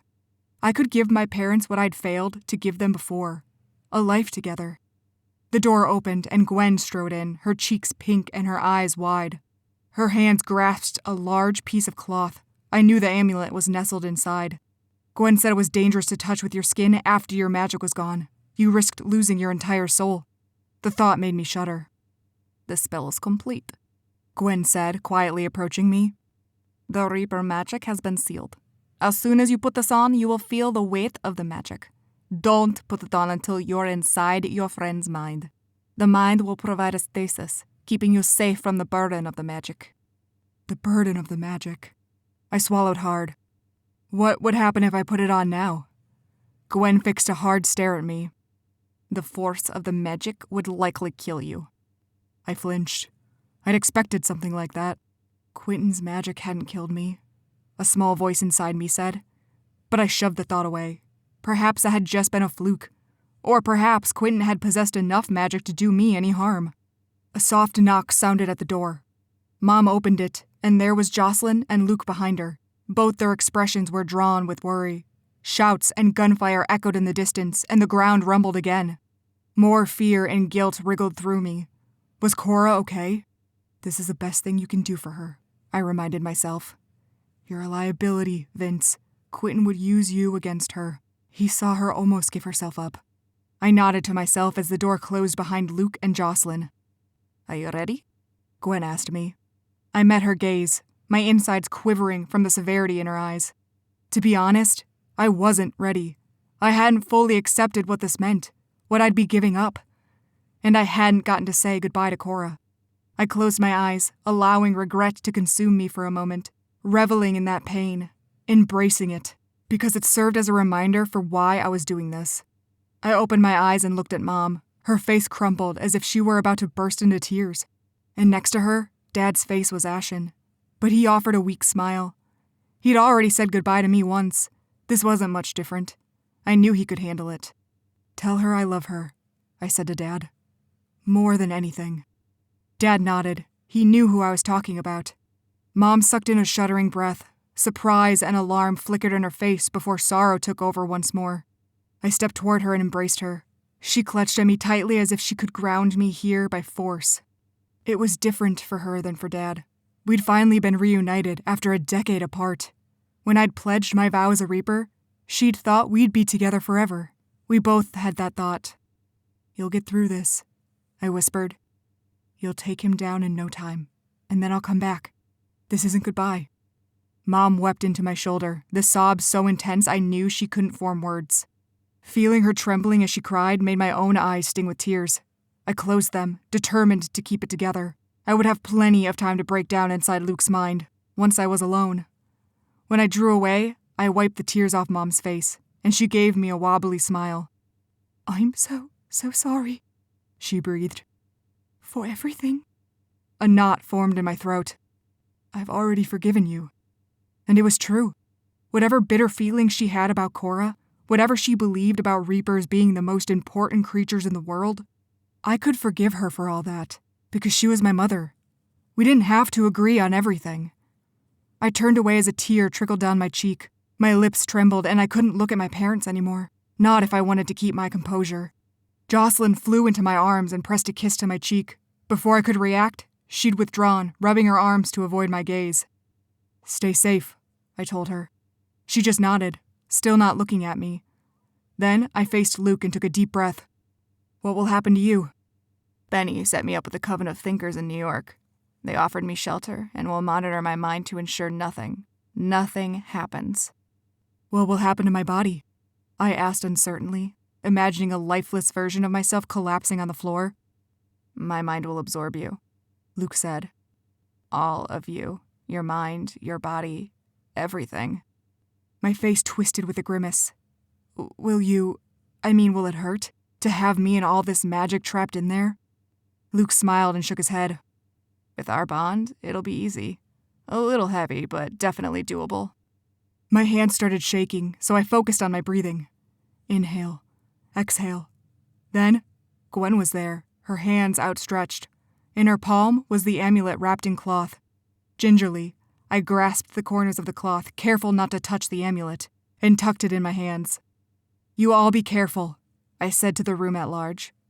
Quentin is smarter than you think. I paused. And please watch out for Cora, even if you don't like her. She doesn't have many people to watch her back. Gwen's lips tightened and Jocelyn's nostrils flared, but to my surprise, Mom nodded. There was no resentment in her face, and I believed she would look after Cora, for me. Ready? Luke asked, stepping closer to me. No, a voice inside me screamed. but I forced myself to say, "Yes." "Close your eyes," Luke said. "Go back to the field." It would be easy as breathing. That lacrosse field had become a mental haven for me, a place I could conjure easily. But now, I was afraid of it. Afraid this monumental task would tarnish that field forever, that I would always see it as a prison from now on. Steeling myself, I took a deep breath and closed my eyes, picturing the field. In a flash, I was there. But it was different this time. There were no other players around me, and I wasn't dressed in my gear. I wore the same clothes as before, a t-shirt and cargo shorts. I still clutched the cloth and amulet with trembling hands. Then, Luke appeared in front of me, his expression full of sympathy and understanding. "I'll be here. Anytime you need some company, just shout for me, and I'll be here." "Thanks." The words sounded strangled. Luke's expression went blank for a moment. Gwen says to put the amulet on now." I nodded, shifting the cloth so the gold gleamed in the sunlight. Inhaling deeply, I lifted the chain in my fingers and draped the amulet over my head. It settled in the middle of my chest, a heavy weight, a reminder of my task. "Protect the magic," I reminded myself. "If you're here, it means Quentin can't get this power. It's safe with you." When I let go of the amulet, the heaviness intensified, like it was an anchor dragging me down, down, down. I groaned, gritting my teeth against the strain, the tugging at my neck. I fell to my knees, hunching over. Luke let out a sharp breath and a hiss. I weakly glanced up at him and found his expression strained. The muscles and tendons stood out in his neck. He clenched his fingers into fists. "Gwen says we will adjust to it," he panted. "But it's hard, at first." I sucked in gulps of air, struggling to keep my eyes open.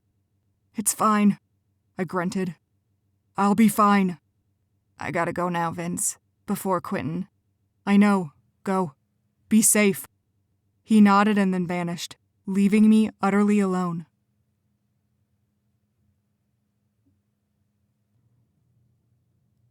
Chapter 34. Cora.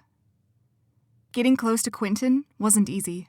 I downed my shadow elixir and made my way to his army. The front line of werewolves tensed at my approach. The benefit of my shadows was that they masked my scent, which was handy around werewolves. But they could still see the tendrils of black smoke surrounding me. I weaved between soldiers. A few wolves snapped their teeth at me, but my shadows burst forward, blocking me from view.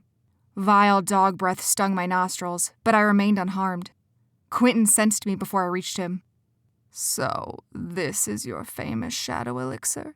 He chuckled as I drew closer. "I'm impressed." Quentin gradually came into view, surrounded by demons on all sides. Werewolves, vampires, dark warlocks, and witches. He had his own personal squad to keep him safe. The coward. A dark witch lunged for me. I ducked to avoid her magic, then sent a burst of purple magic directly into her chest. She soared backward, colliding with another warlock and exposing Quentin. I bounded forward, taking advantage of the opening. Even though Quentin only saw a rippling mass of shadows, he could still hurt me. But I was prepared. Once I stood directly in front of him, I pressed my hands together and murmured a spell. Magic above and powers that be momentarily blind my enemy. A flash of purple light, and then Quentin cried out, clutching at his eyes. I moved quicker than lightning. Several demons surged forward, their faces taut with terror and confusion. I evaded them easily, sidestepping until I stood face to face with Quentin. He froze, his eyes crammed shut. "I can still sense you. You think I'm powerless without my sight?" He swung a fist. I ducked, hooking my leg around his ankle and bringing him crashing to the ground. I pressed my knees into his legs, pinning him into place. While he was down, I fished through his pockets. He writhed and wriggled, trying to get away, but it was no use. A jet of purple flame seared against my face. Pain coursed through me, but I gritted my teeth, determined to get what I came for. Then, I found it. A belt with holsters, similar to mine, though this reminded me more of a utility belt. The glass vials clinked together as I unbuckled the belt and rose to my feet. Quentin blinked furiously, his eyes clearing. "Time's up." I uncorked one of my own vials, a jumping elixir, and swallowed it down. Before I could move, a splitting pain cut into my arm. Crying out, I wrenched my body free from the assailant before turning in place. I vanished with a small pop and reappeared a block away, where Kent was waiting. He frowned at the flurry of shadows surrounding me. Cora? He asked. I waved my uninjured hand, and my shadows vanished. Panting, I glanced at my other arm. Purple blood ran freely from my forearm, soaking my shirt. The wound pulsed and throbbed, and I hissed in pain. I didn't have time to take a healing elixir, and even if I did, I needed to save it for the other demons. They needed it more than I did. If I had more time, I could hunt for the healing elixirs Quentin probably had on his belt. But time wasn't on our side. I looked at Kent. He's coming. I glanced at the crowd of demons behind him. Everyone, get ready. I'd left a few of my strongest men on patrol around the city, but the bulk of my coven was here behind me, ready to fight, ready to die. I could practically feel Quentin's fury. A dark presence stirred in the distance, raging, drawing closer. He was powerful without his elixirs, but he needed them, just like I did. And, more importantly, I'd stolen from him. His pride was wounded. A small smile quirked on my lips as I thought of his anger, but the satisfaction faded when an eerie, purple mist seeped into the parking lot we stood in. My heart lurched in my throat, and several demons shifted nervously behind me. A thrill raced through me, my once familiar companion, adrenaline. The excitement, the fight. But it was different this time. It wasn't just me here. It was everyone I was responsible for protecting. Fire burned in my veins, and my magic churned in response, waiting, ready. When a figure emerged from the mist, I snapped into action. My magic swelled around me, gathering like a current that carried me forward, and I blasted the first figure until he fell to the ground. It wasn't Quentin. I knew he wasn't stupid enough to put himself at the front. Not like me. Another blast, another one down. But they were approaching quickly, and I couldn't hold back all of them. Dozens of demons emerged, racing forward, wielding their weapons. I sliced my magic into one of them and ducked to avoid a dagger to the face. Kick in the shin, slice in the gut. Blood sprayed, demons screamed, bones crunched. The air was a cacophony of sounds. The coppery tang of blood stung my nostrils, mingling with the thick smell of the various dark magic around me. I heard Kent go down behind me, then another one of my guys. Agony pulsed through me, but I shoved it down. I could mourn them later. Now, I had to fight. The demons didn't stop coming. It was like Quentin had jumped his entire army right to us. I'd hoped to lure him out, alone. My plan had backfired. Somehow, Quentin had teleported his men right to me. A scream echoed behind me. With a start, I whirled and found one of my witches being clubbed in the face. My heart sank to my stomach. Behind us was another throng of Quentin's men. Any second now, and we'd be surrounded with no way out. We couldn't win this. Fall back! I roared. I urged my coven backward, dodging blades and gunfire. Shock rippled through me when I found Piper's familiar spark of purple hair. I snatched her arm, dragging her away from another demon's knife. "What are you doing here?" I cried. Piper's eyes widened at something behind me, and she shot her black magic over my shoulder, assaulting a demon. She fixed a fierce expression on me. "I'm here to fight." "You can't. I know I screwed up before. I can't fight my father head-on, but I can fight these goons easy." She offered a grin before bashing her head backward into the face of another demon. I raised my eyebrows, impressed. "We have to retreat before they surround us," I said. Quentin's demons kept on coming as if they were multiplying. I no longer recognized the faces around me, except for Piper. My coven was dying. Were we the only ones left? "For Hinport!" I shouted, raising my fist in the air. "My men, on me!" My voice cut through the haze of battle, and several demons shifted in response. I recognized Dex, blood dripping from his fangs as he feasted on a demon. He looked up at me, and I shot him a warning look. With a nod, he shoved aside the demon, whose throat was torn open, and made his way toward me. Benny. Where is Benny? I'd sent him to the other side of town with the wolves, but they should have been here by now. "Cora," Piper said urgently. Through the purple fog emerged one final figure I recognized. My father. I shook my head. No, if he joins the battle, we're all dead. We're already dying.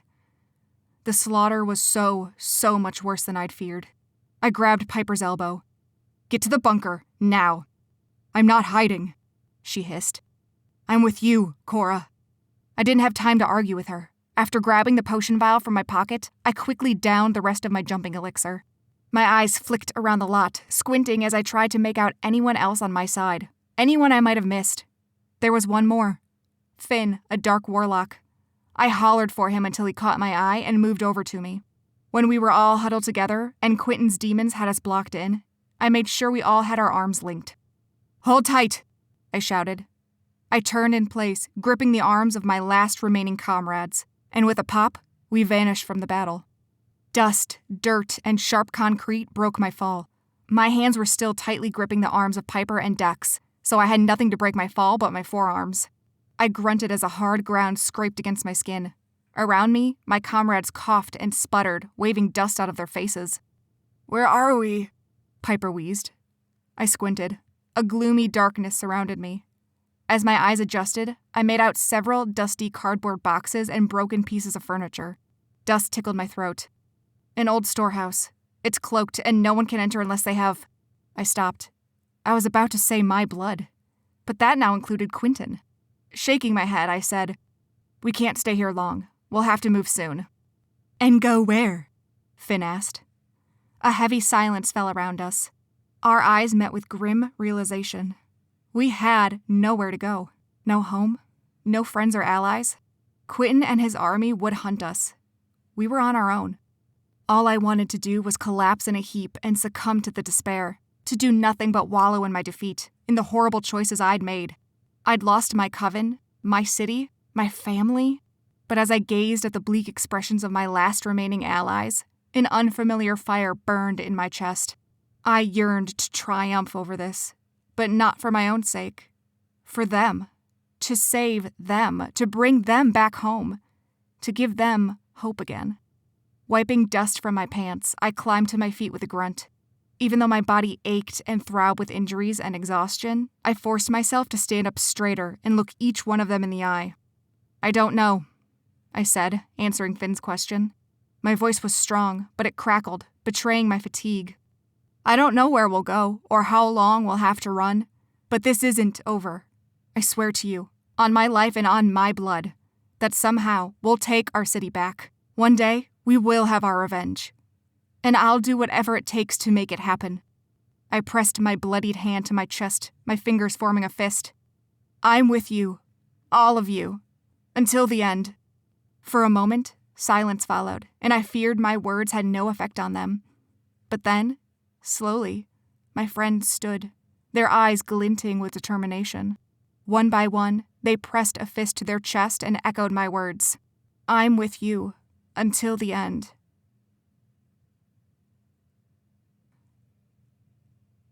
Chapter 35.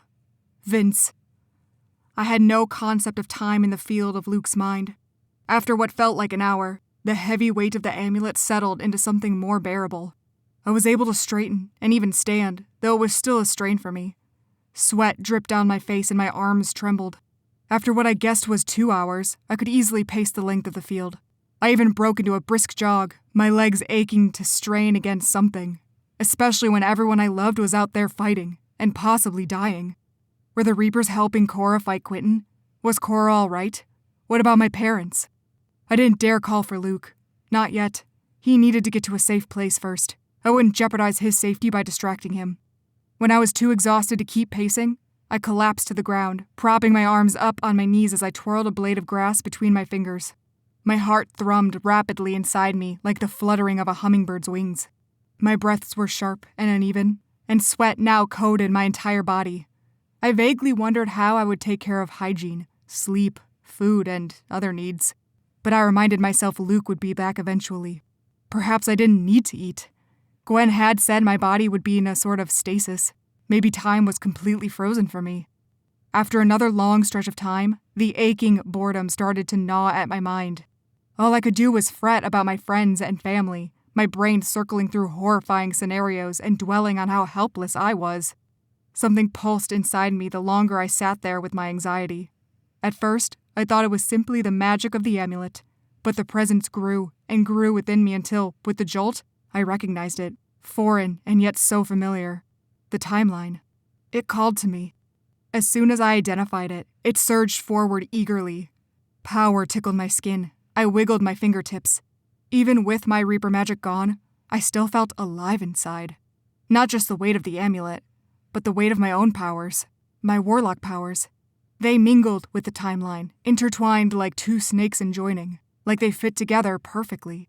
I stared numbly at the grass in front of me, finally facing what I'd been avoiding for so long.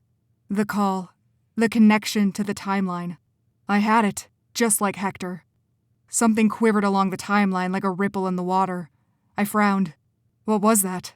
There it was again, more insistent, like a crisp, clear chord of music flowing through me. My mouth opened, and before I even processed it, I spoke. Hector. Hector appeared in front of me, and though my mind faintly registered I should be shocked at this, I wasn't. Deep inside, I knew I could summon him, just like I could summon any timekeeper, because I had the call. Hector only looked at me, also unsurprised. A heaviness stirred in his eyes, something I'd seen before but hadn't identified. The timeline was a burden to him, just as this amulet was a burden to me. I rose to my feet to face him. My mouth felt dry. For a moment, we just stared at each other. Then I asked, "Did you know who Quentin was?" Gold light flared inside me as if chastising me for asking this. The timeline, an unfeeling and logical side of me, warred with my emotions. It seemed to whisper, "This doesn't matter right now, and you know it." But I had to know. "The Demon War," I said, my voice gaining strength. "Did you know?" Hector swallowed hard.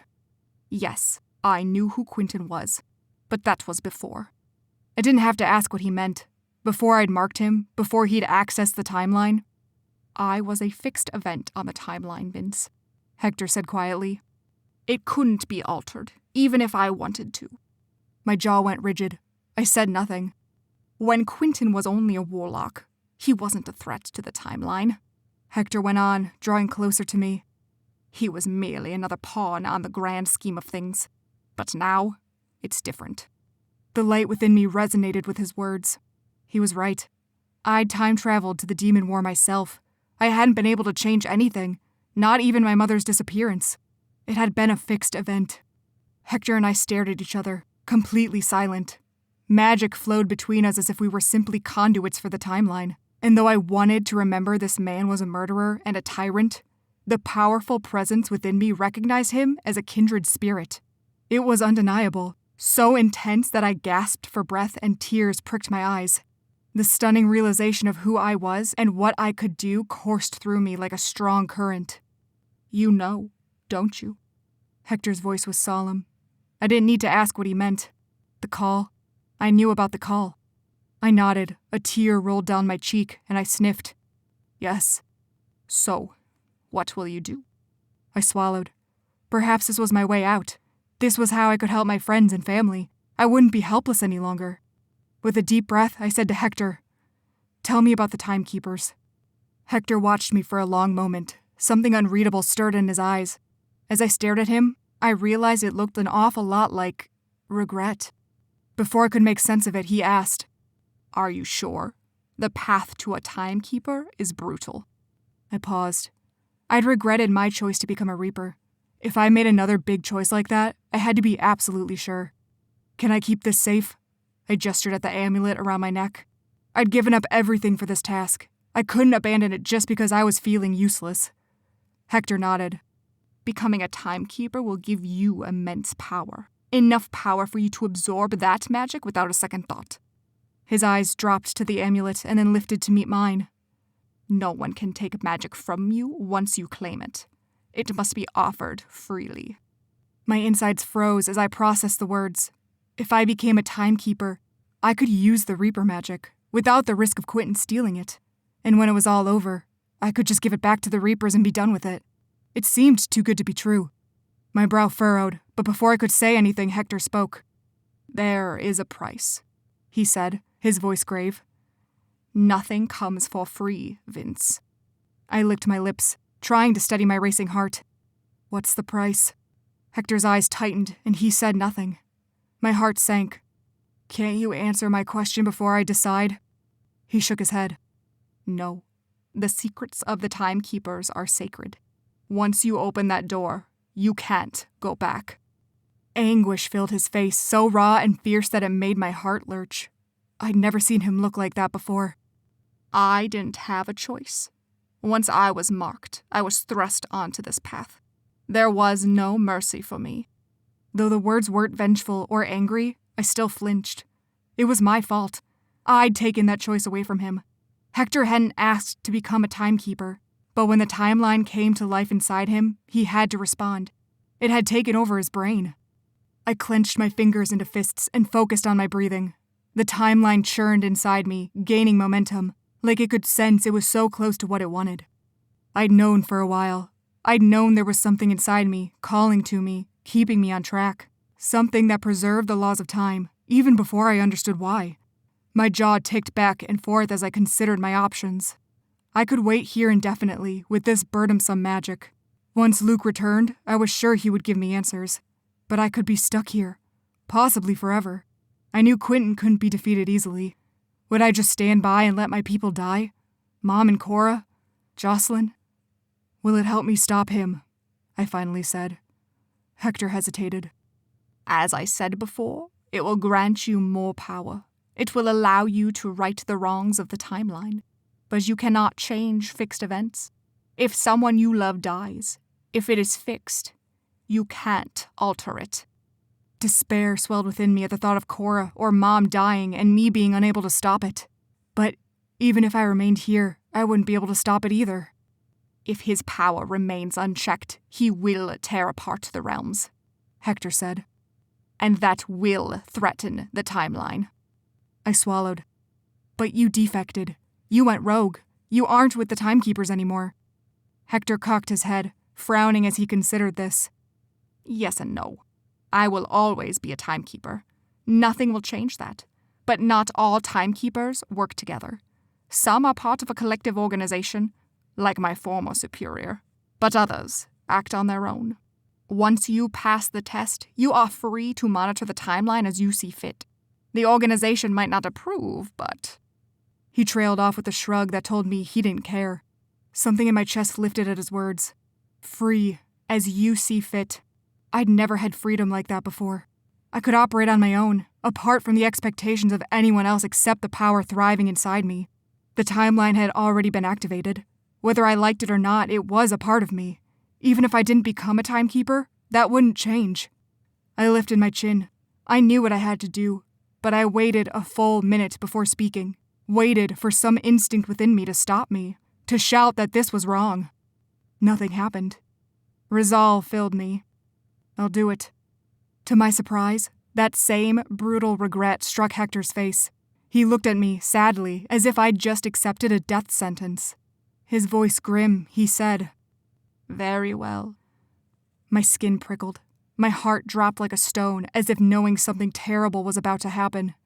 Then, a force struck my face, carving through my flesh. A bright light consumed me. The pain multiplied as if my head were splitting in two. My face was on fire. The agony tore through me, striking me again and again. I screamed, and everything went dark.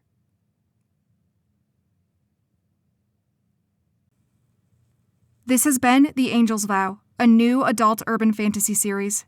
Written by R.L. Perez. Narrated by Alyssa Ratkovich. Copyright 2021 by R.L. Perez. Production copyright by R.L. Perez.